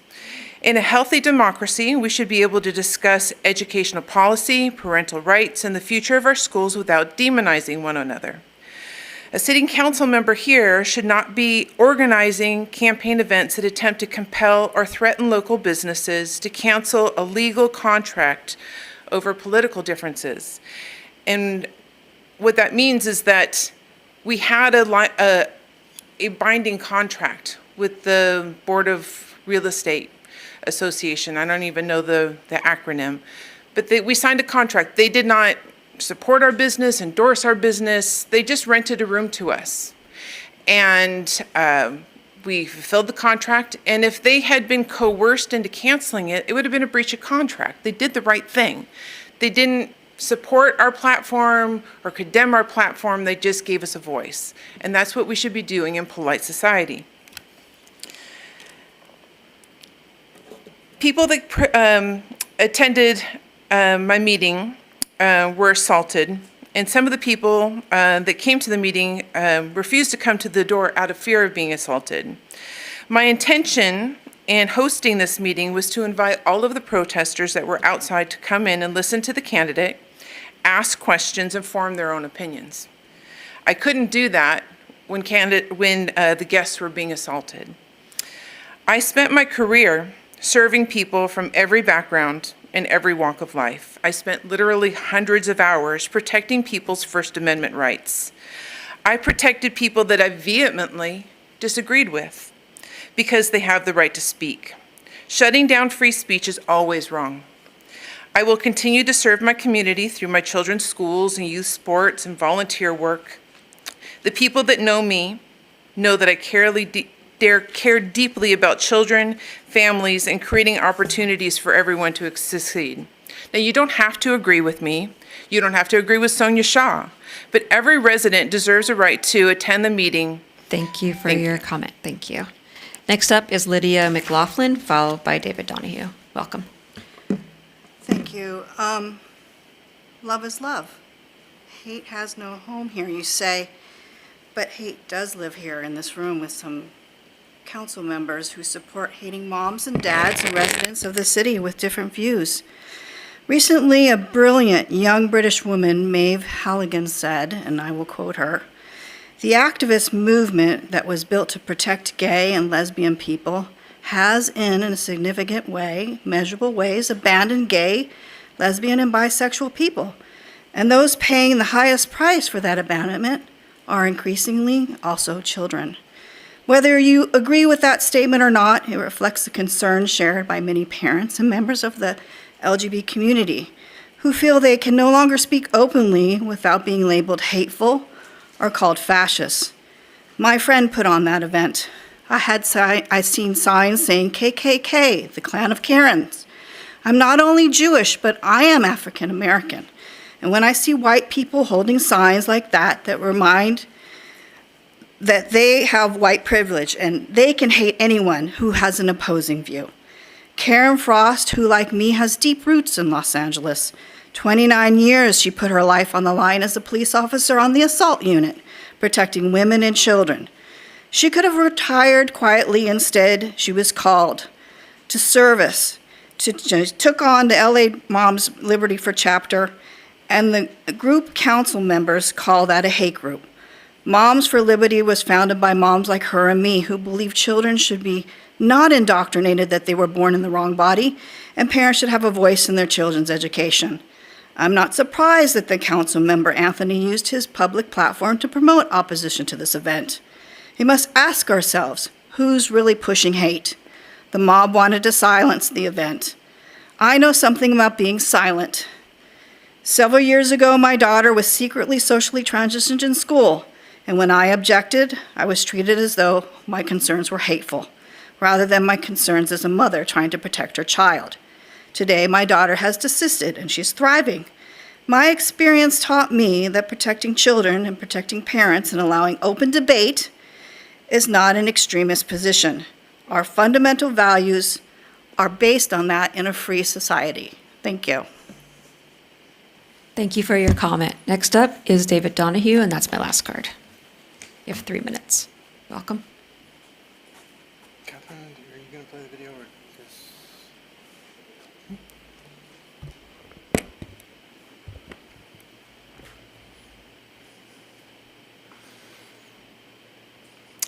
This is a video of a text message that was between Harry Tamirian and Constantine Anthony, where Harry Tamirian says, "I'm worried about your group," and Constantine says, "Well, let's just kind of take it." But she's being hosted at the Burbank Realtors Association headquarters by Moms for Liberty.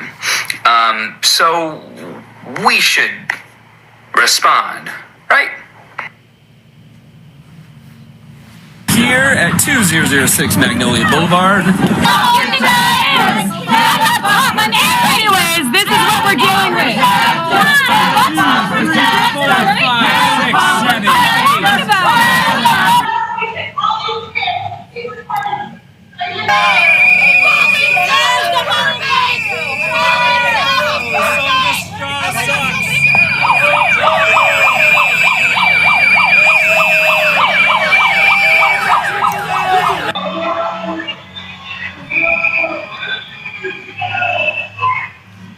What you're seeing there at the very last part was a woman being assaulted. We're trying, through Detective Voorhees, to identify that woman had the white top and the jeans because that would be a person who could be prosecuted potentially for assault. This is something that Councilmember Rosati has testified to this body that he witnessed. One of the last videos is my camera as I'm going in there recording Constantine Anthony and Mike Van Gorder at the event. What you saw in the other video is the rabid nature of these people protesting against it. So I'm glad, Mayor Takahashi, that you looked up for a minute and saw most of that video, because I really question whether or not you saw all of the evidence that was presented. I have sent the letters to the city, to the city attorney, city manager, and the police chief saying what happened when I was there. I'm not saying anything about it, and it is just incredible that Constantine Anthony would facilitate this political hatred and demonization. And it happened right here in Burbank. Mike Van Gorder was proud that, hey, we have 50 people here, and they got about 10. There's about 4 locals. Shocking, but not really.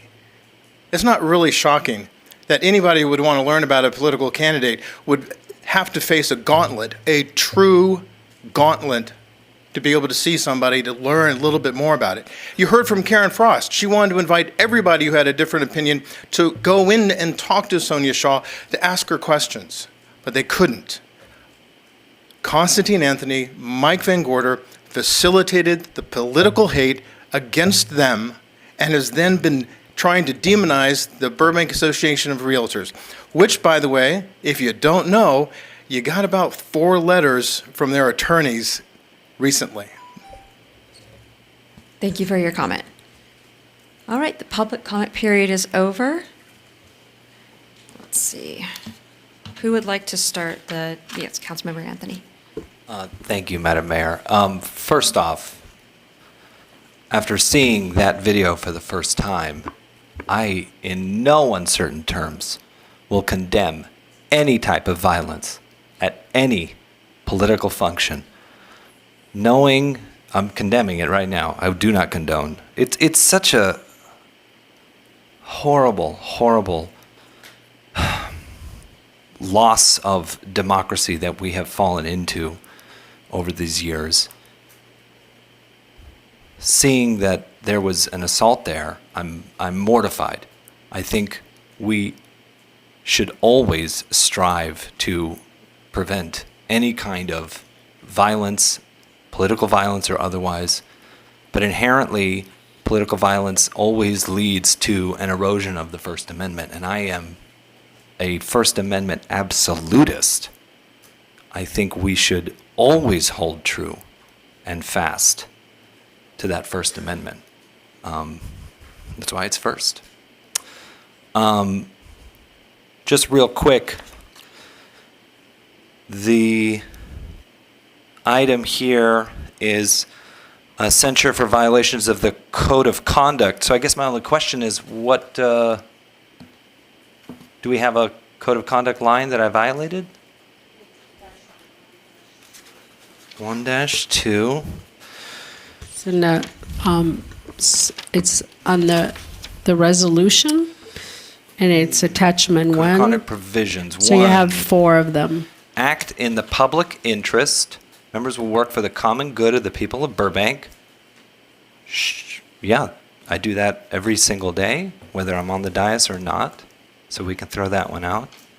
2, use of public resources. Members shall not use public resources not available to the public in general, such as city staff time, equipment, supplies, or facilities, for private gain or personal purposes. Right, so I didn't use anything for private gain or personal purposes, and I know for a fact the police chief often talks to Mr. Termarian on his own, so we can cross that one out. 3, policy role of members. Members shall respect and adhere to the council manager structure. In this structure, city council determines the policies of the city with the advice, information, advisory body, shall not interfere with the administrative functions of the city. I don't think the city was involved in any administrative functions at that event, so we can cross that one out. 4, special requests. Members shall not ask staff to deviate from established policies or procedures. Let's see, Mr. Tamorian asked me to find out a concerned member of the public asked me to investigate a bomb threat. I would ask the police chief for that. That seems not to deviate. Cool, so 4 is out too. I move to note and file. Councilmember Rosati and then Vice Mayor. Yeah, well, there's the rest of us. Councilmember, you went on and on and on about flock cameras. And what are we going to do if someone in our department misuses the information that they got? And you access the police chief on your, as a resident, not as a council member, you access the police chief to try to stop this event. It's all in the text messages. Sorry, do you have any proof of that? It's all in the text messages. I don't see that at all. Yeah, I see it. Can you show it to me? I don't see it. He said, find out about the bomb threats. You mentioned the bomb threats. You were threatening the bomb threats. And he said, okay, find out about it. No, that came from you Harry. accessed the police chief. Can I ahead. direct, maybe Councilmember Anthony did not see the report. This is attachment 2. You have all the text messages. Yeah, I'm looking at it here. Okay, Harry and was it the first says, one to say bomb I'm going to threats. reach out to the chief as well. Okay, Yeah. I'll find out. So He asked me about bomb threats. He asked me about bomb threats. I said, okay, let me talk to the chief. If you want information about dangerous people in the city, I go to the source. And I want to handle this quietly. What does that mean? That means I don't want to get a bunch of people involved. I don't need to like. We're not going to get a bunch of people involved if you comply. If you don't comply, you're going to get what you just did. Where is that? I don't see that here. Yeah. What I'm saying, you know, said that. You know, and I know what you were doing. And they didn't comply. They didn't cancel the contract. And you made sure that all those people attended the event. And by the way, you were at the event. Mr. Van Gorder was at the event. And you have your right. Yeah, you were there too. I We was were all there too. But you did nothing. As you stated, you witnessed that video.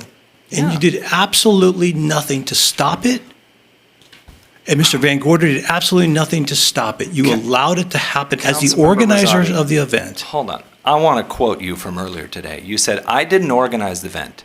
You said, we had 2 organizers there. It's their job to stop it, not me. That's what you said. So why is it my job to stop it if it's You not your job to organized stop the it? event. No, I didn't. What are you talking about? Really?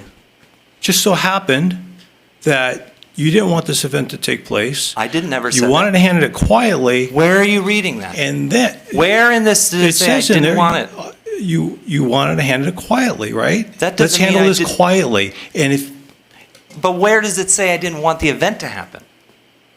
Handle means whatever you're making it up to be. You don't have any proof at all that what you're saying is true. You're speculating, and that's fine. You can speculate. But our city council procedures and conduct clearly lists what I can and cannot do. And according to these text messages, I followed the rules. I can have my own opinion on stuff. That's not how I behave with members of the public. I follow the rules. I have a question, council member.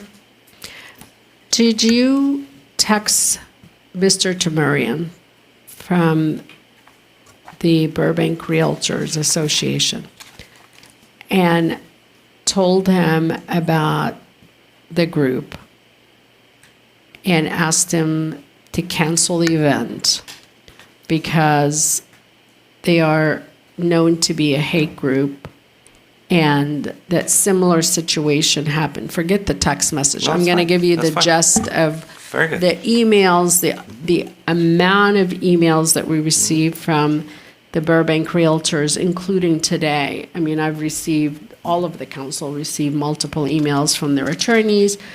Have you, in this order, contacted Harry and asked him to cancel the event because this group that's coming in to Burbank, or the association is hosting the event according to what everyone was told, and that they're a hate group and he needs to cancel it because there was similar situation at the other business. I don't want to mention names because we shouldn't drag businesses into all this.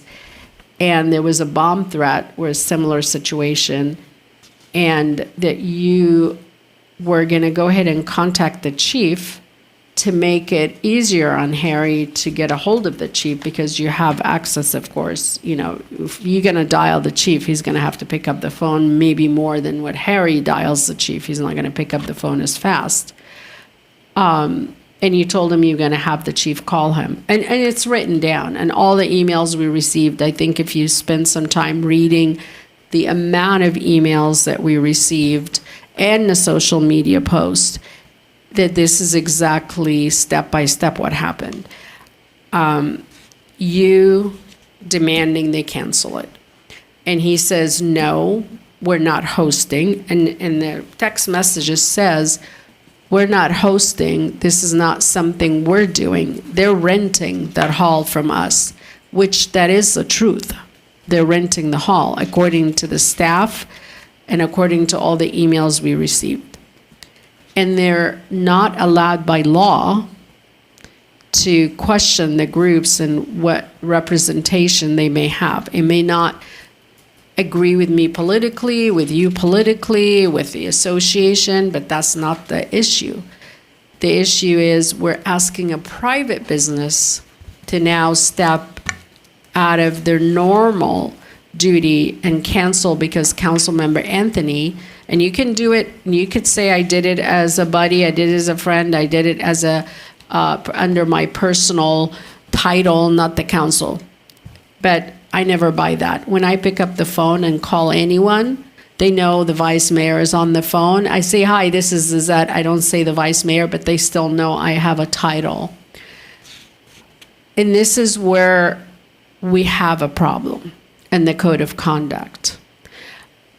The fact that we try to influence a private business to do something they should not be doing that is a violation because we are using our power. And this is not the first time, Councilmember Anthony, and you and I have had this conversation.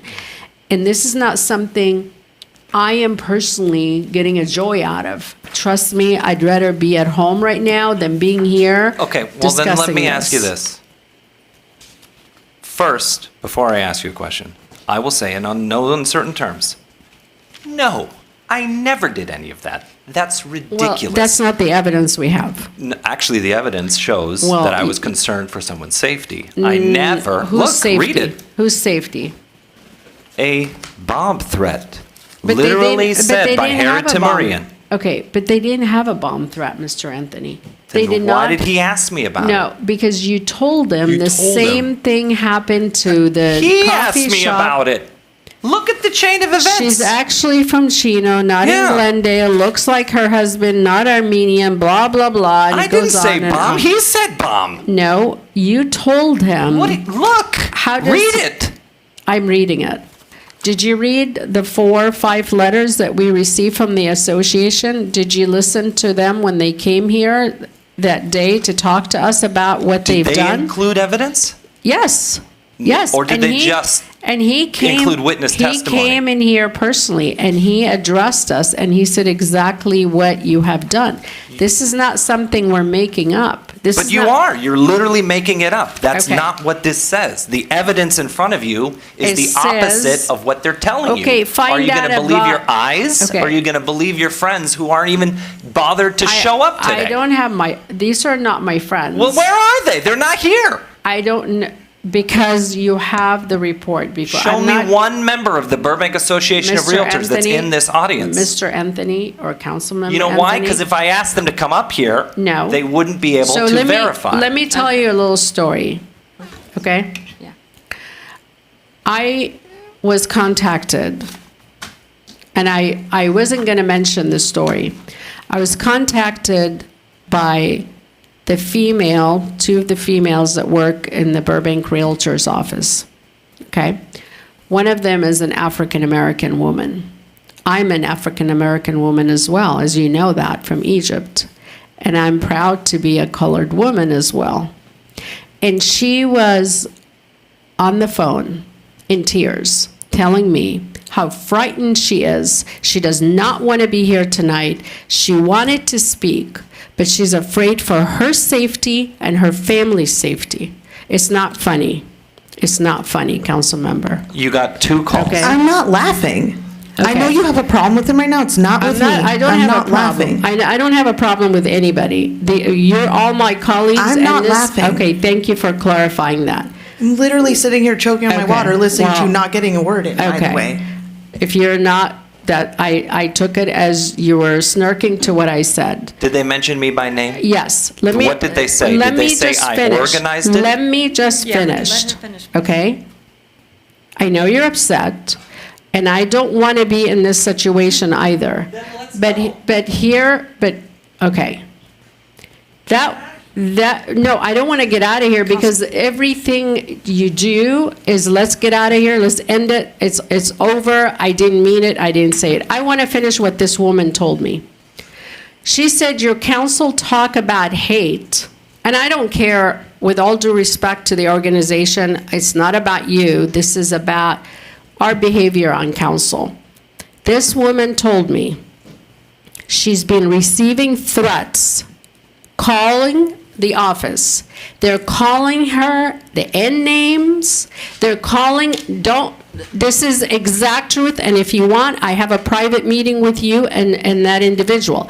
And she is frightened to death because they're calling from all over, the same group that was standing there that you guys encouraged to show up that night, that day, are calling her in the office, calling her names, threatening her life, threatening her children, and calling her a lot of names. And to me, that really hurt me to my core when I hear a woman, another woman of color, that we're abusing in the city of Burbank. That is unacceptable.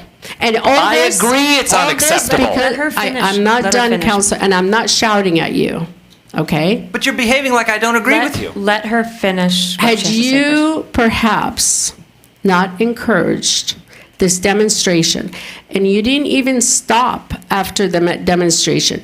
You went on social media and you said they owe us an apology and now they have to turn in the money, they have to donate it to a nonprofit. Is that right or wrong? Am I not allowed to say that? Well, you're encouraging all the behavior, obviously. Where is that on these numbers? It's conduct. It's your conduct. You have not been a leader to conduct yourself in professional. When people do things poorly in the community, as a leader, I need to call out poor behavior. Councilmember Anthony, the only thing I'm going to tell you right now is you will continue doing this every single day in the city. You will continue to violate our code of conduct. This is not the first time we have issues with you. And you are going to just swipe it off under the carpet and say, this is nothing, no remorse, no forgiveness, nothing. So if you want to do that, go ahead and do it. Because guess what? The city of Burbank that are watching you tonight and watching us every single day, they call and say, why is he getting away with this? And I'm tired of you getting away with it, and then we have to do something about it. The issue at hand are the 4 items listed here. I went through all of them with you, and all you have to say back to me is, well, nuh-uh, somebody else said this. But the evidence in front of you, all the facts do not follow any of these 4. You can talk about my behavior outside of the dais, but out there I'm protected by the First Amendment. I can protest anyone I want. I can show up to a political rally anytime I want. Councilmember Rosati was there. I never told you you cannot protest, but you cannot. So then what are we talking about? You cannot call a private business and tell them to cancel an event because Yes, I these agree. are hate groups. Correct. Even though they did not host it and the wrong information was posted on social media. You Exactly. love it. I wholeheartedly agree. You love it when you're right in the middle of chaos, and this is exactly what happened. You created chaos in the community. You created division in the community, and I cannot spend another week on the phone trying to defend our position on council. What are you talking about? I'm trying to help community members. We should have all the 5 letters we received from the attorneys because they're looking at suing us and putting a gag order on people that are going to talk some more about the Burbank realtors.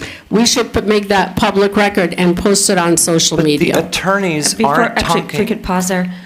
Could Mr. City Attorney, is that possible to speak to at all in this situation?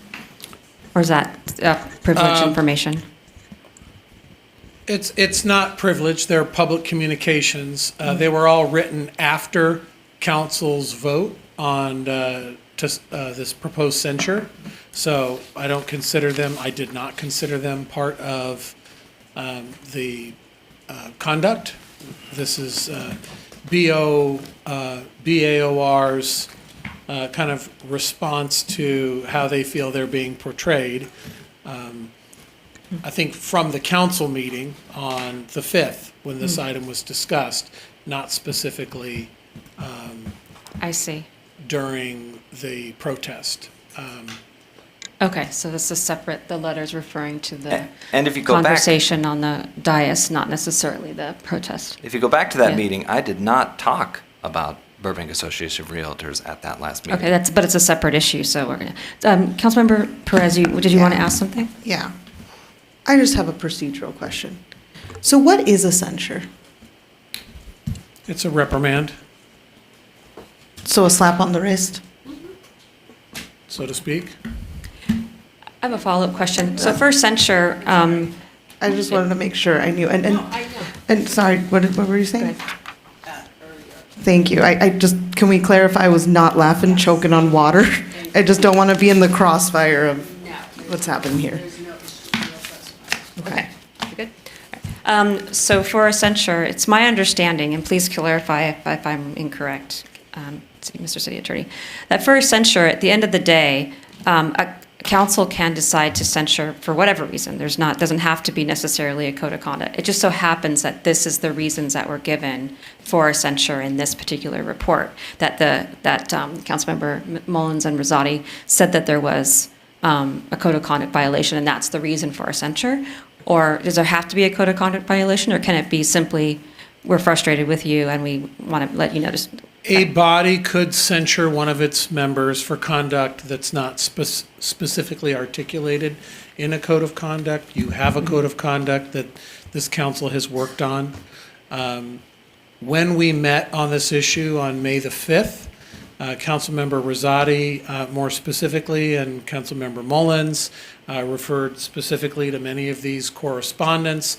And during that council meeting, we walked through several of the code of conduct. There were about 6 that I think I took notes on from the council's deliberations. After reviewing them, we removed several of them. This is based upon the council, those present at that meeting, impressions of how Councilmember Constantine was acting and whether or not he was using his authority when he made those phone calls. Got it. Okay. Councilmember Rosati, you haven't had a chance to speak in a while. Did you want to say something? Yeah. If you look at the text messages, Mr. Anthony contacted Mr. Tamarian. And he didn't contact him to say hello. He didn't contact him to say, how's the association doing? He contacted him for a specific reason. And you look at the chain in the discussion and then accessing the chief. I think in totality, all these violations, it creates an erosion of public trust. And I also think that members of the community feel like, well, if they don't follow the rules, why should I? And it creates doubt and a lack of civic engagement. Not to mention the tax dollars used to go over all this information. I brought this to everyone's attention, and I almost felt rebuffed when I told you people were assaulted. I never saw this video until tonight. In that video, when I said people were blocking the entrance, there was a gauntlet, people were assaulted, and I gave the city manager and the assistant city manager the play-by-play live on the phone. I was rebuffed. And now all of a sudden, we do see an assault. We do see that people really couldn't get into the event and they made them walk away. I'm very disheartened that we have 3 women on this council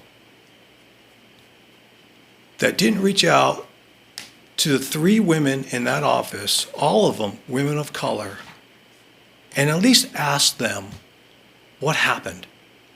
For 3 weeks, they've been terrorized. One was called the Black Bitch, get out of Burbank. Another one got a phone call saying, we want to lock the doors and burn that building down with you in it. There was real fear there. And I brought this to everyone's attention. It was like, no, Mr. Van Gorder didn't do anything. No, Mr. Anthony didn't do anything. But yet you see them in the video. You see Mr. Van Gorder celebrating, passing out donuts. It's like, do we condone this? Is this acceptable behavior of a council member and a commissioner? That was my first statement. Is this acceptable behavior that we don't even want to acknowledge it and at least do what's right? You talk about the public. The public is coming to us, the public. We've gotten email after email after, now we got 3 letters from attorneys, we got 4 complaints, and yet we don't want to do anything about it. It's very clear in the messaging that was done online, the continued messaging after the event. You guys need to apologize. You guys need to give your money back. I mean, what is this? This is a public official threatening before and after. And if you want to just blindly let that go, I don't know what else to say. I tend to lose confidence myself in what we're doing. Councilmember, could I ask, could you point to the threat? Because I don't see that on here yet. I'm not pointing at anything. I just had a You can chance. weasel your way all the way around You can't just this. say threaten without facts. You just said threaten. Did I you don't see did the you threat. not? So, okay, hold on, you guys, do you not let's see take that? turns. Let's take turns. He's asked me a question. Yeah, so let's. Just show me the line. Where's the threat? Did you not text him? Did you not put in a Facebook post or in a text message? You guys should give this money back. Yeah, did you post Did that? you not say that? Do you consider that a threat or just a polite recommendation after? No, I'm serious. Am I not allowed to comment on the businesses that happen? I think, things? Mr. Anthony, I think you're burying yourself with some real. You should. If I was you, I would just put myself on the bench. Just put yourself on the bench. That's what you should do. That's what a leader does. I screwed up, and I'm going to put myself on the bench, and I recognize that. But you kind of want to weasel around it, and I get that. Wait, but you're saying that's fine. threat. That's not a threat. So what I'm seeing here is Explain that that to me. there's probably not gonna be a lot of movement from each side. I'm just trying to figure it out. You're Yeah. saying I Madam threatened. Mayor, I don't see. Councilmember Anthony, if you can turn to page 804, attachment 2, and it's an email from Sharita Smith, the CEO. And I want you to please go, this is one of the many correspondence that we received. And this is verbatim. In series of text messages, Mr. Anthony requested a call and then told Mr. Timorian and his group understood that the Burbank Association of Realtors is hosting an event for a candidate running for California Superintendent of Public Education. He also said this type of individual should not be in Burbank. Hold on, that's not in the text. This is a call. I'm reading Sharita, the CEO. I referred you to page 804. Is Sharita here to testify? She doesn't have to be here. She has a testimony in an email that I'm was not allowed sent to to face council. my accuser? Well, this is not a court of law. This is So we can just throw anything in here and talk about whatever? Well, why didn't you, when you got your packet, if you read it, why didn't you question this? And Why would I question? This is an email from a correspondence. Absolutely, you could have responded to her. But Why would I respond I'd to like to nonsense? finish reading. Yeah. I'd Go like to ahead. finish Let her reading. finish it, yeah. Thank you. She's, by the way, Councilmember Rizzotti, I'd like to correct you because I did speak to the women in the office. And So I didn't know. that you were right. you don't know that, but I did speak. And just to clarify real quick before you continue, this is Sharita Smith relaying a third-party conversation she was between in the me and office. Harry. Yes. So I'm talking to Harry, and then Harry told her what happened, and now she's telling you what happened. So a little telephone here. You're so amazing of just I'm just twisting reading what you've things got around. here, I'm 'cause I didn't talk to her on the phone. I'm reading an email I received from a CEO of the Burbank Realtors Association. Talking This about a came- conversation she wasn't this privy to, but came- go ahead. No, she was privy to it. She We was on all the phone. were. We She all wasn't on the were. phone with me. Can you stop interrupting me, please? Let me go on. He also said that this type of individual should not be in Burbank. Mr. Anthony also referenced an incident 2 years ago when his group successfully pressured Three Sisters Coffee to cancel congressional candidate event, which we all know it happened. Using the same intimidation tactic, Mr. Anthony provided Mr. Timurian with an allegation of candidates' political views and insisted that such an individual should not be allowed in Burbank. And he goes on to explain how you contacted the chief and you were trying to be very helpful in saying, let me get a hold of the chief and he will call you. And I think if you read all this, you would understand what the frustration is. And I want to read the text messages that he was asking me about. So there's, I understand the need and the want to read, but my gut is telling me that you will read these things and you will share these things, and Councilmember Anthony is going to rebut, and it's going to go back and So forth what and I'm back. hearing is So that how- you don't want to hear. No, I'm fine listening to it. Okay. But I'm just. Because this is for all of us, not Okay. Mr. Anthony. Okay. But I So then if I just that's want a- to make sure that I'm hearing you right. You're okay with listening to this? I'm okay with Okay, listening to good. it. But if the intention is to try to convince No, Councilmember no. Anthony? Okay. I'm All not right. trying to convince. Okay. I just want this to be In the record? on the record. Okay. Okay? All right, fair enough. And there's three. I don't see so this is after the aftermath, after the fallout, after the assaults, all that. I don't see the words sorry or apologize anywhere in their statement, and no mention of how much money they made off this event. So disappointing. You still cash the check. I highly recommend donating the full amount to PFLAG Burbank immediately. Until action is taken, your words are empty. And remind me, I'm sorry, where are you reading this off again? This is your. These are Facebook or Instagram, and then here's the text message. Okay. Nowhere does it say sorry or apologize. You guys need to donate whatever money you charge them ASAP. People are pissed off.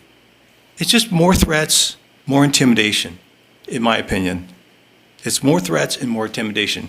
And he's talking to the realtors there? He's That's texting, me that's to Harry, yes. Texting Harry. So texting here comes Harry. the rebut. We're talking about conduct that took place on April 28th. That text and all the social media posts were days after. So if you want to expand this to all of my social media and text messages well past an event, that's a whole nother issue. We're here talking about what happened on that day and the 4 issues or We're beyond talking about your of the conduct. Code of Code of conduct. conduct, not talking about your conduct in the last several years. It's the constant conduct issues Am that. I not allowed to text Harry Timurian, who I see from time to time and has my cell phone, and we can talk about issues? Am I not allowed to do that? Like, is that beyond the code of conduct? I think our fellow council members, they understand. Okay, if I may. Yeah, Madam Mayor, I'd like to hear from both of you guys Thank you. since Unless we're you have talking. something you'd like to add before I. I mean, the only thing I'm going to say now, because I feel like there's been a lot of bickering and a lot of lack of decorum back and forth. And just respectfully, I want to say I got thrown in the mix, like, too. You said the 3 women who didn't reach out. I don't know these women. This is the first time I'm hearing of this. That's deeply concerning. I don't know them to reach out. I'm glad you did. I'm glad you were able to have that conversation. But I do feel like I've had a couple shots fired as if I were the one under the microscope today.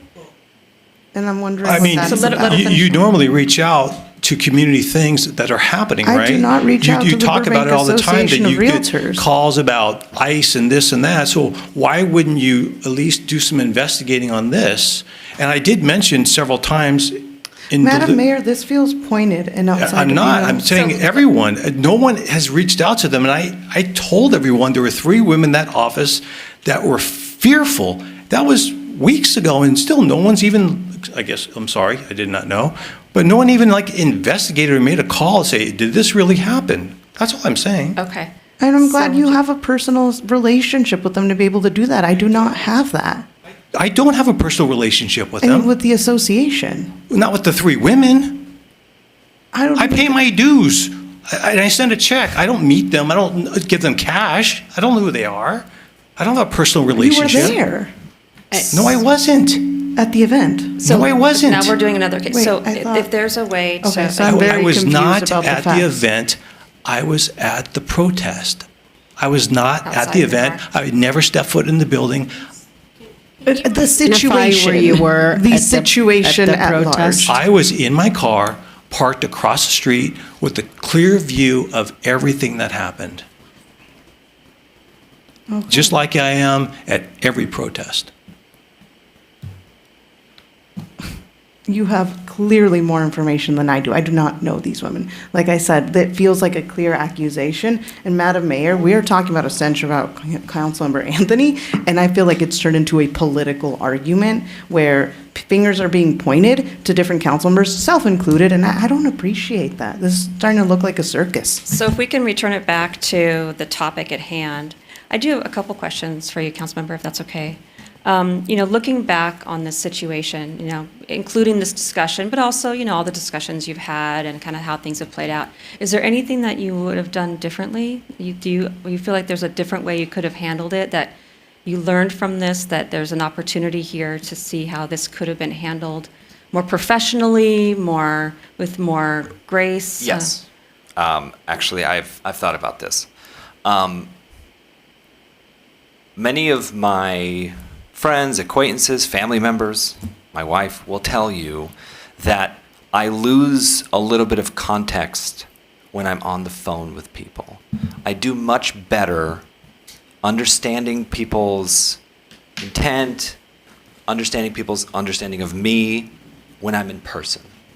If this ever happens again, I think I would do more diligence to meet with the person in person. Because I think there is, I don't know what it is about technology in me, but there seems to be a lack of wholeness to the communication.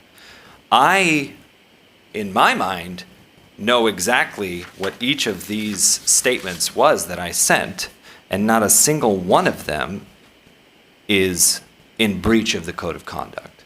Because I know the code of conduct, because I feel like we were just here a couple years ago. So I am very diligent in making sure I follow the rules. What's unfortunate is I think there may have been a miscommunication on the other end of this cell phone. And for that, I am sorry. I would never want to ever give that impression. I really do think the First Amendment is one of our base rules for democracy. At no point ever did I even suggest or intone that the event should have been canceled. That is preposterous and ridiculous. And so if that is what came across to Mr. Timurian, or if it ever got lost in translation for the other folks who were privy to the conversation at a later date, for that I am sorry. I would never want anyone to think that political speech should be stifled in any way. I mean, we have this podium right here, and the folks who supported the event are right here in front of us and got their piece to speak. That's important to our democracy. So what exactly are you, I'm sorry, I missed you. You're sorry that what? I'm sorry that I did this over text and I that I see. did it over phone call. Okay. I need to make sure when big things like this are happening to meet with the person. I do better face to face. My issue is that Yeah, I get it. if I'm not clear, it can be misconstrued, and obviously that's Right. it's clearly what It happened. sounded to me like you were apologizing for their interpretation of your text, which you can't apologize for other people's interpretations. Well- But what I do want to say, if it's okay. I think of the work. I'm apologizing for not putting in the work to make sure I was clear. Okay, that's fair. So it sounds like it might be a little bit too, and maybe I'm wrong, but please let me know, that this might be kind of a bit of an intent versus impact. And so you may have had what you feel is a good intent, but clearly the impact was something that just kind of got out of control in many ways, right? And whether or not you intended for what you texted and the phone calls and the social media posts, whether or not you didn't intend for it to get out of control with assaults and with people being afraid and with the impression that you're trying to stop the event, that was the impact it had. And I'm wondering if there's a potentially recognition that even if you didn't intend to do it, that you did have an impact. I know that, I mean, it's very obvious there was an impact. Having seen the video and understanding that there was phone calls being made after the fact to these individuals, obviously that's absolutely not the intent. That is Sure. An atrocious example of the worst of the worst. I know that Burbank is better than that. And so for me, understanding that when I get involved with things, as we mentioned, there was a previous coffee shop that had dealt with some issues. When I get involved, I have to take care to make sure my words are clear, to make sure that the actions I have are clear. Like that is, it's very important to me that people understand who I am and what I'm trying to do. So I think in just the way I'm seeing this, at least, is that there's definitely a frustration in the community about how this played out. And I think that when there isn't clarity of intention or clarity of what you're trying to achieve, things can get filled in with assumptions, get filled in with, reading into things, right? And so I think it's difficult for another person to definitively say, I know what you were thinking, I know what you were trying to achieve, I know what you're doing. The evidence shows me what I think you're trying to achieve. But if you don't feel like that's what you were trying to achieve and someone else is saying this is what you're trying to achieve, then it can come, it's like a miss, right? But clearly there was a read on your text to be a certain intention. And so I think that whatever happens here tonight, whether there's a censure or not, at the end of the day, what I'm looking for is evidence that there is some, I don't know, there's some recognition of what kind of happened from a position of you can say this is what I can see what happened and I'm going to either not do this again or do it in a different way, or understand how while I'm not trying to necessarily cause chaos in the community or cause harm, that sometimes my actions do. I will say this. I think there was, at the time that these communications were happening, and you can see from my early text in there, I was much of the intent and concern was around safety. I was at the June 6th school board meeting in Glendale in 2023, and a number of groups were there, Moms of Liberty, Proud Boys, 3%ers, Libs of TikTok showed up.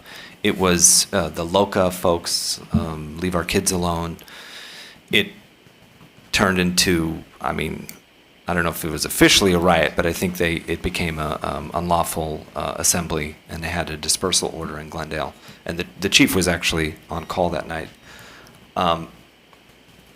It was scary. It was a scary night. And so I think the intent from a place of fear in me led to, I would say, maybe a blindness to what my words could have been interpreted as. But from the beginning and throughout, you can see that my concern had always been safety, security, protecting people, making sure that whatever happened, it was safe. And that may have blinded me to, what could have been interpreted. And that's why I said, like, if I'm in person, I have a much easier time understanding if people are understanding me, body language, facial gestures, clarification. So, I don't know. I feel like it was just a missed opportunity. Council member? Yeah.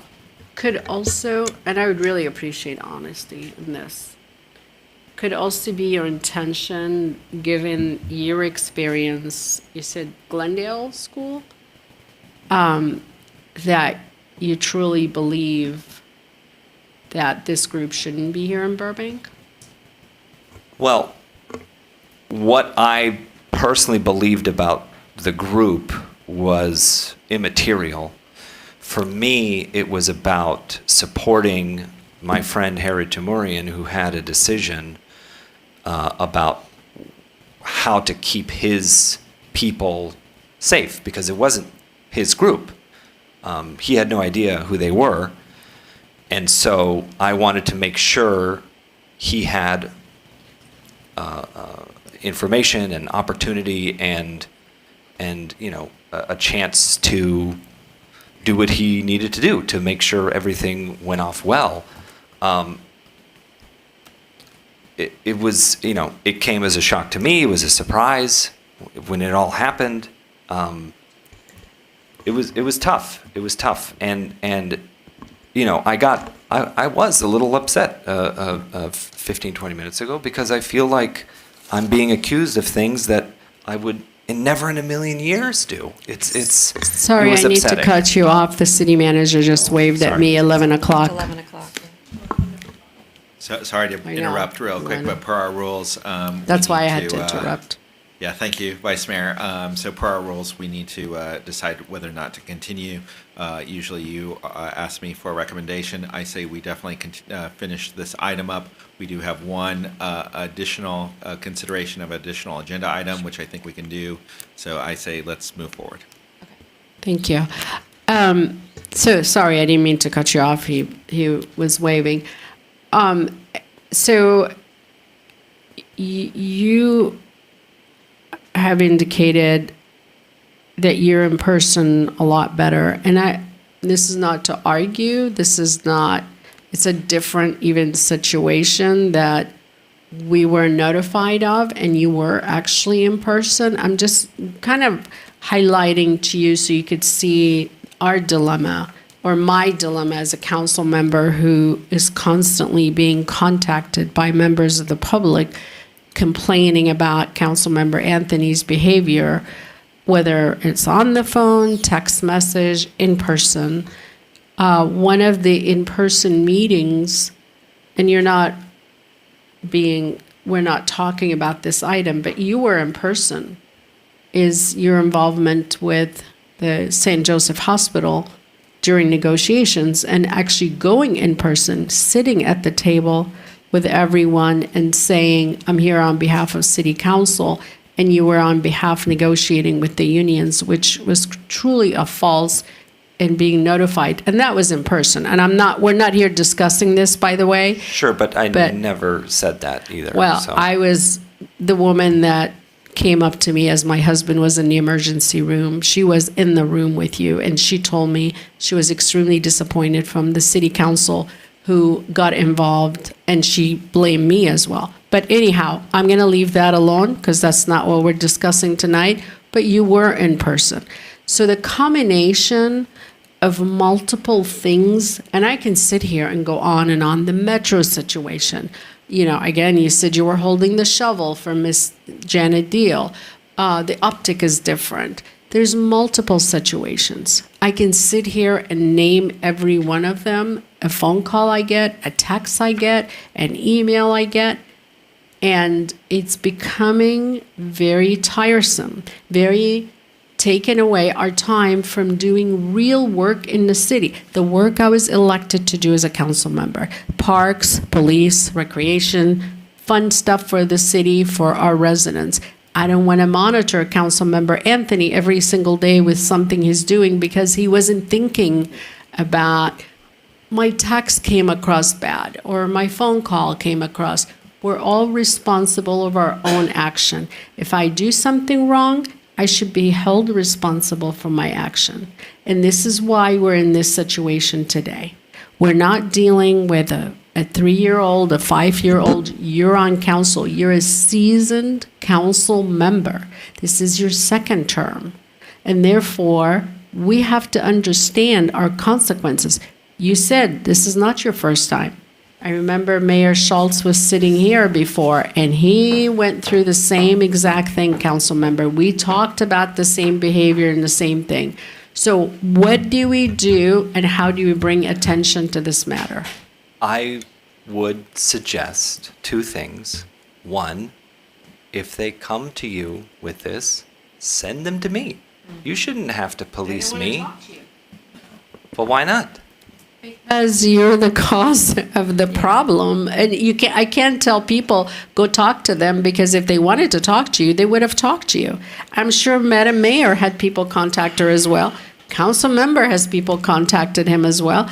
I can't tell people, why don't you talk to him? You're not my parents. Okay, let's Send let's, them to me. let's yeah. I don't want to we're be doing so anybody's well with the parents. decorum. I know, but I'm I saying, don't want to be anybody's if you don't parent. like wasting time on this, I mean, I tried to note and file this half an hour ago. Right, but there's clearly a concern going on, and I think, kind of something that you said about, I forget what it was you said, but I was writing in my notes here, that when you are reaching out, it sounded to me like when you reached out to Harry, that you were doing it, you said that you were doing it for concern for him, but you also mentioned that you were kind of afraid. You were afraid of what might happen. You were afraid of a bomb or something like that.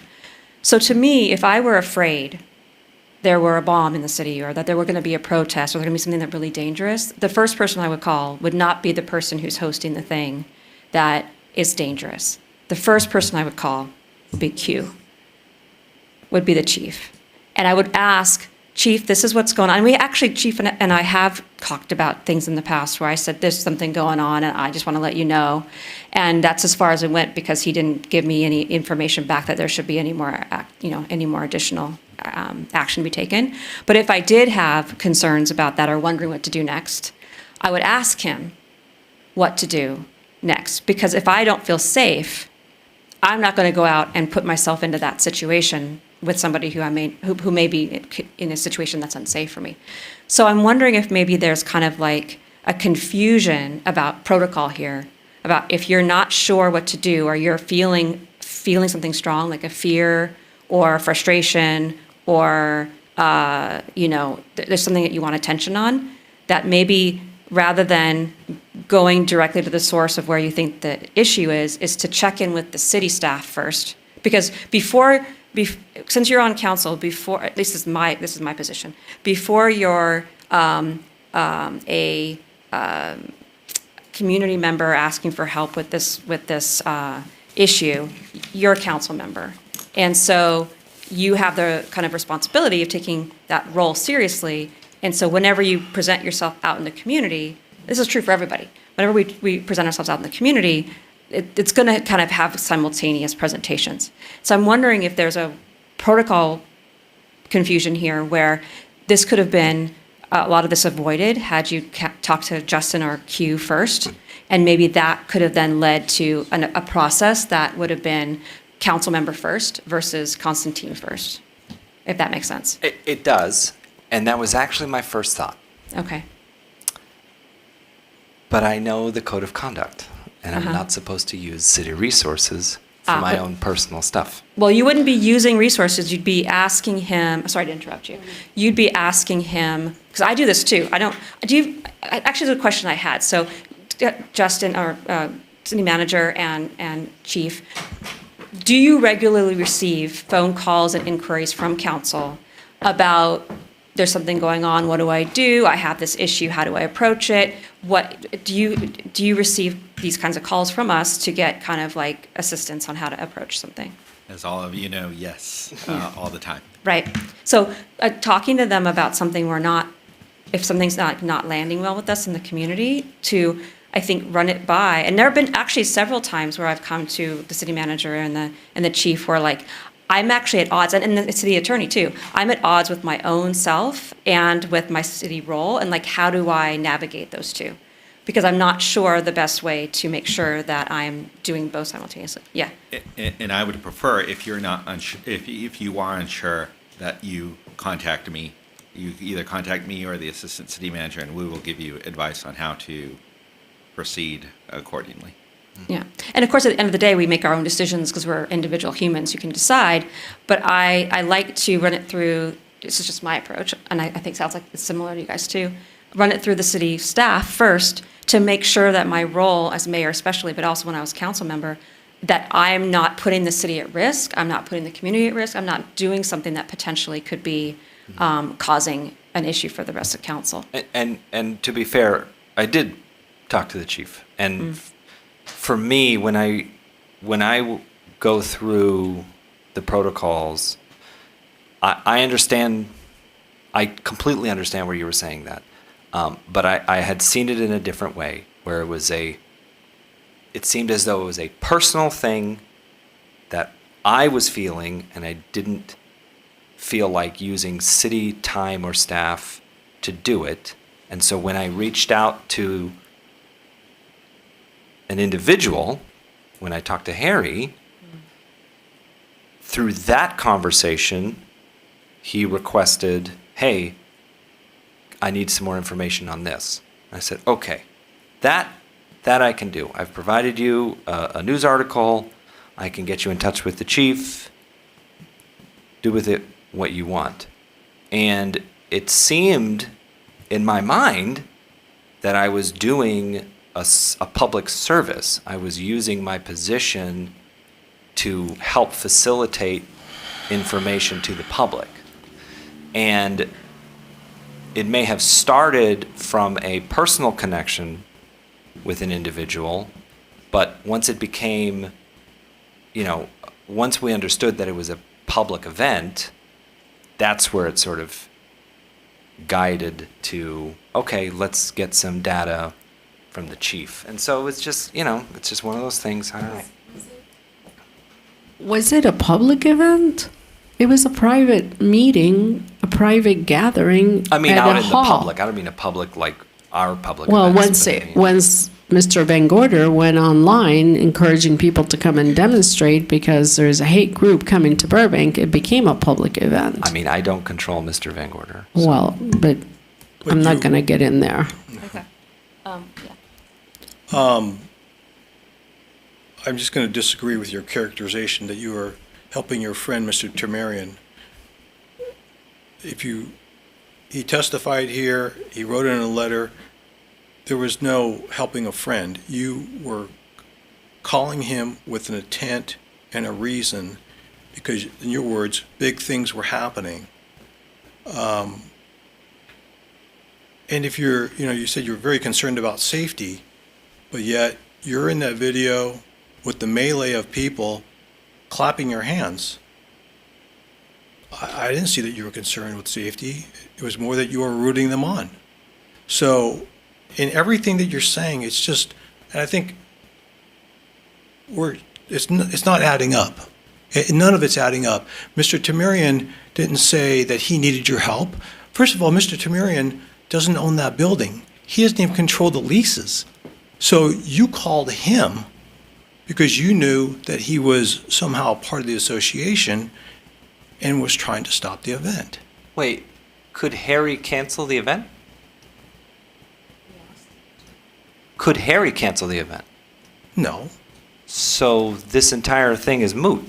If I'm talking to somebody who can't cancel the event, the implication that I'm trying to cancel the event falls flat. So again, I'd like to move to note and file. No, I would like to censure because I think there's enough evidence here that you broke the code of conduct. And again, I'll let the other council members weigh in on it. It's pretty clear what was happening here. You have testimony, you have emails about what exactly happened, the conversations that were happening, and you have text messages. I don't know how much more information you need. Any evidence would be great. It's all here in the file. So, if you're welcome to make a motion if you'd like, but I want to point out that if you're in disagreement about what it is exactly that happened or what's the infraction, and we do decide to do a censure, then it would be mostly performative because at the end of the day, a censure hopefully is a message of like, this is not okay. And if there's not a clear, at least in my opinion, if there's not a clear kind of this is what the censure is for, and there's an understanding and agreement, I hear what the censure is for, then it's simply just, saying that this is not okay, which is fine. I mean, that's something that you can consider doing, but that's when, for me, I really feel like if there is substantive actions that happen that are censurable, that those then actions change in the future, and I want to make sure that there's a real clarity around those actions so that they are, at least, we can ask that and change. And this is all I'm saying. If there is a clear, if you can show the thing that I did that was in violation, I'll own up to it. Because it's all here. Everything I did is here, and I'll tell you exactly what happened, and I'm on the video. But from my understanding of our code of conduct, I personally don't see it. And again, I Sure. might be missing it. Yeah. Would you like to add some more? Yeah, well, clearly you're missing it because clearly the rest of us, when we talked about it the day of when we talked about it to agendize it, it was very clear after the public came and spoke about the event. It's very clear that there's still very upset folks at the association. That's why we all received, well, have you guys looked at the letters we received today? We've all received letters. We received emails. And in my conversation with the ladies at the office, the reason I called is to hear it directly from myself because I know what I would be dealing with today. And I asked the question, are you guys going to come and speak tonight? And the answer, no, we're afraid. We don't want to be any longer on TV. We don't want to be out talking about it because we're afraid people are harassing us and calling us names, which to me, it was very disappointment, that we caused this for them and they didn't deserve it. These women work in the office just like our staff. And if something happened like this to our staff, I'm sure you'd be very disappointed because no one should be called names. No one should be called and harassed and This wishing. happened to our staff 3 years ago when I was mayor. I was Okay. very disappointed. So now you understand where this is coming from. And you understand that this is not, we're not making up the story. We're dealing with human beings who have been affected because of Councilmember Anthony feeling, I don't know, maybe we shouldn't have the event. My text message could have been different. Harry misunderstood me. None of this would have happened. If you were really concerned, call the city manager. Hey, I have this situation and these people are coming to Burbank. What do you think will be the best way to handle it? It's a private business. Do we get involved with a private business? We can't even deny them a meeting here in our own facilities in the city of Burbank. If this group would have called and made reservation in the city of Burbank, one of our parks and recreation or building, guess what it would be? Would you have done the same thing? Would you have been as much concerned as you were for the association? Could you have stopped the city? Could you have had the demonstration happen in our facilities? Those are really valid questions because people ask me those questions. Those are good questions. I think I Yeah. still would have called the police chief because I would have been worried about But people's safety. You would have never called the city manager to say, hey, and you didn't call the chief to say, we might have a bomb coming in or we might be, it's assumptions. Again, we don't know that this was actually going to happen. You called the chief to say, call Harry because they're having an event and there was a bomb at Three Sisters. And can you confirm that? That's exactly what the conversation was. The chief is here. Do you mind if I ask the chief? Sorry, I didn't want to have you come up again. Hi, chief. How are you? Sorry to put you on the spot. Is it working?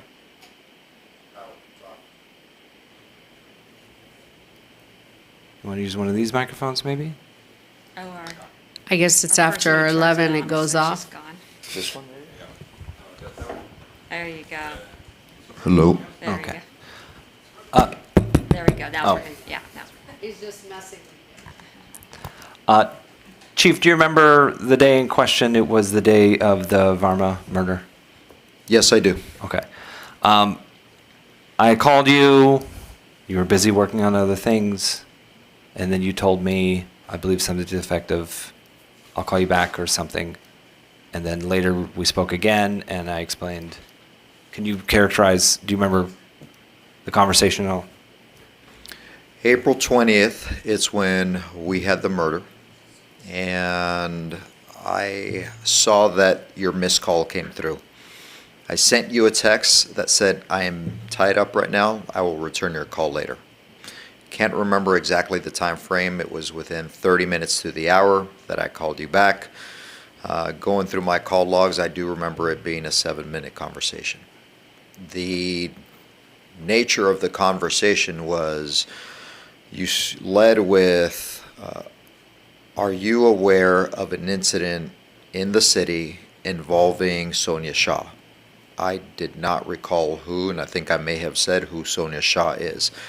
You gave me a little bit of extra context and background, said Sonia Shah is associated with Leave Our Kids Alone group, a group that I dealt with when I was mayor in 2023. They were involved in the Glendale incident. That group I was aware of because I was, at the time, the captain responsible for monitoring that protest.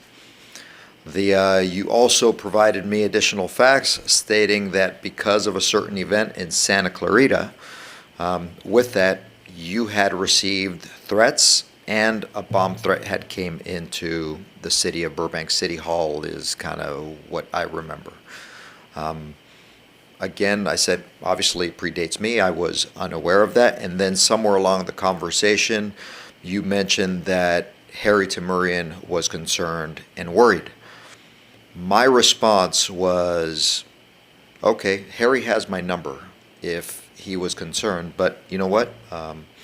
Like any other concerns that come from any other council members, the city manager, staff associated with the event, I take those very seriously. And will do my due diligence, being completely objective and neutral, and doing a threat assessment. And I think that's what I said I would look into the matter. And that's pretty much the extent of that conversation. And just to clarify, at any point, did I instruct you to tell Harry not to have this event? No. Okay. Did he ask you to call Harry, though? And did you talk to Harry? I did talk to Harry. The framing is what I don't recall of the conversation. I think you can, it's safe to say that, like, I will reach out to Harry to address whatever his concerns or fears are, but how that came across, I don't recall.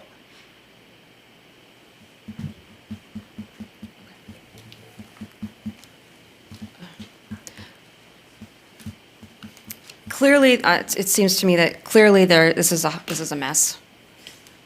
And right, and clearly there is a segment of the population that is quite perturbed at your actions. So the question I have is a censure going to have an impact on ensuring this doesn't happen again? Because I'm not, for me personally, I'm not the kind of person that chooses to do things to dole out punishment. I prefer to do corrective action. And so if this is something that caused a lot of a mess, what I've been trying to do tonight, and this whole time since this whole topic has been happening, is to figure out what the heck were the points where things went south. And so my hope is that somewhere in this conversation, there was an indication of where this went south for you, Councilmember Anthony, so that whatever we do tonight moving forward is going to result in this kind of messiness not happening again. If I could, I believe my earlier statement about failing to do this in person is key, but I do want to point out the last time this type of conversation was happening about my conduct was 3 years ago. Mm-hmm. So I've been doing pretty good for 3 years. No, you haven't. Well, we're talking about this incident. Yes. And I think that what I would like to see is, I mean. Well, the reason I said that Okay. is because the last time we talked about this, I really did take it to heart. Okay. And I have been trying very hard to exactly follow these rules of conduct. We changed them. I believe we even changed them a second time to be more stringent. I, at every step, wanted to make sure I was doing the right thing, that I could, if it happened and I'm sitting in front of you, I could go through and justify every single step through the code of conduct, ensure that people were protected under their constitutional rights, and ensure that I was doing my due diligence in my behavior. Now, I've been doing that for 3 years, and I've been pretty good because I feel like this is the first time anything has gotten out of control. Well, But this messiness, people been annoyed by your behavior, but this level of messiness is true. It's not the same level of messiness, and apologies for interrupting you. It's not the same level of messiness as 3 years ago. This is the first time. But I think that this is an opportunity, because it kind of rose this level of kind of like messiness. This is an opportunity, I hope, and I hope that you're being authentic and honest about this being an opportunity for you, that especially as we're moving into this kind of like season that we're going into through November and then beyond, is that to not get ahead of yourself when something is looking enticing or interesting that you want to do, to show up to something, to call somebody, to get involved in something, and to check with our staff first before you do, whether it's city manager or it's a chief, and just check to say, hey, I'm thinking of going to this ribbon cutting. I'm thinking of attending this meeting. I'm calling in at this meeting and saying this. What's the best way to go about it? Because I think, at least for now, that would help avoid the accidental, I'm going to give you grace and say accidental, showing up in a way that's going to cause messiness. And it may turn out that the way you planned it it's totally fine, but I think there might be a lack here of recognizing how the impact might be. And I'm not saying that you should change everything you do, but I think having that extra layer of just checking in might be helpful to ensure that that doesn't happen as often. I hear you. And the only reason I bring up the 3 years is because I have been going to protests and showing up to events. And I, on occasion, will contact staff about, well, what's going on here and what's going on there. And so what I'm saying is it's been 3 years, even though I have been very active in things outside of this dais. I feel like there was just a misstep here, and it's unfortunate because I felt like I was doing so well. I'm never going to not annoy some people. But yeah, I think this got just out of hand. Vice Mayor and then Councilmember. Thank you. It's not about annoying people. It's about people are concerned with a behavior from a council member who's held to a higher standard. And the example, you're saying, oh, I've been good for 3 years. Believe me, if I put a log to every phone call, every text that you have sent, every social media, every conversation, again, such as the hospital conversation, just the fact that you're sitting in that room, you didn't call the city manager or city attorney and say, what is the optic for? You can go demonstrate. I mean, I knew you were out there demonstrating. As a matter of fact, Assemblymember Schultz and I were talking about this just at the event the other night. And, you know, he was there demonstrating. He didn't go in the negotiations room and said with the staff and said, I'm here to negotiate. No, you have every right to go and demonstrate support. We know this is something you enjoy doing, and you have every right. Any council member has any right to go. But sitting in there, you didn't call the city manager and say, what are the optics? You didn't call the city manager or even the city attorney and say, you know, Ms. Deal is going to Metro. She's going to speak. How does that look to our city when I'm there and the day before we found out we're being sued? How does that look? So that is something I think most of us will probably question. Tonight, just before we approved the city clerk's report, I ran over to the city attorney and says, can we vote as council members because we're on the ballot, right?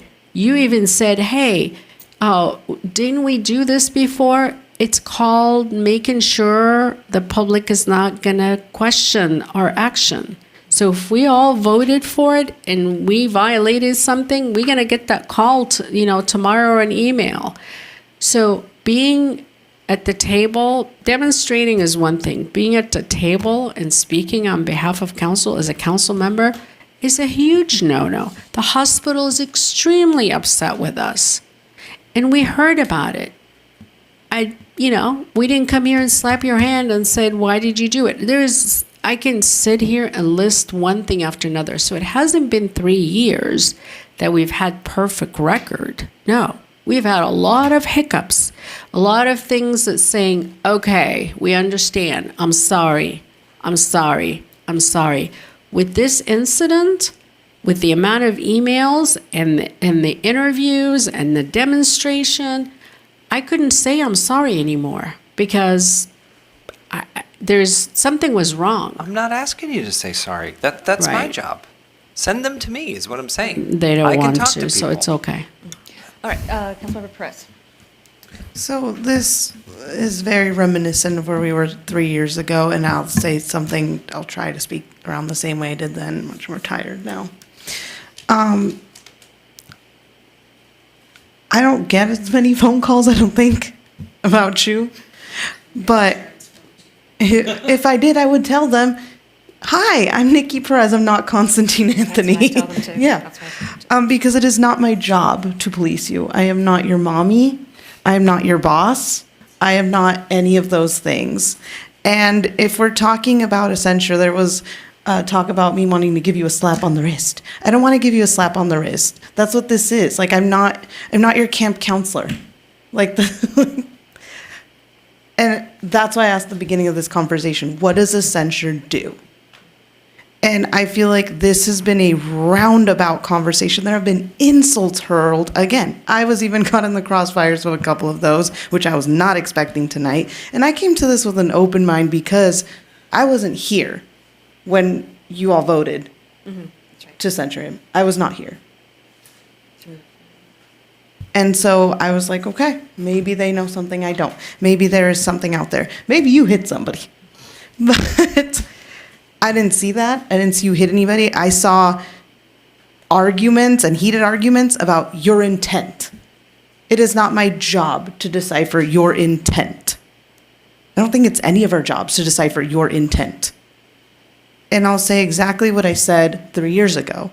If people don't like the conduct, that is what the ballot box is for. Because we do get emails that are like, you should remove so-and-so from council. I get emails asking about removing. I think you're the only one I haven't got an email asking to remove that from council. Because I think all of us have had moments up here that are not our best moments. And inevitably, there's an email, so-and-so should go, so-and-so should go. I've never called for a censure, even though I've been hit with some of the worst moments from some folks. Because I don't think it's my job.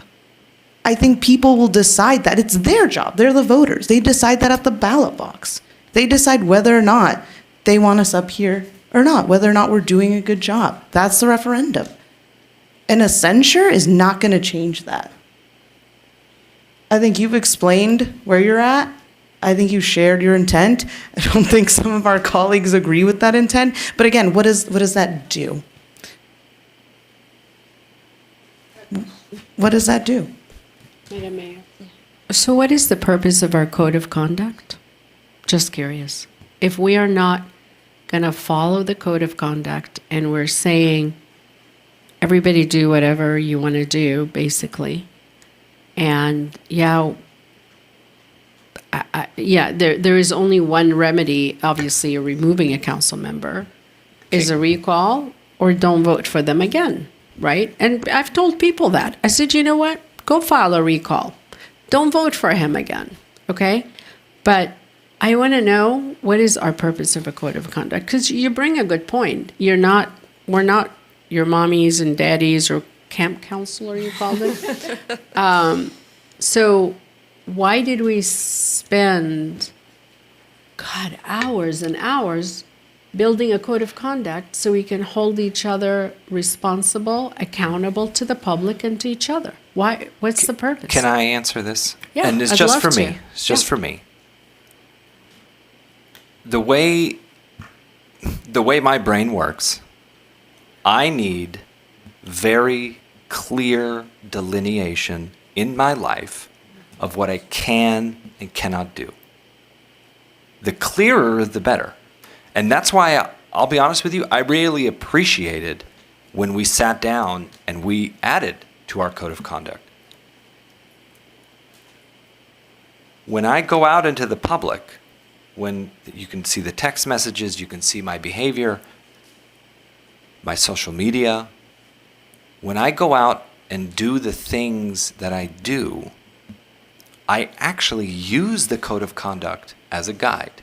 And I go through line by line. I say, is that allowed? Is that allowed? Is that allowed? And if it is, I do it. Now, sometimes I may not get it right. And people will email me. I've gotten emails too. Hey, you shouldn't do that. I go, okay, let me go back and look at what is asked of me. And maybe I didn't get it right. But every time I do that, it informs me for the next time. I tell people all the time, my whole life I've said this, I never make the same exact mistake twice. If I know I shouldn't do this one thing, guess what? I'm never doing that one thing again. The problem I have is that I can't extrapolate out that piece of data to anything else. So for every new instance in my life, I have to start from the beginning and go through the entire list. And so it's difficult for me to interact in the public generally, just through my life. A code of conduct for me actually does help guide my behavior.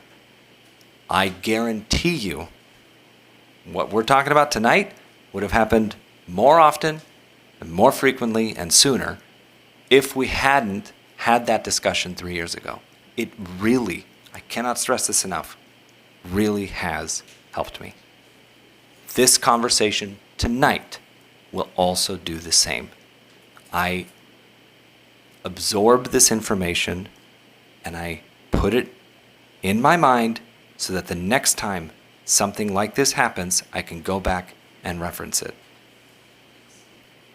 That's why I appreciate the code of conduct. Yes, Councilmember Zide. By the way, we are 11:40. Thank you, Madam Mayor. I'm not sure who asked the question, like, what good is the censure? If that's all that we can do as a council, and there's been a violation and rules have been broken, then why wouldn't we do all that we could do? Again, you look at the public has been all over us about this, and to do nothing, I think, is unacceptable.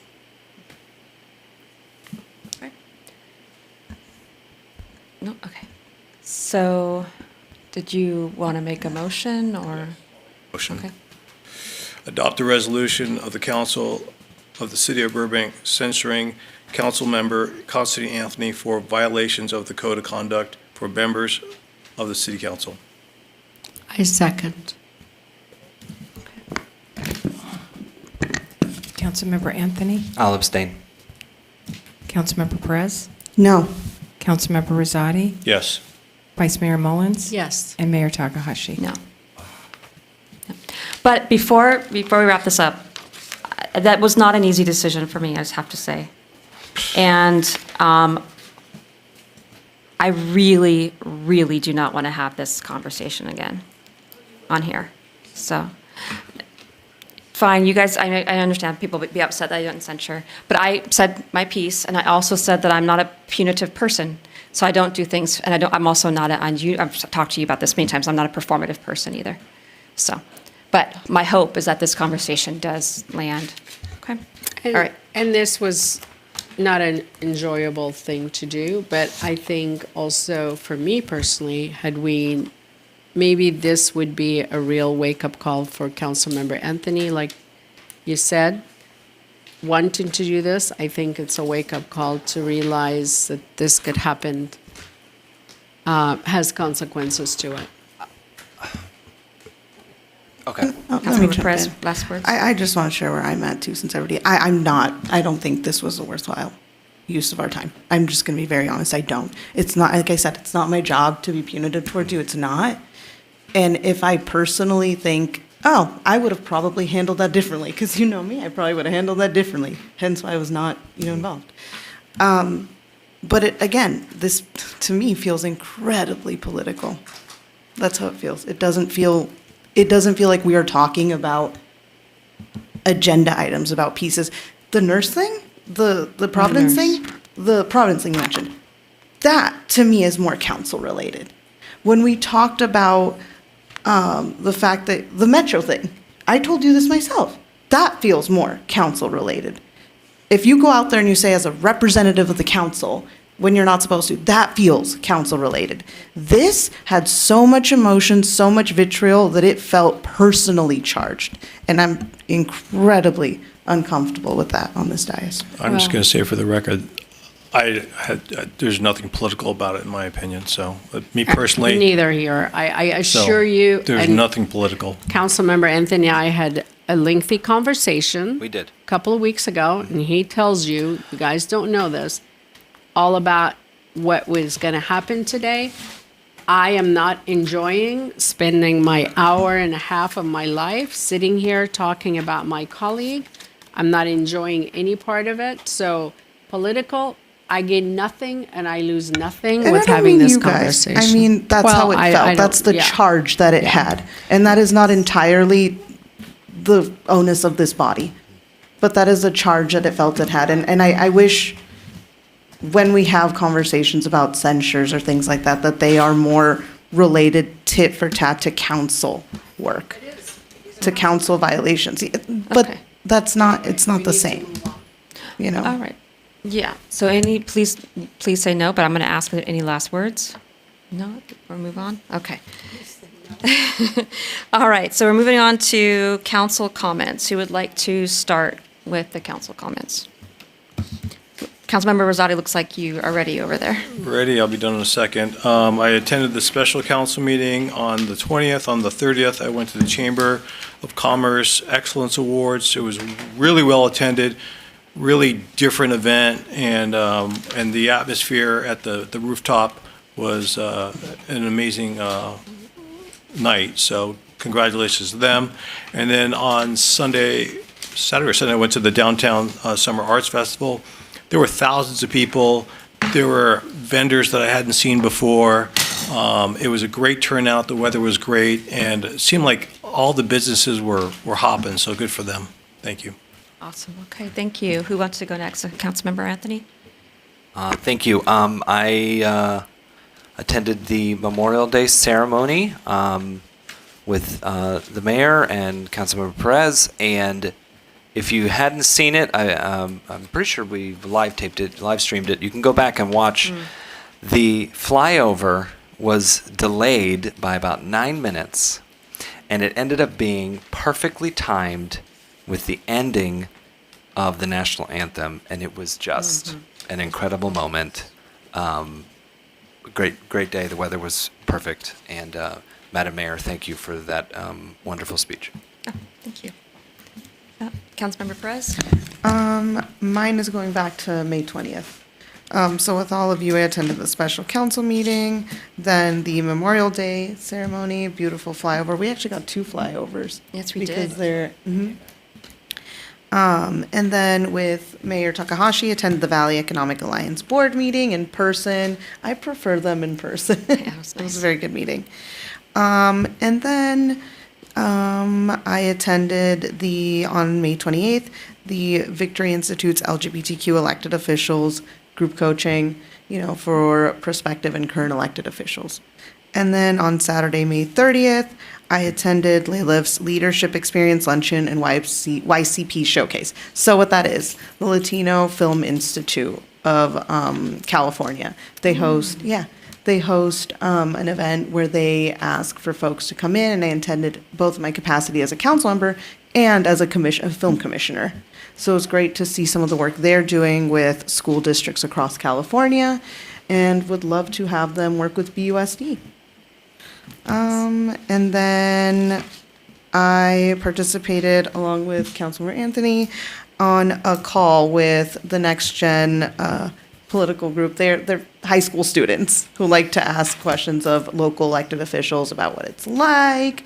Councilmember Satrian from Glendale was also there, and school board member Kelly Gonya. So it was very nice to answer them about what we do.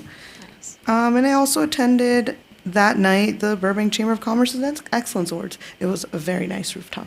Yes. And it did not smell. No, it did not smell. It actually smelled lovely up there. And it was very nice to see. I think all of us had a chance to take a tour of that development as it was coming up. So it was very nice to see the finished product. Congratulations to Jamie and her team. Yeah. As always, amazing. All right, Vice Mayor, are you ready, or want me to go? Thank you. Special council meeting on May 20th, May 21st. I met with Ms. Keyser, and on Tuesday, May 26th, I actually coordinated a meeting with Supervisor Barger's office and members of the community on Catalina regarding the LRP housing project. We had a really, really great meeting, informative about the program, and we have some follow-up from the supervisor's office, trying to get back to the residents and give them some information they asked for. So I was glad that I was able to coordinate it with the community group. May 27th, attended the Senior Citizen Board meeting and the Chamber Excellence Award. And yesterday, I met with Susan regarding the BRT. Thank you. Okay. All right, so the 20th special council meeting, the 21st, I went to the Burbank Chamber of Commerce monthly board meeting to give an update on what's going on in the city. Later that night, I went to the school board meeting. Thank you, Councilmember Anthony, for suggesting this, and I gave a certificate to Gwyneth Glover, who won the debate championship for the first time in Burbank USD history. So that was pretty neat to be able to give that certificate to her. She was so surprised. She didn't know. And that same night also, they were handing out their teacher appreciation and staff appreciation awards too. So I was able to participate in that as well. So that was really nice. And then the 25th, attended the Memorial Day event. That was wonderful. And it wasn't too hot. It was a little bit warm, but it wasn't like scorching. So that wasn't nice. Yeah. And then on the 26th, I went to the Valley Economic Alliance Board meeting and the Excellence in Education Awards. And the 28th, I attended the San Fernando Valley COG Olympics Subcommittee meeting. I'm on the Olympics Subcommittee, and I thought it was a very interesting subcommittee. I didn't call that one together, and it was about supporting equestrian sports. And so we're looking at ways in the Valley to be able to support the equestrian sports specifically during the Olympics, and the economic support for that. And then on the 30th, went to the Chamber Excellence Awards, and I'm not sure if you mentioned it, but it was at the top of the Front Street. I think everybody was there, I'm sure all there, but it's top of the Front Street development. And for those in the community who have been concerned about the Front Street, I checked to see if it smelled and if it was noisy, and neither of those things were the case. It was fine. And then earlier that day, I attended the arts fair, the Jackalope Arts Fair. And then on the 31st, I attended the Momnipresent storytelling event at Colony Theater. And I wasn't going to go. And I saw Suzanne where it's at the arts fair, and she persuaded me to go. I'm like, okay, Suzanne, I'll go. And I went. I'm so happy I went. It was so fun. It was so relaxing. I laughed so hard. I was having tears coming out of my eyes. And I was like, I needed this. I needed just to lose myself in somebody else's story. I'm so jealous. I wanted to go. And Suzanne, if you're watching, I was wiped. I'm sorry. Yeah, I was wiped too, and I was dragged myself there. And then I sat there for 2 hours listening to stories, and it was just Yeah, really Heather- nice. I actually got Baby tickets and couldn't climbing make on me. it, so. Yeah, so, Jealous. yeah, so that was it. All right, that's it for me. Okay, we're almost done, y'all. So the last item, or the next to last item, is consideration of previously introduced additional agenda items. I have let me read my script there. That's mine, yes. 1 second, let me get my script out.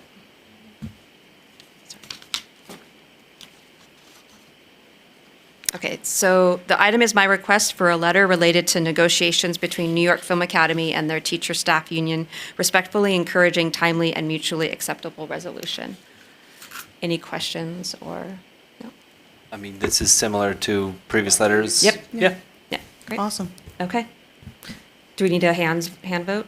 Or- Yes. okay. So just a couple things. Yeah. One, if you do want to proceed with this, we would bypass bringing it back. We would just do a letter similar to, we've done 2 or 3 of these already, where we don't take sides, but we encourage a Yeah.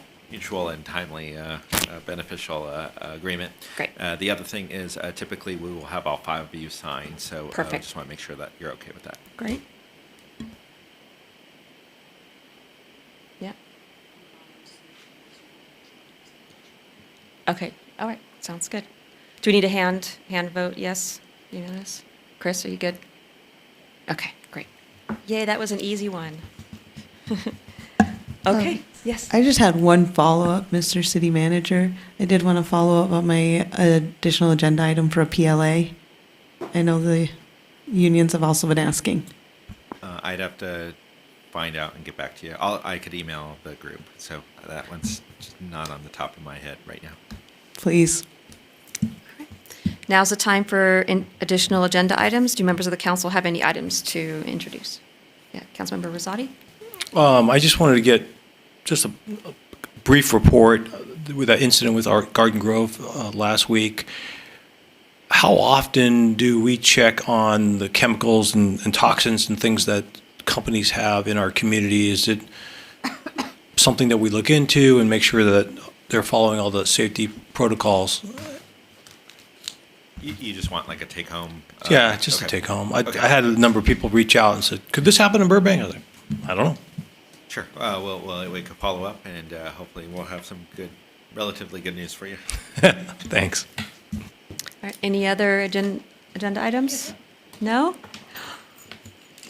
We now adjourn the meeting to Tuesday, June 16th, 2026. Did we make it before midnight? Oh, we're 3 minutes before. For a joint meeting in the council chamber, 275 East Olive Avenue, second floor. Thank you and good night. By 2 minutes.